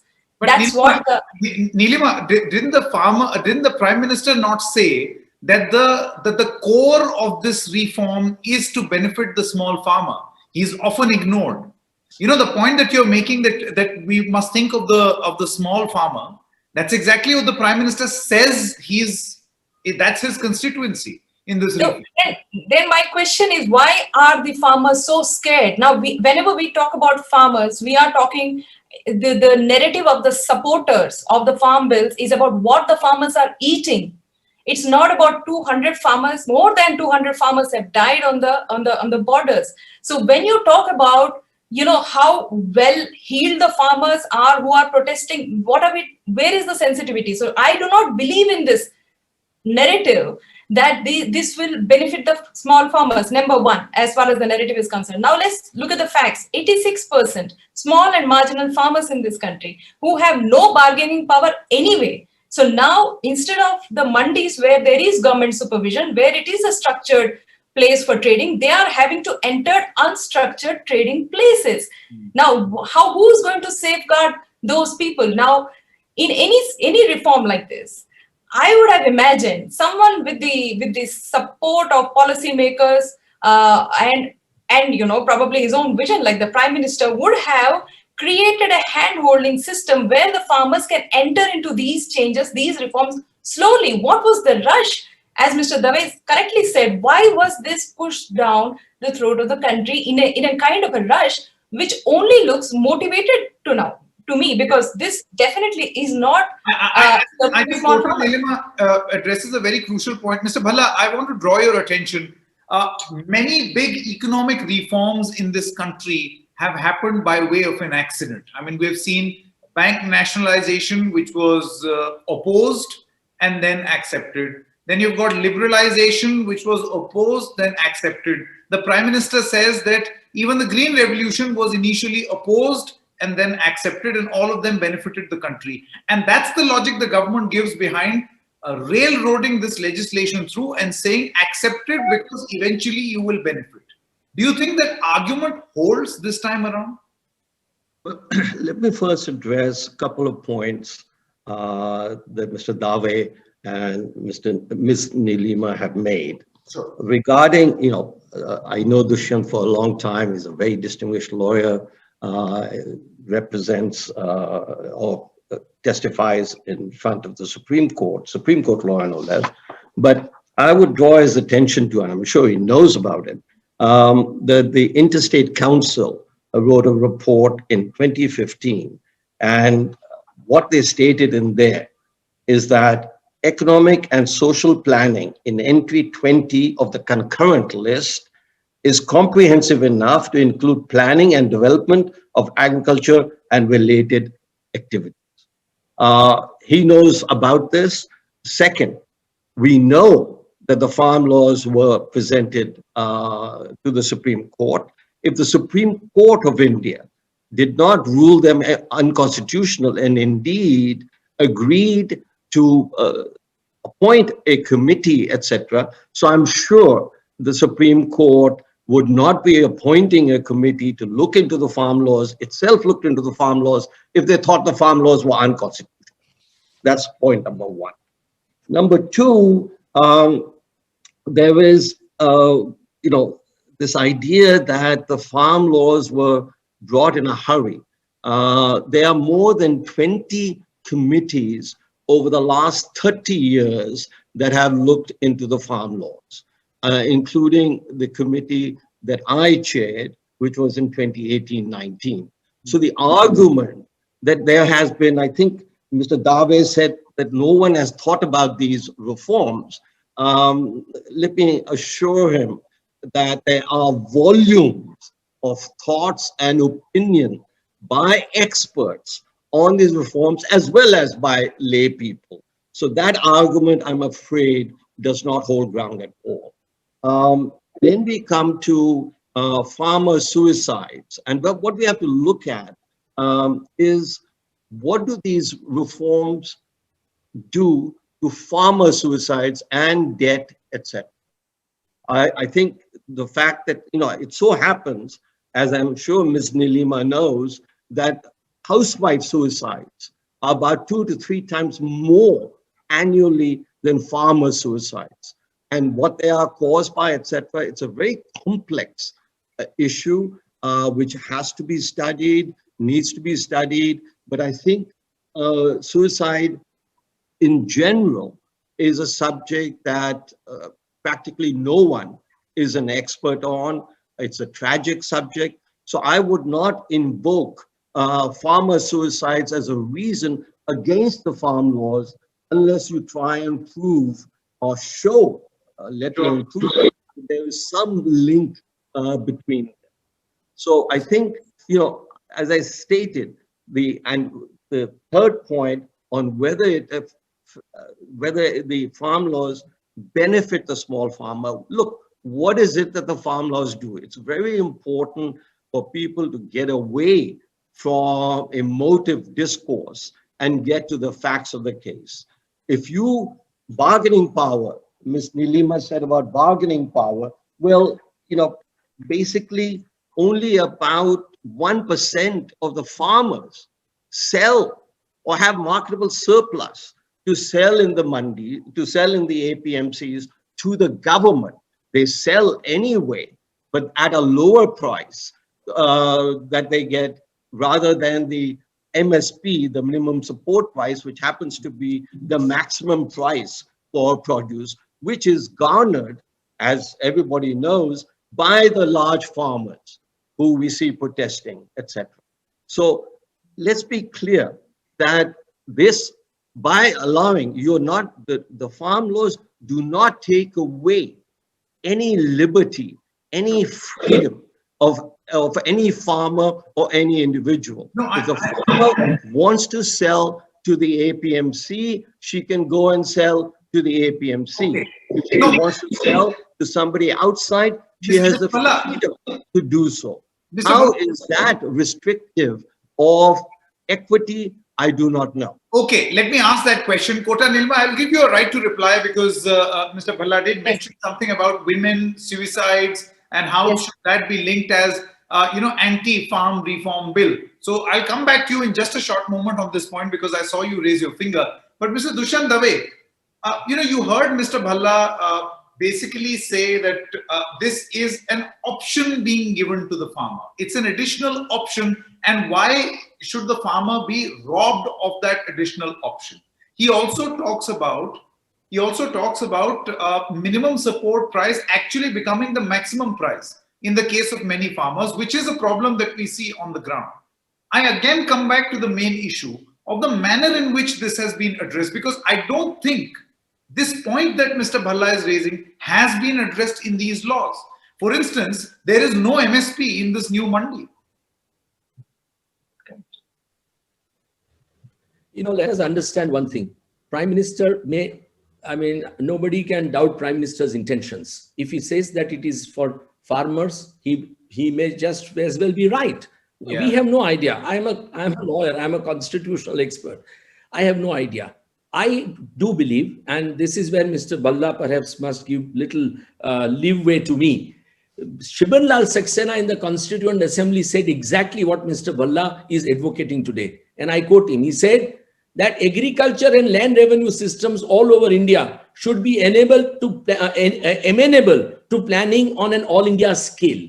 This was precisely rejected by constitutional forefathers. And I have much more respect for them than any one of our parliamentarians for last 75 years, first and foremost. Secondly, Mr. Bhalla very rightly said Chief Justice himself did not declare them to be bad and said a committee. Yes, he is right.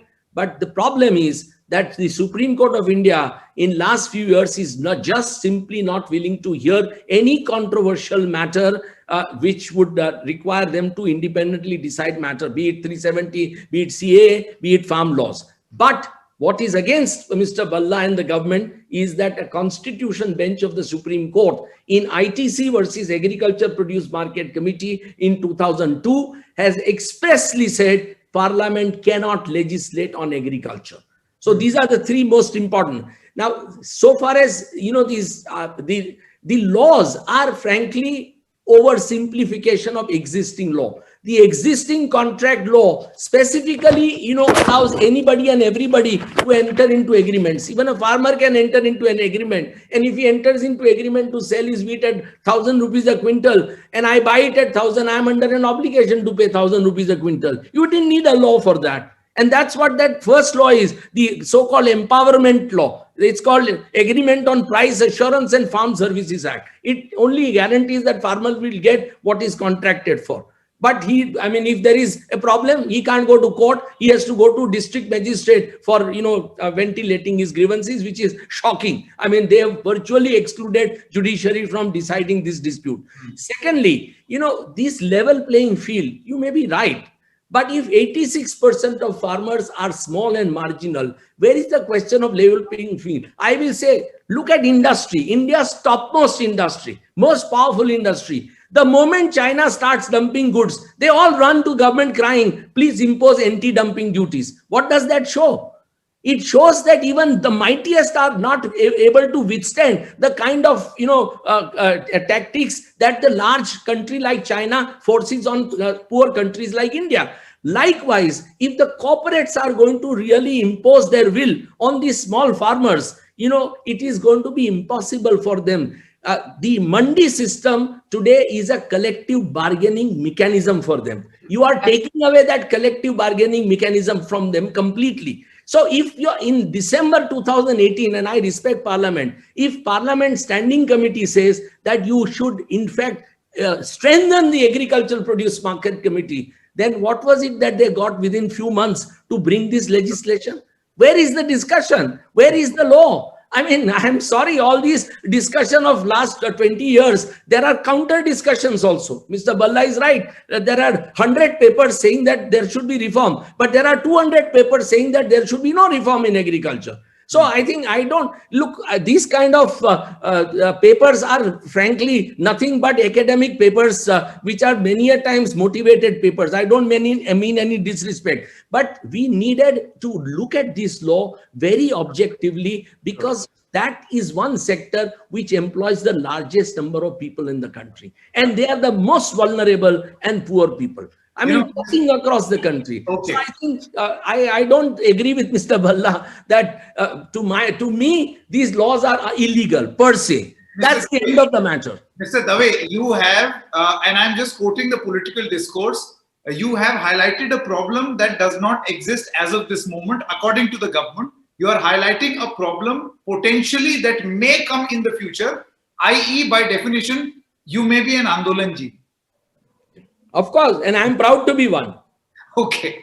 Okay. I'm proud to be one. Okay. Kota Neelima first and then Mr. Bhalla again. Yes, Kota. Things. One, of course, before I address those two issues which Mr. Bhalla had said, one about the MSP, the second about, the distress and the bargaining, etc. The farmer suicides are not a mental health issue. That is the way to minimize them. I think this is a point, again, researchers and people in academics have been saying for years. I have been writing articles and books on this, and so have several others. It is not an issue which can be equated with any other farmer suicide. It is a convergence of policy failure. It is a convergence of policy failure, neglect of the farmer by the politicians, the government, even the society.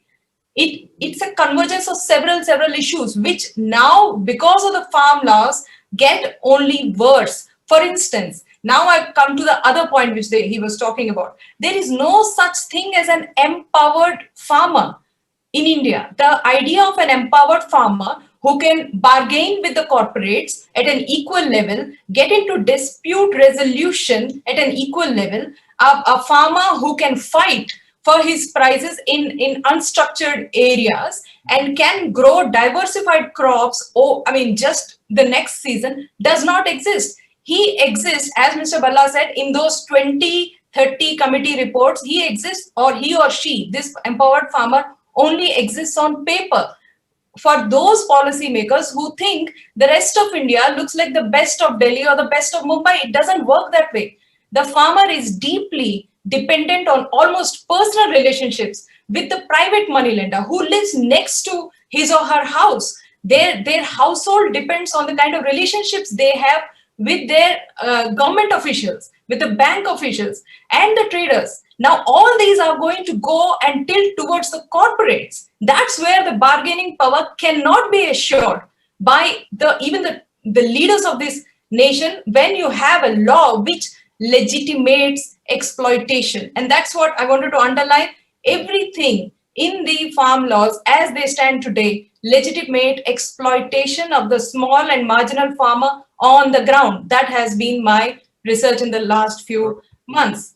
Now, talking about MSP, I totally agree. We need reform. The MSP has to be reformed. But personally, I think the MSP should be revised higher. If there is any reform, that's what the reform has to be done as far as the MSP is concerned.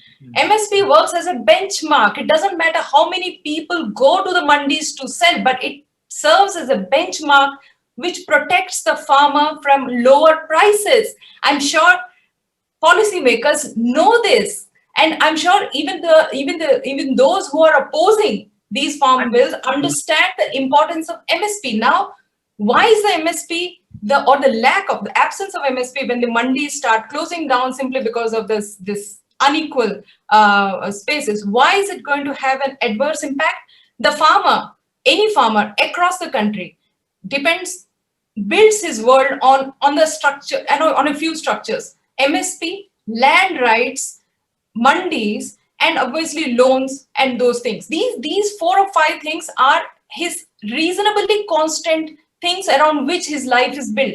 Now, the farm laws in one go and without giving any option of adjustment, they just take almost all of these away. Okay. Whether it's contract farming and land rights, whether it's MSP and APMC, everything is overnight taken away from the farmer. And are we saying this is good for the small farmer? I don't think so. Okay, Mr. Bhalla, you've heard what Kota Neelima has to say. She's put up a very passionate defense for the farmers against these laws. But one crucial point, which is also an audience question, by the way, Mr. Bhalla, is the issue of MSP. By the way, guaranteeing MSP or making it a statutory provision was something which was recommended by the former Chief Minister of Gujarat and the present-day Prime Minister, Mr. Narendra Modi. He himself said that there should be a statutory right of the farmers to make MSP, a legal entity. In these reform laws, why has that been skipped or missed? Do you think that if that one cushion would have been provided, none of these protests would have existed? Look, there are 100, as Mr. Dave knows, there are 125 amendments to the Constitution. Similarly, there are several changes. Prior to 1991, as Sanket, you know very well, there were laws and they were changed. So therefore, and the politicians themselves, now talking about change, you know that the Chief Minister of Punjab commissioned a report in June of last year, which recommended precisely these laws that have been formulated by the government. So if we are going to get into that, listen, you cannot change your mind, then I'm afraid, as you know, Keynes said, when the facts change, I change my mind. So this entire discussion about who said what when, we can go on forever, but I think it's completely inconsequential to the issue at hand. Now, you said correctly, Ms. Neelima made a passionate defense. I think the emphasis is on passion, not on facts. There was not one single fact, I don't mean a number, but a fact that was mentioned by her as to why the farm laws would hurt the small farmer. Then we come to the MSP. Who does the MSP? As you know, as Ms. Neelima knows, she's a very distinguished journalist. There are farmers in Bihar who sell their produce to somebody who takes it to Punjab so that it can be sold through the APMCs. Then we have Mr. Dave saying about bargaining power and anti-dumping duties. The Mandi system, how does it give bargaining power when you have the MSP? The MSP is decided by the government. And these farmers who are rich enough, influential enough, and have political connections enough that they are able to sell. So much so that they buy the produce from a Bihari farmer at a much lower price and sell it to the government. Who is talking about bargaining over here? I mean, look, we really need to take passion out. We need to take emotions out. Let us look at this. Nobody has yet answered the question as to how does the law hurt anybody. You still have the freedom to do whatever you want to do. How can be allowing more freedom hurt your bargaining power? I just do not. I want to respond to Kota Neelima saying that once you have these laws mandated by Parliament tilted strongly in favor of the private mandis, which will eventually lead to the decaying of the existing system, and then moving towards the private it exists. There's a private mandi. It exists because farmers cannot go and sell at MSP to the government. Why don't you address that simple issue? Who sells? You are a senior editor at a TV channel. Why don't you just look at this issue? All the facts are available. Who sells at the mandis? Who sells at the APMC? Who sells to the MSP? Why don't you just do a simple study? It'll be a great show at NDTV as to who are the farmers who sell to the government. And why? And I think maybe it was on your channel that there was a story about Bihari farmers selling to Punjabi farmers who can then take the produce from there and sell it in the mandi in Punjab. Yeah, Mr. Bhalla, I wouldn't know of that report offhand, but I definitely know of a report that this Bihar experiment that you're talking about, which in a muted way has implemented this law, has not got very positive initial results. I do remember that story, but I'm going to come back to you. Yeah, I'm going to come back in just a moment. There are so many stories. Just why doesn't anybody on this show, including you, answer the question, which farmer is able to sell at MSP and what proportion and where are they from. Okay, I'm going to take that to Kota Neelima in just a short moment, but let's take the first question. This question, and then we can decide who answers this question. Mansi asks. Just a sec. I want to say something. Dushyant, yes. One thing, Mr. Bhalla is right. Who is hurt? Let me remind him. The constitution is hurt. The rule of law is hurt. And it's far more important than any individual farmer getting hurt. To me, to a democracy, it means the most. Now he wants to know the fact. Yes, let me give him the fact. Please, I beg him to read the election manifesto of the Bharatiya Janata Party in last election. They made 12 promises in that. They never said that we are going to bring reforms that they have brought. So please, for God's sake, I mean, it's unfortunate that in this country, every political party takes the electorate for a ride by giving all kinds of promises. That manifesto said that by 2020, we will double the income of the farmers. It says specifically, and I'll read it. It says, at the very beginning of our current term, Prime Minister Modi embarked on a mission to double farmers' income. We will make all efforts to achieve this goal by 2022. I mean, it's a joke. These are the facts, Mr. Bhalla. Why are you asking facts? The fact is that BJP never thought of bringing these kind of laws. I don't know what happened suddenly, that during pandemic, they rushed these provisions. Somebody had drafted it. Somebody never saw it. I mean, legally, these are so faulty. They are so poorly drafted that I can tell you one thing, that if it is before a fiercely independent Supreme Court, these laws will not stand scrutiny even for a minute. Fiercely independent Supreme Court. Let me tell you that. So let's give a response to that. There's an old line. Mr. Bhalla, by the way, by the admission of the old line for Khrushchev, who states, "What is mine, what is yours is negotiable." And that, I'm afraid, is Dushyant Dave's position. What he thinks is right, and what everybody else thinks and does. I said constitution. Wrong. I didn't say on the constitution. It's not my manifesto. Mr. Dave, if there are 125 amendments, each amendment goes through several lawyers' opinions and changes. Are you trying to tell me that when you are right, Mr. Bhalla, constitution is not amended to give power to parliament on agriculture. Constitution is not amended. I'll have to come in here. Kota Neelima needs to respond. But Mr. Bhalla, see the point on amendments. The point is this very law, within a few months of it coming into existence, had to go through a lot of amendments. Now, surely you cannot, sell this as the government trying to be so proactive in listening to the people that it has to amend its law or propose amendments within a few months of bringing the law in. That clearly means that it was not thought through. Of course, the government does mention that we are trying to listen to the farmers, we are trying to listen to the people. Anyway, Kota Neelima, very quickly, you wanted to come in? And then yes, I just wanted to say that passion is what got us here. I mean, excuse me, if we are passionate about the poor farmers and poverty in this country, I mean, dispassionate is what I think we are heading towards. And I think there is a passion towards the corporates now, which has to be addressed, sir. I mean, somehow I think that's where the shift is happening. And it's mysterious, as Mr. Dave was saying. We got to know why there was such a rush. Maybe perhaps you can tell us those facts as well.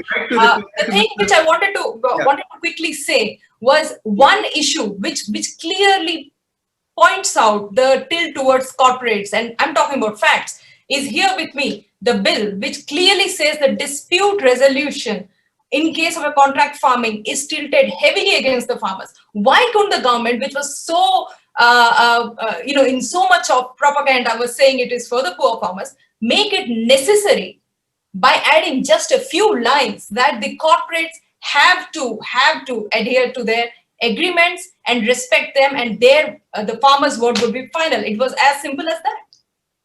That's all I want to say. Mr. Bhalla's right to reply. The farmer can choose not to go to the corporate.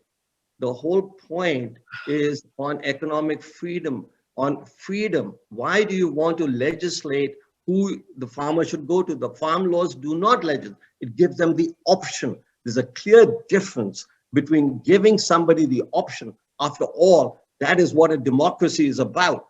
Option. option. The farmer doesn't have an option of choosing his crop in this country, because the moneylender who holds the power, the financial power over what the farmer is doing, he decides what crop the farmer grows. Now, when you replace these structures with a corporate, how much autonomy do you think a farmer will have? None. Okay. I'm going to have to come in here because there are 3 questions waiting, and I'll read out the questions and you can decide who answers. Mansi asks, why is land reform not discussed? Perhaps that's the kind of reform we need if people here are so concerned with small and marginal and women farmers. Who would like to respond? Maybe Mr. Bhalla can go first. No, we're not land reform. This is a part of agricultural reform. One interesting thing about agricultural reforms is that most developing countries, when they undertake reforms, economic reforms, agriculture is the first subject that they do reforms on, like your question on land reforms. In India, it is about the last subject that is being exercised.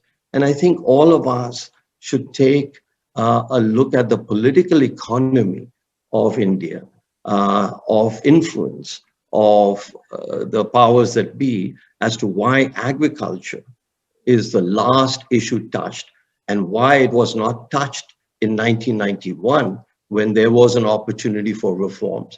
And the same story is repeated, as I just mentioned, which none of your panelists are answering. We have that the Punjab government in June of this year, before the laws were passed in September, essentially argued, did a whole report on what agriculture is needed. Punjab has been ecologically destroyed, and by the policies of the government, of the Punjab government, since it is a state subject, as well as by the central government through the MSP. So we need to look into what has caused the ecological disaster. Why is Punjab, which is so deficient for water, is growing rice? Why is this not mentioned? Why is this crime against ecology, climate? Why is this not being mentioned? And before Dushyant Dave answers my question, please in there answer the question as to the Punjab government. After all, these are Punjabi farmers that are at the forefront. That why is it that Punjab government argued for exactly these same laws? Okay, I mean, I wish we had a local spokesperson here to answer that question, but yeah, Mr. Dave, see, the point is, based on my discussion and my debates, we asked this question of the representatives of the Punjab government, and they said that when we were batting for privatization or private mandis, we wanted it along with the legal teeth for the farmers, something which is missing in these central laws. So that's the explanation that is coming from the Congress, just putting it on record. Dushyant Dave. Let me say 2 or 3 things. If Punjab government recommended that, it was wrong. And I'm so happy that, they have accepted that position. But Mr. Bhalla is completely overlooking what I began my debate with, that there is a report of the 17th Lok Sabha Standing Committee on Agriculture in December 2019. Now, if Parliament Standing Committee says, you, Mr. Government, strengthen the APMC, then what more do you need than that? There is a complete, disconnect between the Parliament and the government in doing this for whatever reason. I can't fathom those reasons. Secondly, it's easy for Mr. Bhalla to say that why are they producing rice? The 4% of world's freshwater resources are consumed by textile industry.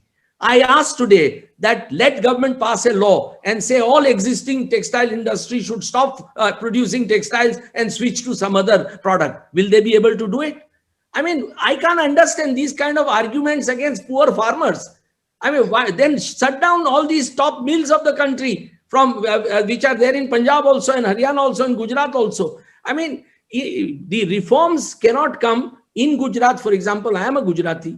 In Gujarat, I cannot buy agricultural land because I am not a farmer, although my grandfather was a farmer.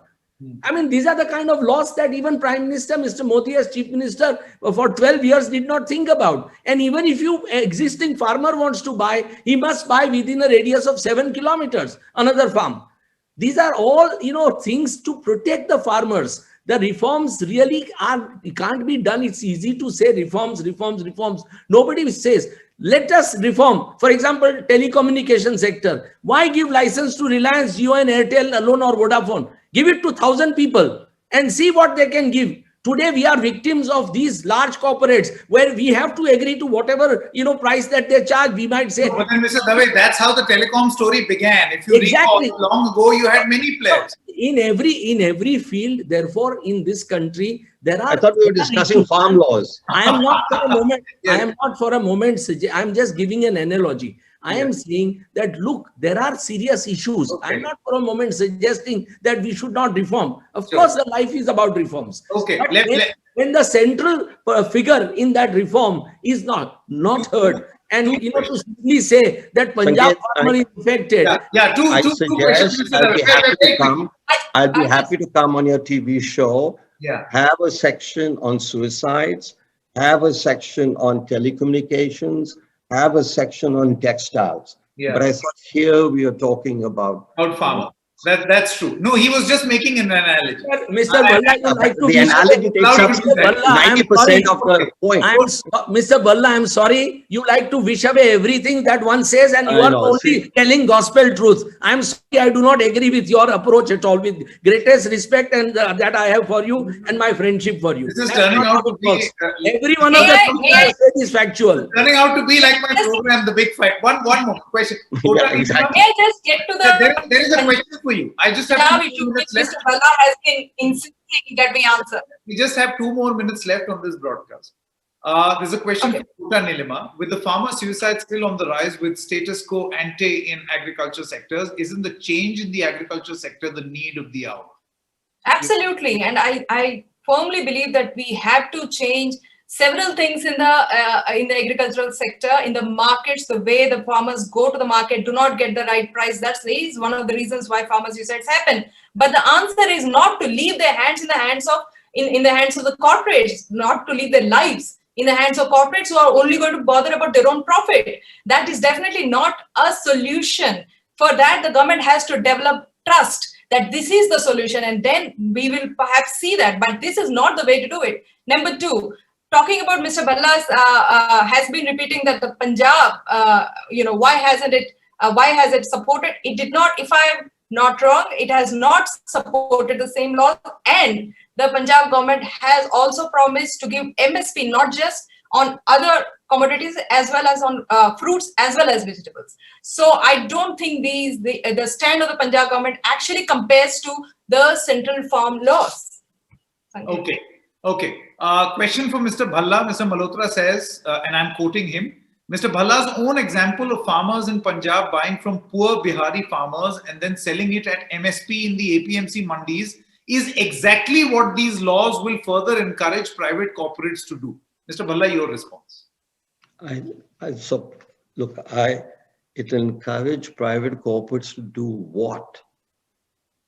Here's an example where the price faced or price received by a farmer in Punjab, by a rich farmer in Punjab, is much higher than the price received for the same commodity by a poor farmer in the rest of India. And as you have emphasized throughout this show, is that 96% or whatever, very, very large percentage of the farmers are not selling at MSP. So please, I think the number is 6% that do sell at MSP. 94% are not selling at MSP.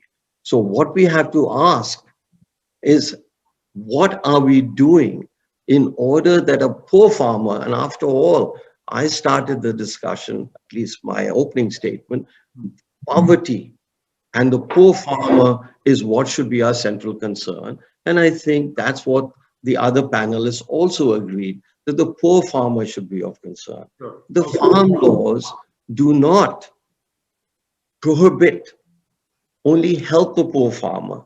Maybe the farm laws hurt the rich farmer. And that is something we need to incorporate into our discussion as to why the protests have come about, And why is it the case that we have most of the poor farmers not coming out and protesting? So please, before we get into who's coming to protesting, just why can't we address a simple, straightforward, factual point? Only 6% of farmers. Each one of your statement is not borne out by fact. This 6% selling of MS, even in a rich state like Gujarat, MSP is taken by large number of farmers. I know it as a matter of fact. So please don't just make these kind of statements and say that rich farmers are complaining. Yes, rich farmer may be benefiting and they may be party to it, but the poor farmer is really going to be hurt. And that is where you must really realize that you can't just generalize like this and make these statements. How is the poor farmer by any fact? I have not read anywhere that only 6% of the produce goes to MSP. If that is so, then why can't the government amend the law and leave it to the states that statutorily you will put MSP as and when required, and no corporate or no other trader will buy at a price less than MSP? You can just bring one amendment into the law. It's so simple to do it. One recommendation, and I'd like to get the panelist's opinion. Very quickly, what we should all be arguing for is that the government goes ahead and procures wheat, rice, which are the two major crops, now pulses, from each state in the country in proportion to whatever the state produces and has a marketable surplus. This is a federal country. We should have the poor farmers and the rich farmers in every state benefit from the MSP. Can anybody object to that? And I think that should be what we should all be arguing for, that MSP, government procurement, be done from every state in the country. Every state either produces. Why didn't the law bring that? You are right, absolutely. Why doesn't the law think about it? And why doesn't government think about it despite 3 months of protest and 200 deaths? Okay. And I totally agree. Why can't MSP be made legal? If that is the point, then let's make MSP. There's one interesting question. I have to come in here because it's 55 already and we're running out of time. But the one crucial question Dharani asked, don't you think these farm laws are taking away the revenue stream from the state to the center? We know agriculture is a state subject.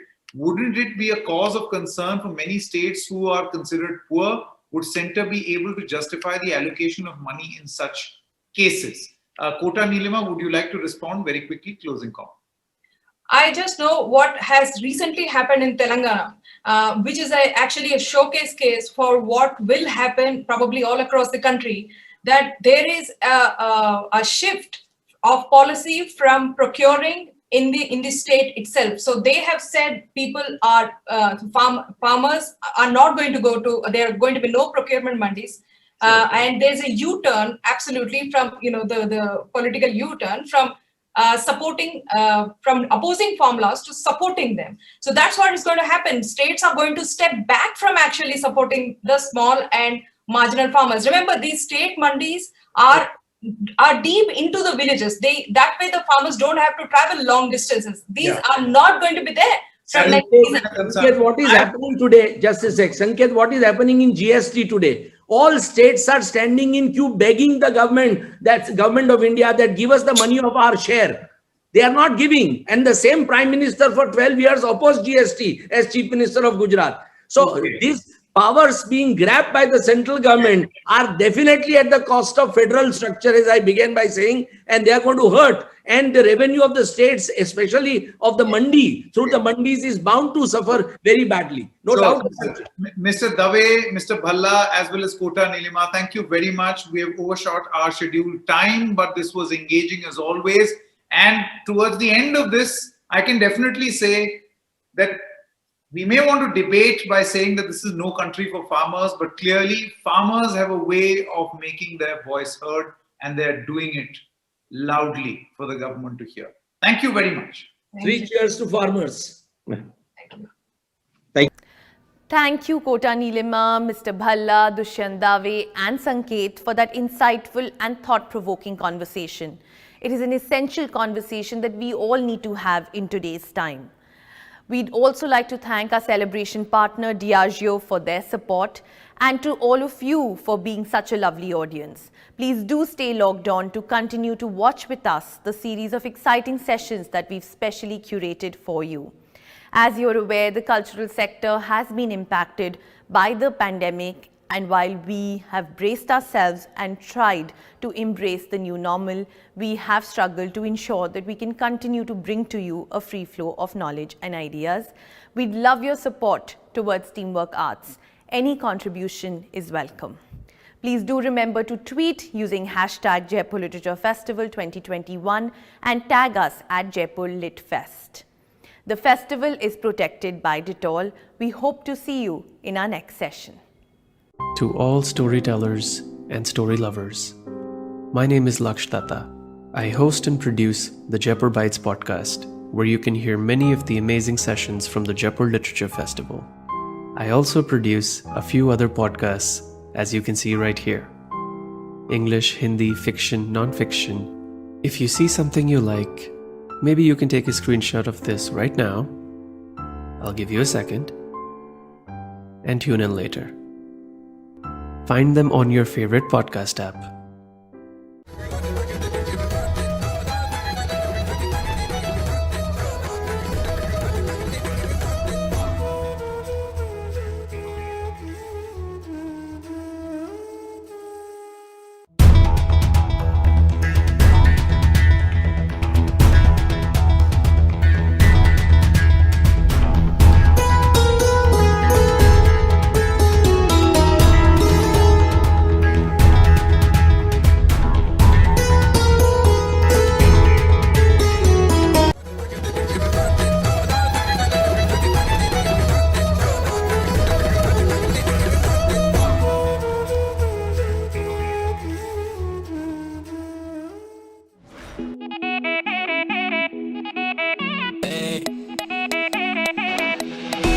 दुनिया की भूल भुलैया में हर कोई busy है, पर tension क्या लेनी है भाई, चिल करना इजी है।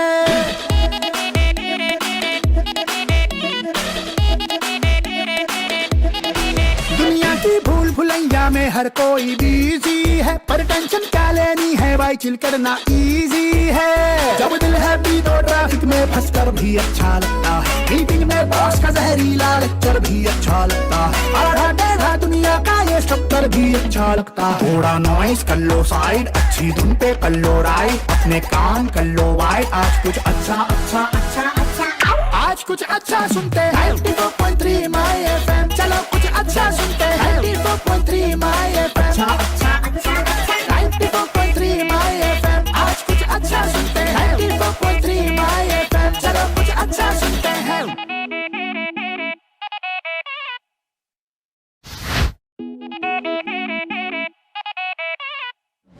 Good evening, ladies and gentlemen. We are delighted to welcome you to the 14th Jaipur Literature Festival, protected by Dettol.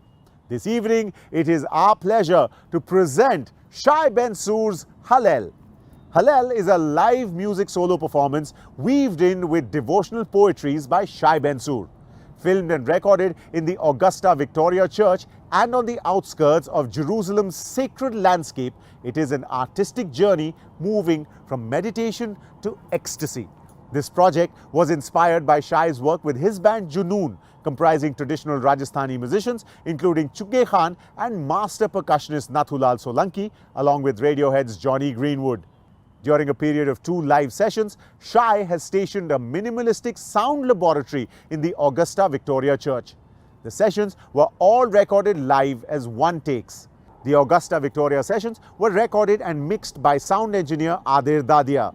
The visuals were filmed and directed by Ben Kirschenbaum. It is indeed an experience, and please, if you do enjoy it, do remember to tell us in the comment sections by leaving a comment there. Ladies and gentlemen, it is our pleasure to present to you HALEL by Shye Bensoor.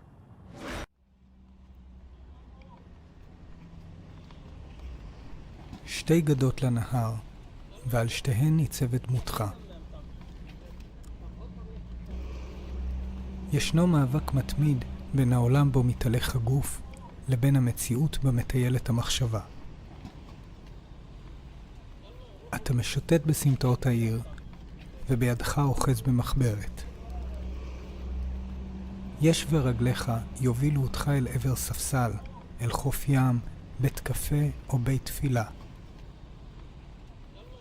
אתה מתיישב ומתעד את המילים והשתיקות של שיחתך עם עצמך. הדפים הינם רישומים של רעשי הרקע, דיוקנאות מחללי הדממה. הצלילים והשירים עדות למי שהנך, כמו גם למי שאתה מבקש להיות.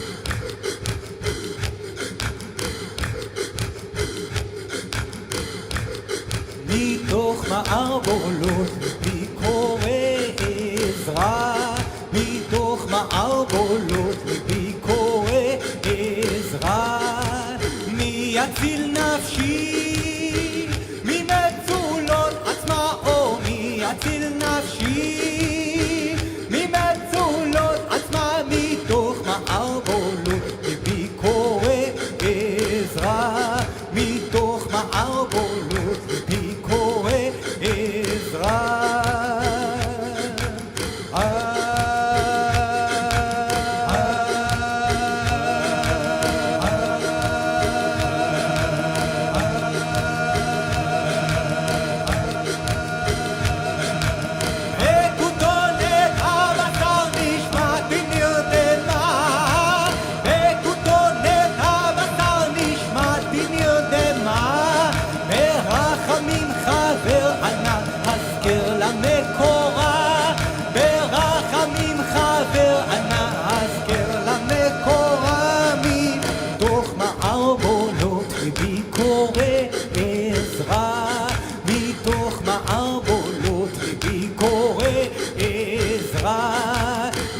יציל נפשי ממצולות עצמה, או מי יציל נפשי ממצולות עצמה, על מחוזת הרשימה משנן שמך, על מחוזת הרשימה משנן שמך, כוחותיי אפסו הרימני בכוחך, כוחותיי אפסו הרימני בכוחך.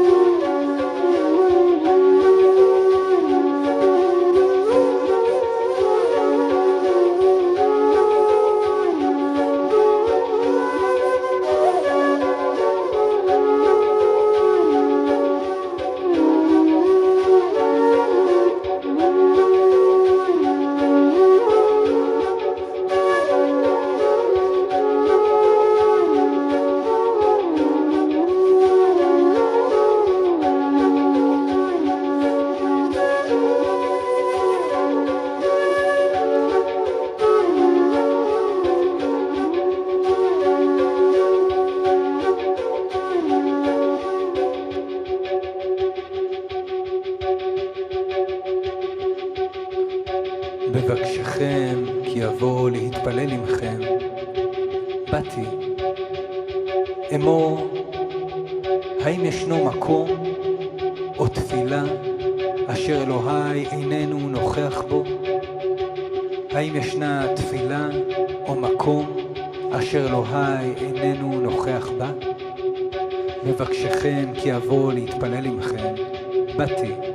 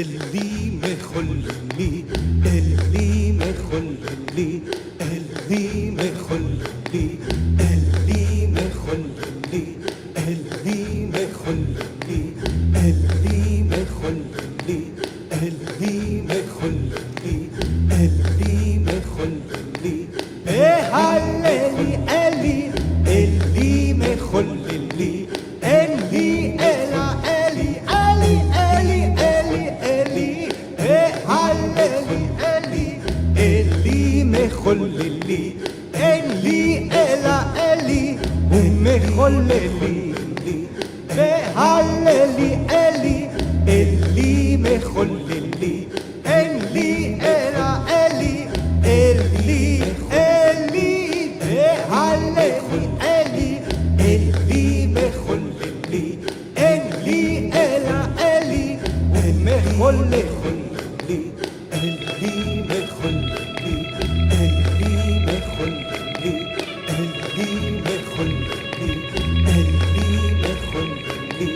اللي مخلي اللي مخلي اللي مخلي اللي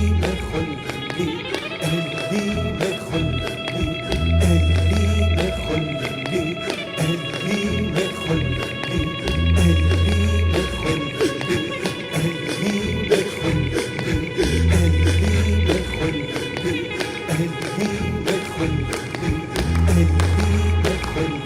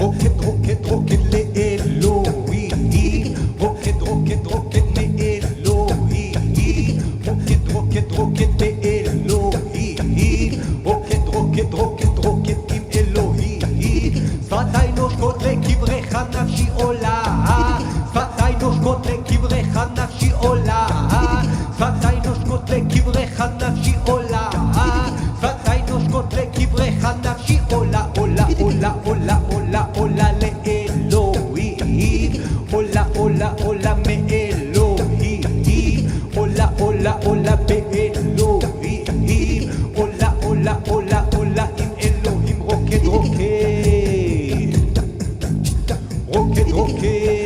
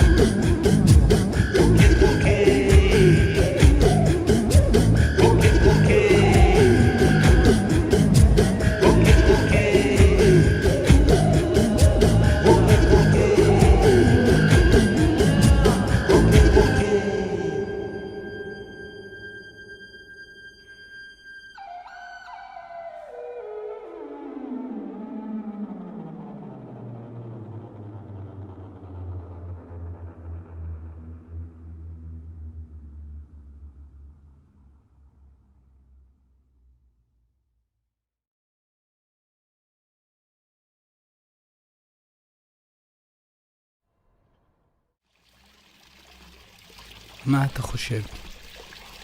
שאלוהים שכח את הלב הזה ששייך לו? שהוא זנח אותו? האם אתה יכול לשכוח את עיניך? האם אתה יכול לעזוב את ידך? לשמוט את ריאותיך? אינך יכול לעולם. הם חלק ממך. הם אתה. גם אלוהים לעולם לא שוכח אותך. אתה חלק ממנו. אתה הוא.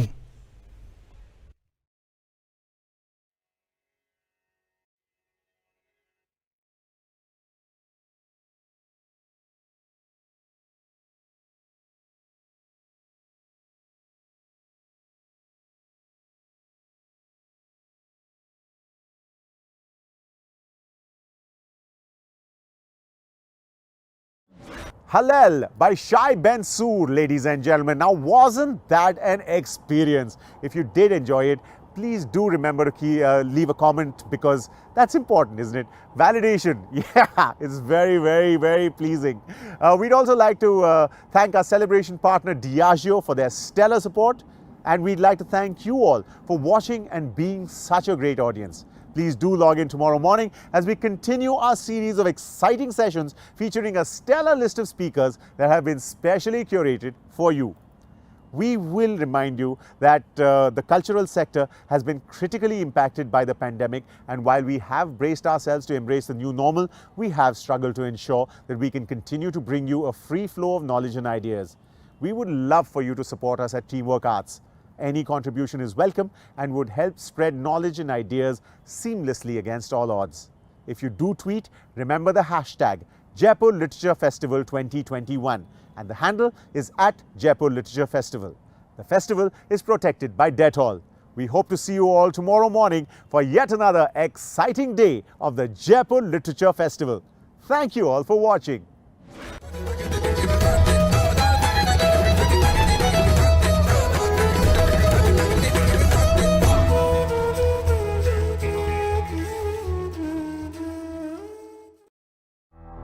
Kesariya